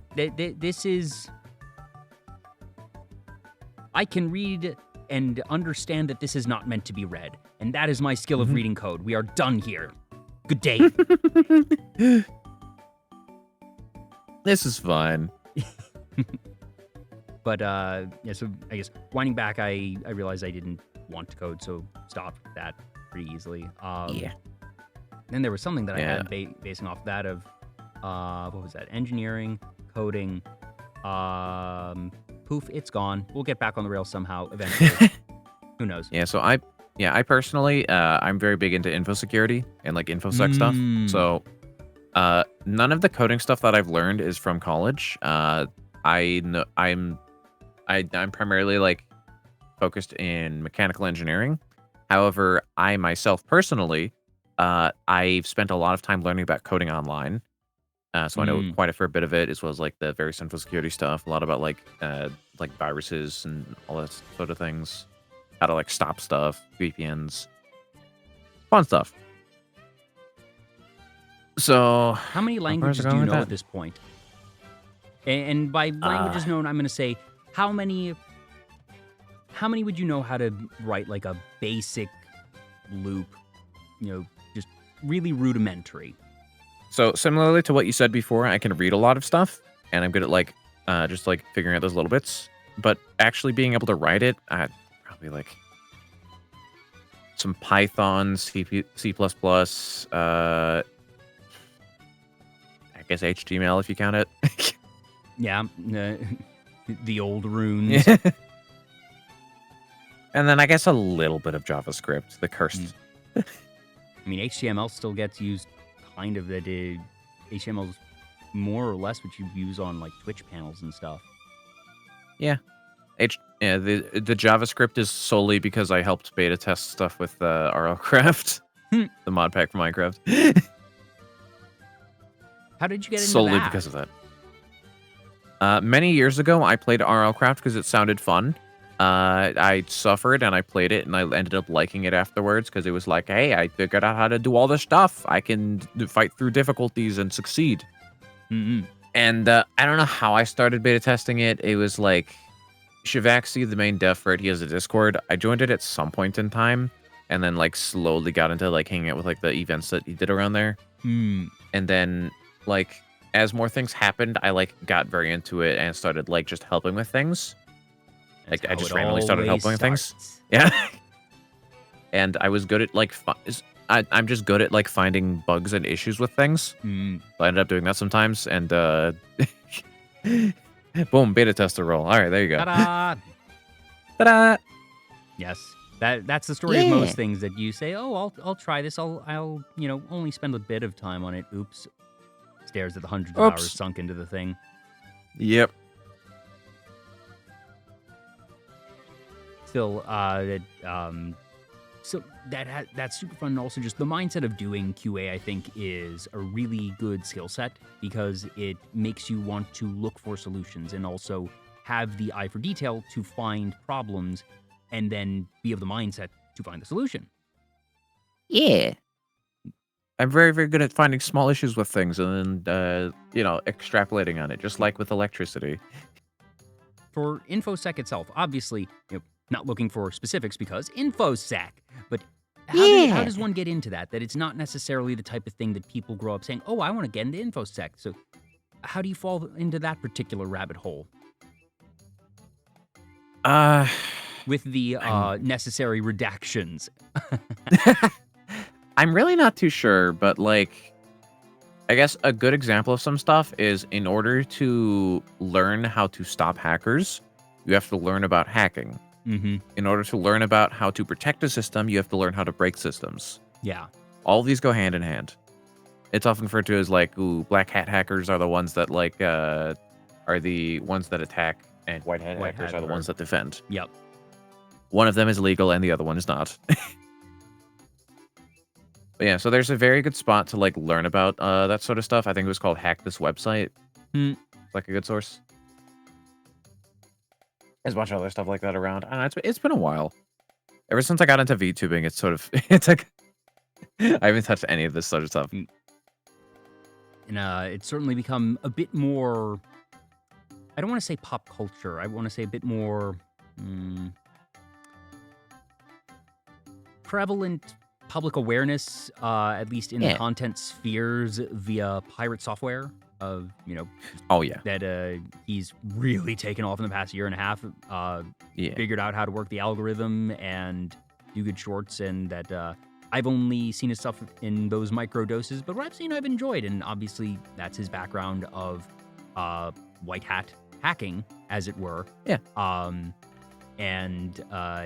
It's neat and exciting to see that particular community get someone so prominent, and I'm sure that there's, a couple of people who are watching and probably think they now know all the stuff that do not know all the stuff, but there's probably, also a good amount of tangible, good information being spread around there, and not sure if you've watched any of his stuff, but I've glanced at his and been like, he's collabed with a couple of VTubers recently. Like, I think he had a hand in Brain Collab with Onigiri like a week or two ago, and I look at him and say, this guy's gonna get a VTuber model eventually. I don't expect that he will ever become a full-time VTuber. No way. He's got his face cam thing, but I think that he will get a model and just have it as something in his tool belt to use when he so desires. That goodness knows he has the finances now to do it. And I don't even think he would get, the full bells and whistles rig, but I think that he would get one just for funsies to use on occasion. Yeah, just that's what I was just thinking about saying. I figured he could definitely just get one like for funsies, just because he can. Yeah. And that's one of the things I'm really waiting for a lot of Basecam, really non-VTuber content creators to realize, that you don't need to use the model every day to be a VTuber. That if, I don't want to put on makeup today, or I'm just really tired and am not going to necessarily be super presentable, or I have a bit and I want to ignore the laws of physics. So let's use the model today. And that they can just do that whenever they please and flip-flop between the two, because I think a lot of people, both viewers and content creators, pigeonhole things and think, oh, well, if I'm a VTuber, I am always and forever a VTuber, and that if I do that, I must never speak my real name, and that, you know, a lot of the restrictions that come part and parcel with agency VTubing, to outsiders, people think that that is the ironclad culture and that you must adhere to it, and do not realize that such restrictions really only exist on a select minority of the population. Anyone else can do whatever the fuck they want. It's really just like the big corpos and then some indie VTubers who like enforce it choose to do so, for and like I the love that aesthetic. it's an option. There's a whole bunch of people that are into content creation that would not be in content creation if VTubing wasn't an option. And that's what I think is one of the greatest parts of it, that you can do that. You can have total anonymity. You can do anything from changing your voice to, you know, sharing nothing about yourself, or share everything about yourself. Or facecam streamers who've been in the game for a decade can adopt the VTuber model. Some have adopted it and now use it on the regular, but they're, you know, I don't even want to say past lives because they haven't changed their handles.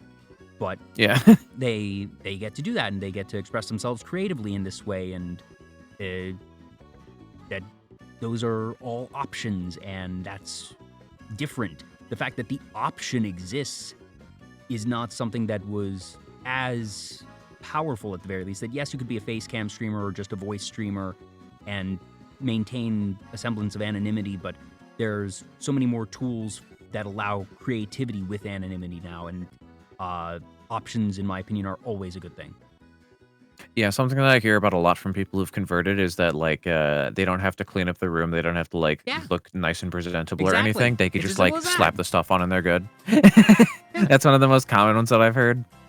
Like I said, don't want to bother putting on makeup, don't want to bother cleaning up the room, or just I rolled out of bed 2 minutes before stream and hit the go live button, we're good to go. Or like I said, ignoring physics. There's so many comedic folks that literally, physically, are now able to do more things that are funny because they can, as you've done, spin around or throw themselves or have a million different forms. Plus, a lot of peeps who like already didn't show themselves for whatever reason, whether like or just like weren't even able to stream at all because of like various reasons, like maybe health stuff. It's also you, like Iron worked for them Mouse. really well. Yeah, Iron Mouse is a very good example, and there's also someone like for the other stuff, Jaden Animations is a good one. Yeah. Who like primarily did like the animation stuff and didn't really stream, but then I guess maybe she did stream. I don't know. Either way, she didn't show her face to begin with. And now like uses a VTuber model. And then there's someone like RT Games also like slaps it out sometimes. If you know him. Initially, when you said RT, I was thinking Rooster Teeth, and I was like, no, they just went on. No. No, not Rooster Teeth Games. No. RT Games is an RT Games. Mr. Poop Volcano guy. Also Country Roads guy. Oh, yeah. I don't know Country Roads guy. Or sorry, is that RT Games? Yeah. Not actually familiar with them. I'll have to look them up. I've probably seen them without knowing it. Oh, yeah, for sure. He does a lot of wacky, crazy stuff all the time. Yeah. Used to watch him a lot. In one of the more unique skill sets that you have that you mentioned to me, for a time that it is no longer a major part of your life, but that for a time that you did pole vaulting. How do you get into pole vaulting? I feel like there has to be some story there, and it might be a very simple one of I had a friend who did pole vaulting, or I needed to do a gym credit, and that's the only one that seemed interesting. It's even more simple than that. Literally just back in high school. So I like to run and like move quickly, IRL and stuff. Well, the like to like scans hop around from and what do you stuff. mentioned, you like going fast and doing speedy things. So, but that would suggest that you do track and field. And I suppose pole vaulting is a version of track and field, but no. So at a point in time, I did like parkour and stuff as well. So in high school, I tried to like officially get into like, ooh, you can run as a sport. There's track and field. I got into that.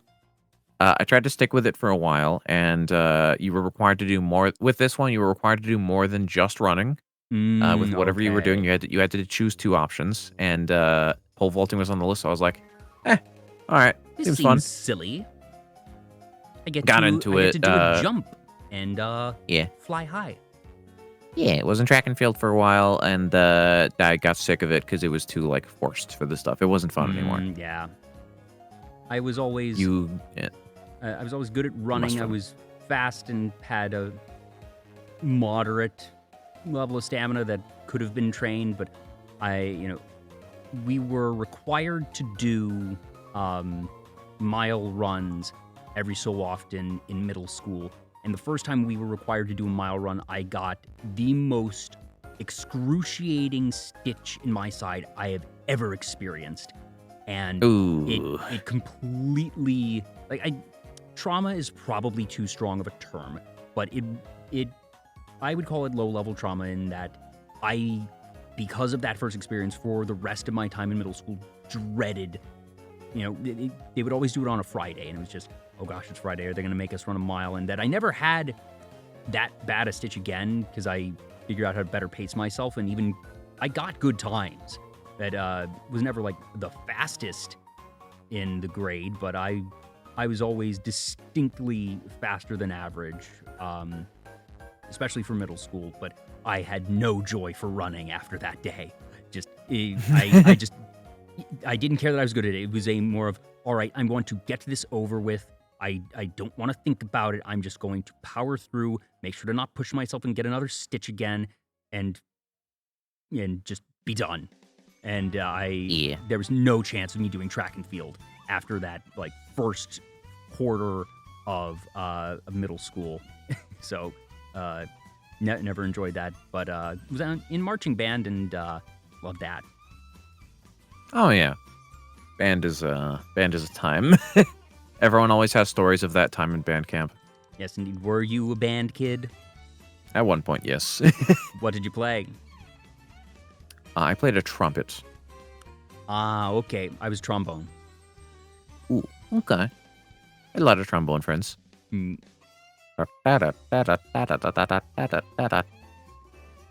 Trombones were always the silly folks.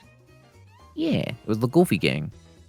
And the trumpets, I feel like, varied between the very uptight, preppy ones or the outright chaotic ones. Yes, I was one of the chaotic ones. I can imagine. Did not like the preppy ones at all. I basically knew, all right, I cannot imagine you as one of the uptight, preppy ones. So therefore, by process of elimination, you had to be one of the chaotic trumpets. But, Excuse me, you dared to believe that I was a chaotic trumpet player? Yeah, SMH. How dare these trombone players lecture me on the instruments? But tell me I'm wrong, that those aren't sort of the 2 buckets that you get of trumpet players. No, that's exactly what the section was split between. That is exactly it. There was the preppy ones that were always like first trumpet, and then everyone else was like chaotic. Yeah. And I think part of that comes as a result of statistics that trumpet is one of the more populated instrument sections. And like jazzy as well. Yeah. And trombones, low brass usually just winds up, since it is a less populous section, I feel being a bit more consistent in that way, and that you just get sort of like the playful Goofy Gang, and certainly the fact that we have the funny slide to work with means that the goofballs just had the more natural inclination to pick up that instrument to begin with, that it calls to you. I feel like between everything in like an orchestra, the most common things to find, like the more goofy, crazy people, is going to be the trombones, some of the trumpets, saxophones, and percussion. Yeah, that would do it. Specifically, not the snare players, not the tenor players. It's the bass drum players. The one dude who gets to like hit the dong boom, boom. at like the end of the song. Those folks, and sometimes the cymbal players. Yes. That, Especially if it's like a band with fun stuff, or like maybe you have like a cowbell slap in for something. Oh yeah, if you have like auxiliary, those are the fun folks. Need more cowbell. Then the woodwinds have their parallels to the brass. That flutes are the trumpets of woodwinds, plain and simple. That you get a very similar spread of. That's where you're either going to get preppy or chaotic. Yeah, though much less chaotic. I feel the more chaotic people don't tend to pick tend to pick flutes. Clarinets end up being. Clarinets are saxophone light, both literally and figuratively. Yeah. And then Most people almost always associate with Squidward as well. yeah, and I feel like that's unfair. That clarinet folks, by and large, the ones I've interacted with, were actually very delightful people, not Squidward-esque. That, Yeah. French horns were the oddballs, and they reveled in it. It's always the weird spot because like you never start with French horn. You switch to French horn eventually. No one starts on it. Very few. And then also tuba, which, fun fact, always has the highest conversion rate from flute. Oh, interesting. Because those are the two instruments that require the most breath support by a significant margin. Because tuba, it is very easy and natural to understand because it's such a large instrument. You need a lot of breath support output to get the sound out of such a large instrument. The flute is the only instrument that plays with 0 air resistance. Just think about how the flute works, that you are blowing, and in order to get the sound, whether it is a brass instrument or any other woodwind, that you are blowing into something and having a non-zero amount of resistance to work with. Whereas the flute, you are blowing over the hole, and so you need to actually have a incredibly significant output. And so it is very common in marching bands that if they need sousaphone players, the first place the director looks is flutes and picks. And so you then get these tiny little people who were starting off in flute, picking up the sousaphone and having no issue with it. It just works. It just works. And it's just, on paper, or, visually, it is the most illogical of all switches, because you would think, naturally you're probably going to want to go to other low brass. But the problem is other low brass is usually lower population as well. So you can't necessarily draw off of them. But also the mere fact that they might not have the breath support that flautists have. Yeah. It's also particularly fun with these as well, because like usually with flutes, what'll tend to happen when people are first like choosing instruments after they go into band is very often it'll be like a lot of the smaller girls will pick it because it's like, oh yeah, it's this nice little like small instrument, and it's easy to carry. It's the cute instrument. And then they get coerced into carrying the biggest thing there is. Yeah. That you will see, like I said, just these small, dainty folks, and they do it, that they're able to get it, and it's so cool to see them sort of have that transformation, and that it's always fun. That I know. Power! Yes. Boom, boom, boom.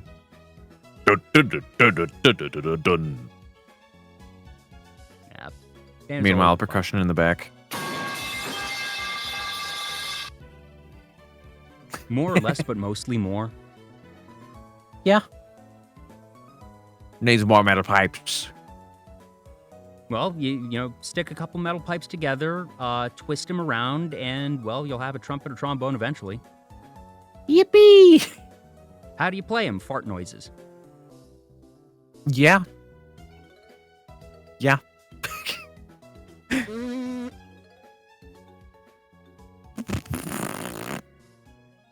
It literally is just it's from the center of the mouth instead of the sides. It's fart noise. Don't use it's not from the inside of the mouth, it's from the lips. The lips. Yeah. And, It just works. It just works. Mm-hmm. Sort of doubling back, just tech and VTubing, that with your background Yes. in learning and coding and infosec that there's all these different things, and obviously you've already tinkered quite a bit, and that you have this, the vast array of sounds and models and things. Do you have what is the next layer? Is there something that you're looking at and saying, okay, even if I don't have it right now, the next layer, the next axis of creativity to add to your already impressive repertoire? So, whilst I haven't messed with this yet for whatever reason, at some point I want to work up the willpower to work on a chat AI bot. Oh, to what end? So- because that could take any number of forms. Yeah, I want to just have like one of those stupid bots that just like recycles stuff from the chat and just like spits it out. And probably mix that with like VTS Pog as well. I haven't looked into any of this yet, by the way. So I It's guess, been stuff is that this- I've had like on the table for like forever. So is this going to be a bot that is trained off of your chat? Yes, it'll be like a little buddy that I have on stream that'll just like say stuff through VTS Pog that it'll spit out through like a little AI buddy Yeah. or little controlled tiny model that I have on screen, and then also often just like spit out random like what was the term for it? It was the I'm trying to check real quick. Hold on, I have like a note somewhere. Not that one, not that one.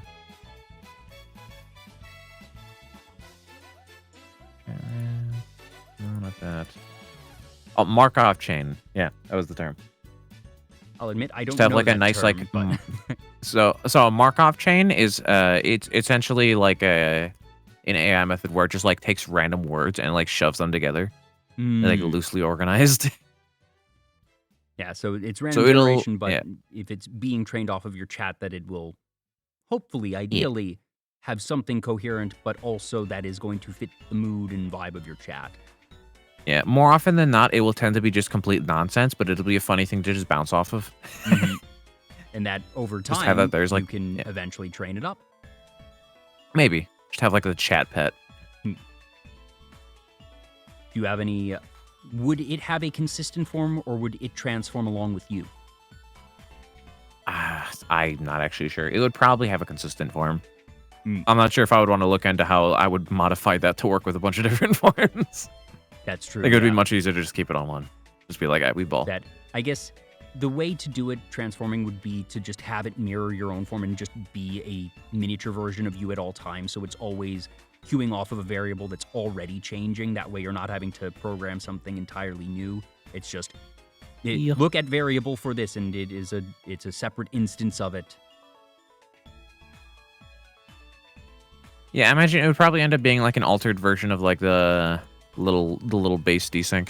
Yeah, little guy Little has base been just copycat. sort of quietly hanging on my ceiling all show long. He's been very well behaved, actually. Yeah. Just chilling. Just He was a, vibe. just a funny little guy, just always watching. Always Always watching. I'm always watching, Wazowski. Always. But yeah. Well, we've been at this now for darn near 4.5 hours, and I do realize that we probably do both need to eat at some point, but this has been so much Understandable. fun, and I do know that if left to our own devices, we could probably go at this for a very long time. But Yeah, we just kind of hanging out, talking about all sorts of different stuff. But this has been so much fun, definitely, that there will be more fun and talks to be had, especially at the 4th anniversary charity marathon, well in advance. Like I said, about 9 months away, but I already have like ideas of one of the fun things that I get to do is that's when I get to play matchmaker and find folks that either I know each other and say, okay, this is a surefire power hour. I'm getting these two known quantities together, and they're going to just be let loose with me for the purposes of charity, and that chaos will ensue to incentivize charitable donations to Child's Play. Or I get to say, okay, you have never met before, but you both said that you would be interested in being with people on stream that you have not met before, because I do always ask my guests the permission that I have like a full Google form and everything. There's an intake process, and one of the big questions is, would you be okay being on stream with somebody you don't know? And fortunately, a very large proportion of people say, yeah, sure. And that then I get to have fun, say, you haven't met before. You should and you will. That's the fun stuff. It is, and that just grab like two people that have like similar energies. Like maybe one of them's like a chaotic gremlin that really likes guns, and then you find another one that's also a chaotic gremlin that really likes guns. You put them in a room together, and then you just let them roll. Just that I look at generally either do they have at least one significant common interest. That could be a genre or just a style. It could be something based on just, like you said, their vibe, how they conduct themselves. What is the energy of their stream? And that I find, I need to find a similarity. I'm not necessarily going to throw two diametric opposites at each other because, yes, while opposites can sometimes work, I try to find some semblance of logic between my pairings, and that if I do say so myself, my batting average is quite good. That I've had everything from just, all right, here's 3 chaos factors that have not met before, and yes, indeed, I have let them all loose at the same time, and it is the exact flavor of chaos that I wanted. I don't know if they have spoken again since, but they had a good time. To, all right, you, and you, let's try this, and that now they're better friends with each other than I will ever be with them. Oh, and that just warmed my heart. Just like I got to introduce people that became like really good friends, and that's half the fun for me for the charity marathon. And that I'm already sort of ideating of like, oh, there's so many people, but also I know you know a good number of my guests already. That I could take the easy path and just throw you together with a couple folks that I know you've worked with, and that could work too. But that's a problem for future Jay. Yeah. I like to think that I'm really good at like matching other people's energies and just like bouncing off of them. However, like if someone's doing like crazy high energy, I can either try to be like the comedy straight man, or I could just be another chaotic gremlin in the room. Yeah, that's the fun. That's we need chaos. I can bring chaos. Yeah. Please don't threaten the audience. They've been very well behaved, except for you. I'm looking at you, Steve. Yeah, Steve. Why'd you do that? We saw that one part when you were, when you didn't laugh when someone cracked a joke. Hmm? The applause sign lit up, Steve.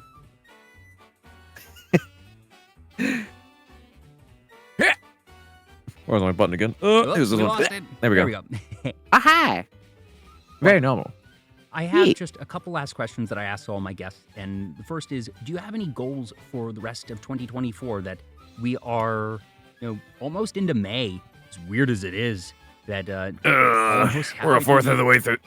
We're a third of the way through here.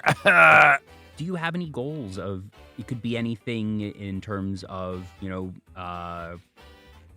metrics based, or that it could be a project that you're looking to get into, a game that you're hoping to play, a game that you're hoping to make? Is there anything you want to be able to do before the end of 2024?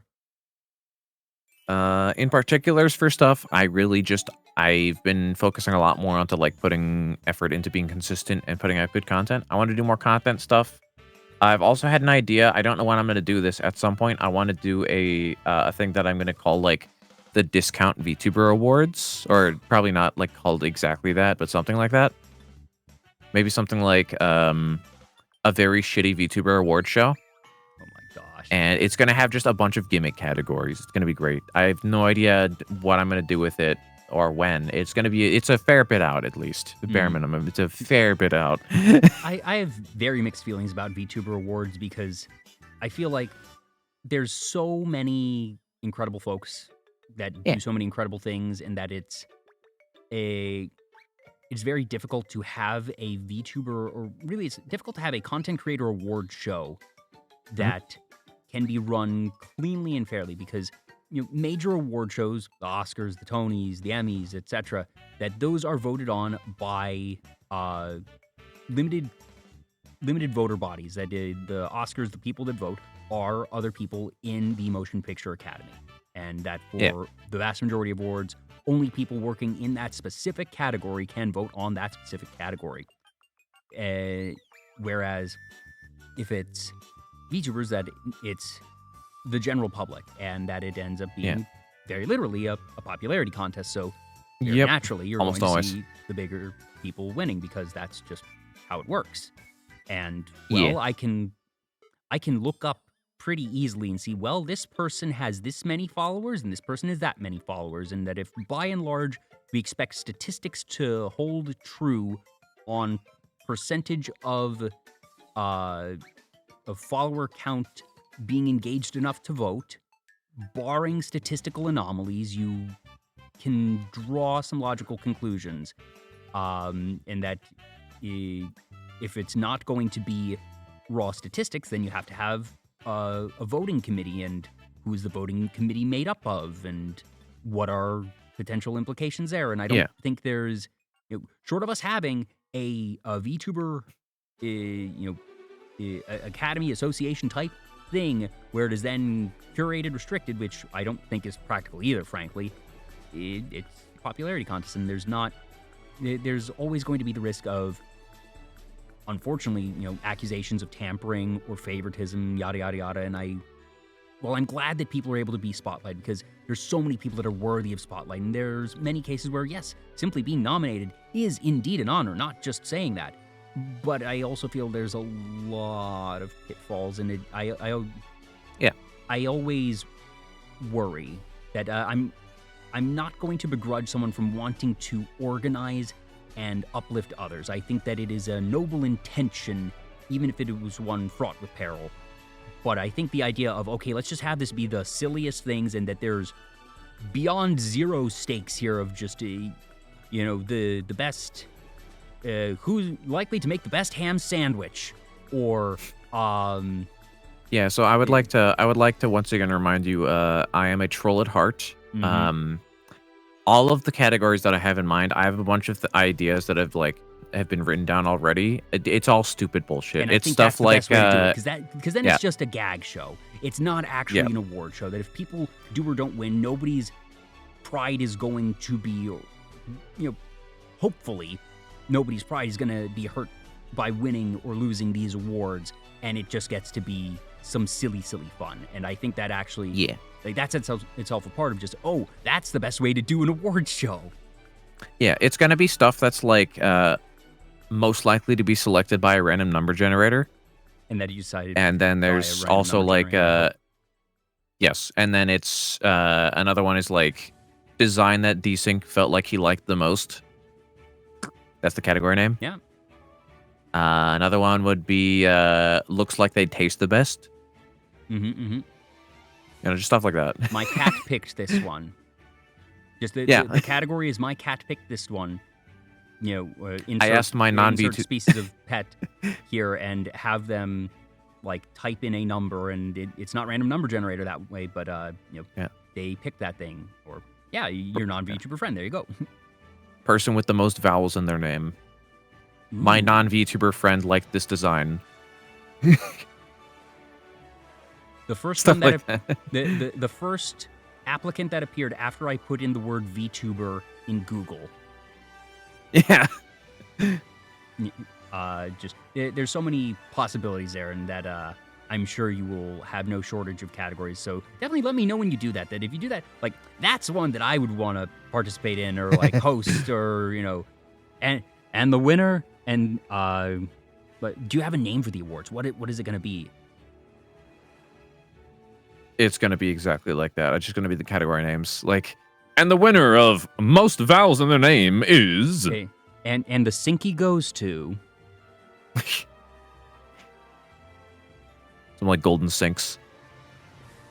There we go. Let me just, pop. Aww. Yeah, I think because that already looks like a trophy. Just put a base at the bottom of it, and you're done. Just, draw a gold line, horizontal, at the bottom of that, and there's your trophy. Yeah, for that, I took what the golden kappa looked like, and I tried to mimic it on the sync form. Perfect. It's great. It's art. Yeah. And the last question I ask all my guests is, what does being a VTuber mean to you? That we discussed tonight. the different ways that different people are able to interact with VTubing, the benefits it offers, the options that it offers. And there is no wrong way to be a VTuber. Certainly the way that you've chosen to be a VTuber is extremely unique, already in an area that is unique to begin with. I've had people say being a VTuber lets me get in touch with my inner child, or lets me be someone that I can't be in real life. Others have a more clinical approach of, I do it because it allows me privacy and creativity, or it lets me be a show person in a way that I couldn't be otherwise, and there's no wrong way to be a VTuber. But for you, Desync, what does being a VTuber mean to you? I mean, there's a lot of different ways that I could respond to it. There's also a lot of definitions that can be interpreted for what the question is actually asking for. That's why I asked it last. Yeah. I suppose some stuff that I could go off of from it would be stuff like, well, I guess being a VTuber is like, it's mainly just, it's a fun outlet. It's a good creative space, and it's a good place to like make friends and just like do stuff. Content creation. Just kind of like a nice overlapping term for like a section of content creators who take like a specific route that they choose to go for with it. There's also like the VTuber community stuff that's often talked about a lot. So like there's oftentimes there's like, there's also like drama and stuff, but it's like, you know, every community has. When you have so many people, some fraction of those people are going to be assholes. Yeah. Every community has bad people in it. It just so happens that in the VTuber community, it's so interconnected that whenever someone is an asshole, everyone hears about it. But in some ways, now this can, I see that as a feature, not a bug. Kind of. We're really this can good get at getting, a bit, well, yeah. This can be a bit of a problem sometimes because it'll often be like, oh, you're constantly hearing about like the bad stuff. But like, that's the thing. You're hearing about all of the bad stuff. There's no like, so alongside this as well, it's also got some of the, like, how the many most people you're not supportive hearing people about out there. We saw it's those got some of pictures, them, hundreds and hundreds and hundreds of VTubers that there is not drama about. That Yeah. I do not think that the proportion of problematic figures in the VTubing sphere is any greater than you have in other content creation or creative spheres. Look at Hollywood, look at music, look at cosplay. It doesn't matter. There's always going to be problematic people. And that, yes, there are cases where dirty laundry is aired more publicly than it probably needs to be. There are a lot of cases that I look at and say, I wish you had been able to handle this as adults privately. And then there's other cases where I say, yeah, I'm glad this came to light. That's a good thing to know. And obviously, you know, as in anything, there will be some fraction of cases where things are, where blame is wrongly assigned, and that is unfortunate. But again, a risk that will happen in any field. Does not matter if it's VTubing or otherwise, but at the same time, you know, people get called out for being bad people, and in many cases, they are no longer associated with, and it's unfortunate that people get wronged and have to go through those things, but you know, at least the VTuber community takes out its trash, or tries to. Is it messier than it should be? Perhaps. I won't say that everybody in this space is adults.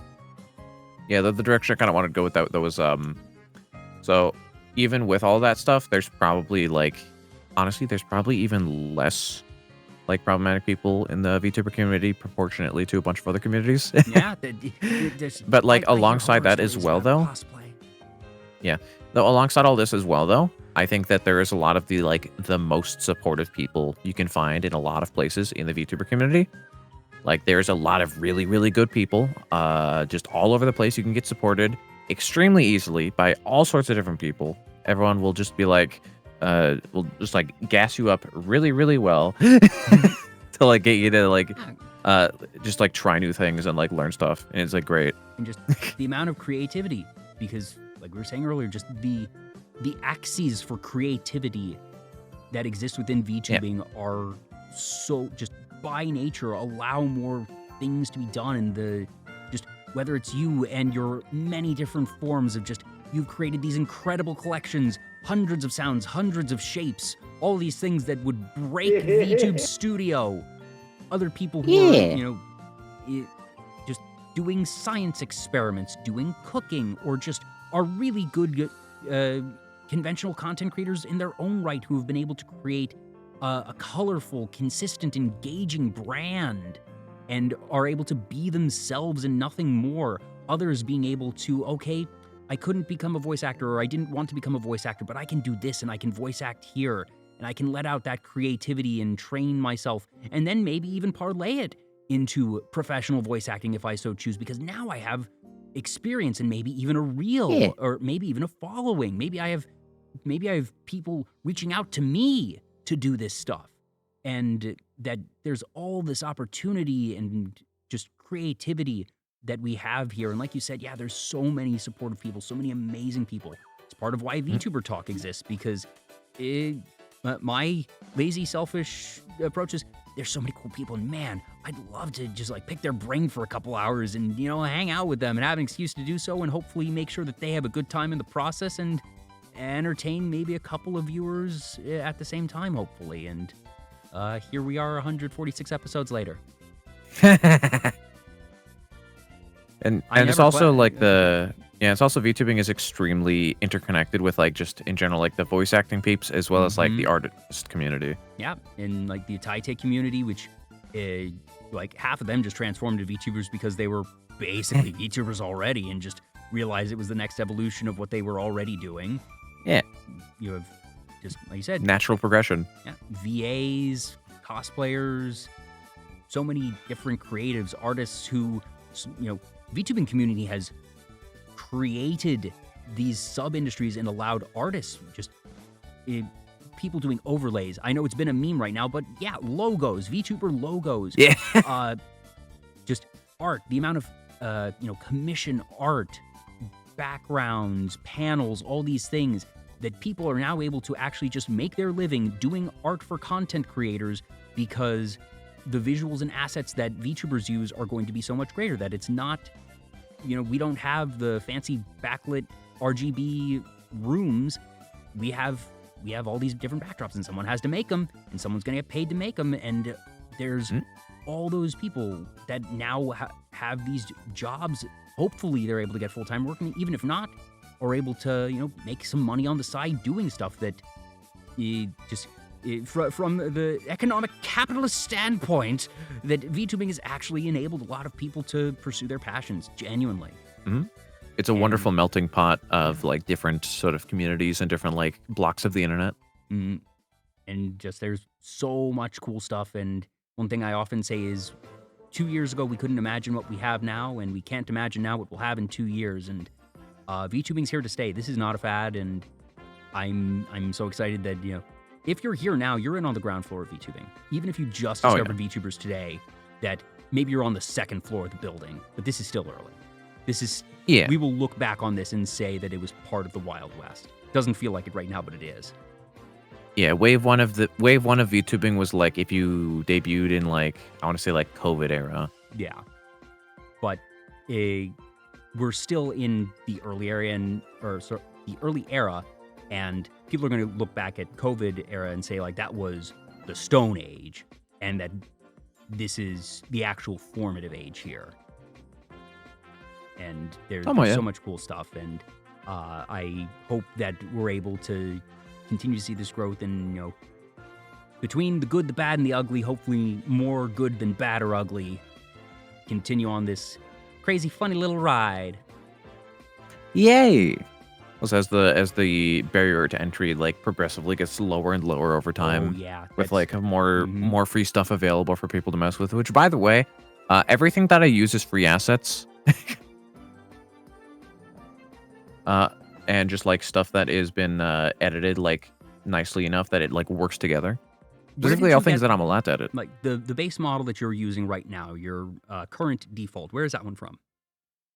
So this one was actually a interesting thing about this one. It's actually so unknown because it was a test model that someone had made at one point that I found through Reddit at one point. And the person who made it had actually made like made like a lot of HoloLive art and stuff. This was like a thing. If you are familiar with it at all, there is a bot on Reddit called the Pecofy bot. Yes. Yes. That was the origin of this. Huh. Yeah. Now So it was someone's like original test model, and they released it as like they'd worked on it for a while, and we're like, all right, here you go, everybody, do whatever you want with it. Boom, here you go. And because they only showed it on Reddit that one time, almost no one knows about it. So it's also effectively a unique free model. How about that? Hiding in plain sight. Yeah, it's still credited correctly too. Yes, always credit your artist, people. Yeah. Well, I do actually have one last question, and that's would you like actually, us to raid? But actually, right before that as well, the guy who made it originally, they actually they disappeared from the internet at some point as well. I don't know what they're doing now, but their Twitter account randomly died years ago. Oh, that's unfortunate. Hopefully nothing bad. Yeah, let me actually check real quick. They haven't suddenly revived, right? I mean, I guess they retweet things sometimes. Yeah, they haven't tweeted anything since 2022. Oof. Yeah. They're cool though. Yeah. And certainly that they were able to help them be part of your journey that they live on in their own way. Yeah, I don't think they even know. Someday they're going to discover and be like, wait a minute. That looks They're familiar. gonna be like, what the fuck? Why? Hold up. It's like, yeah, I don't, it's definitely, because they probably have to do a bit of a double take because it's, dark and inky and inevitably not the original color scheme. They'd be like, wait a minute. That's my thing. It's still credited. Yeah. Yeah. And the items actually that make up the body and stuff, that's a lot of those are made by the same person. Not this person, but a different person. Draken Knight. Who made the eyes? The eyes? Because I guess you have That eyes is, that you put on everything. Is there a the singular eyes? eye That's this. file? So it's just versions of this. That's just Black Cat. Okay. Blackcat.vts. A good Funny little blobby face rig buddy. file. Someone ported it to VTube Studio at some point as well. When they added the workshop. I found it on face rig actually. I feel like I should but, make one of those. Just turn it gray and be a blobby microphone every so often. Yeah, slime gang. I have my own little blobby ones. That there's the cherry, goodness, not cherry, strawberry PIPSQUEAK, Ooh. and the PUMPIINO WOBBLER. We have the cherry, we have the berry, and Yeah, we have the very berry. It is sort It of is weird like the berry, but very. that the two variant models are indeed both fruits, strawberry and PUMPIINO, and I suppose you could say that all of my models were made by edible creatures because this is done by CAPTCRABS, Ooh. which is entirely unrelated to me enjoying crabs as mentioned earlier. That was just a lucky coincidence.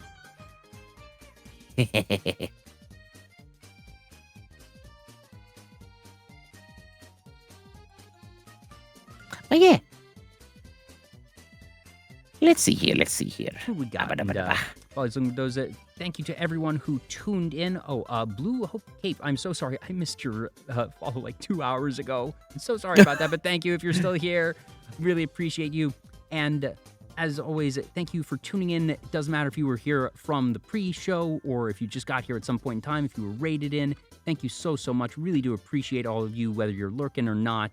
If you are not following Desync for some absurd reason, please be sure to do so. Let's see. Yeah. And if you want more shows like these, that I do these about once a week, you can just follow me here on Twitch and Twitter. It's Vtuber Talk both places. I, hopefully, knock on wood, have a show this Sunday. Should be good. Like I said earlier, I don't want to announce it quite yet because every time I do, something always happens. I need to wait just a little bit and after the show, and then I announce, and then we're fine. I'm not going to tempt fate this time. But I do these just about once a week. Had a couple of weeks off, just busy, but in a good way, but glad to be back in the swing of things. And what a way to return with just a wonderful, solid 5-hour show, man, of just, it had a couple of shorter shows recently, and that I could talk for a very long time, and it's always good to just, get on fun little rambles. And I really appreciate you taking time out of your schedule to be here with me tonight. Yeah, it was fun. It was like a hangout. Yeah. I've also been frequently told that I infect people's vocabulary with certain lines, including Yeah. and what was the other one? Fuck, there was a second one. It's primarily that one. Primarily the speechism of Yeah. It's such an easy, fun little thing. Yeah. So who we raiding? Where we dropping? Where we dropping, boys? Yeah. Rattle 'em, boys. I guess my eyes are immediately drawn to, I guess, like Makazon. Oh. The way you said it, it was like Makazon. Who's Makazon? I know a May. Oh, but it's Maka space or apostrophe S is on. Yes, Maka. Absolutely. Love May here. So we're going to stop May's by great. and say hi to May. Be sure to let her know that Desync sent you all. And once again, thank you so much for tuning in. Thank you, Desync, for being here. Hope you all have a great rest of your evening. And I will see you all next time. Bye-bye. Thanks so much for coming around.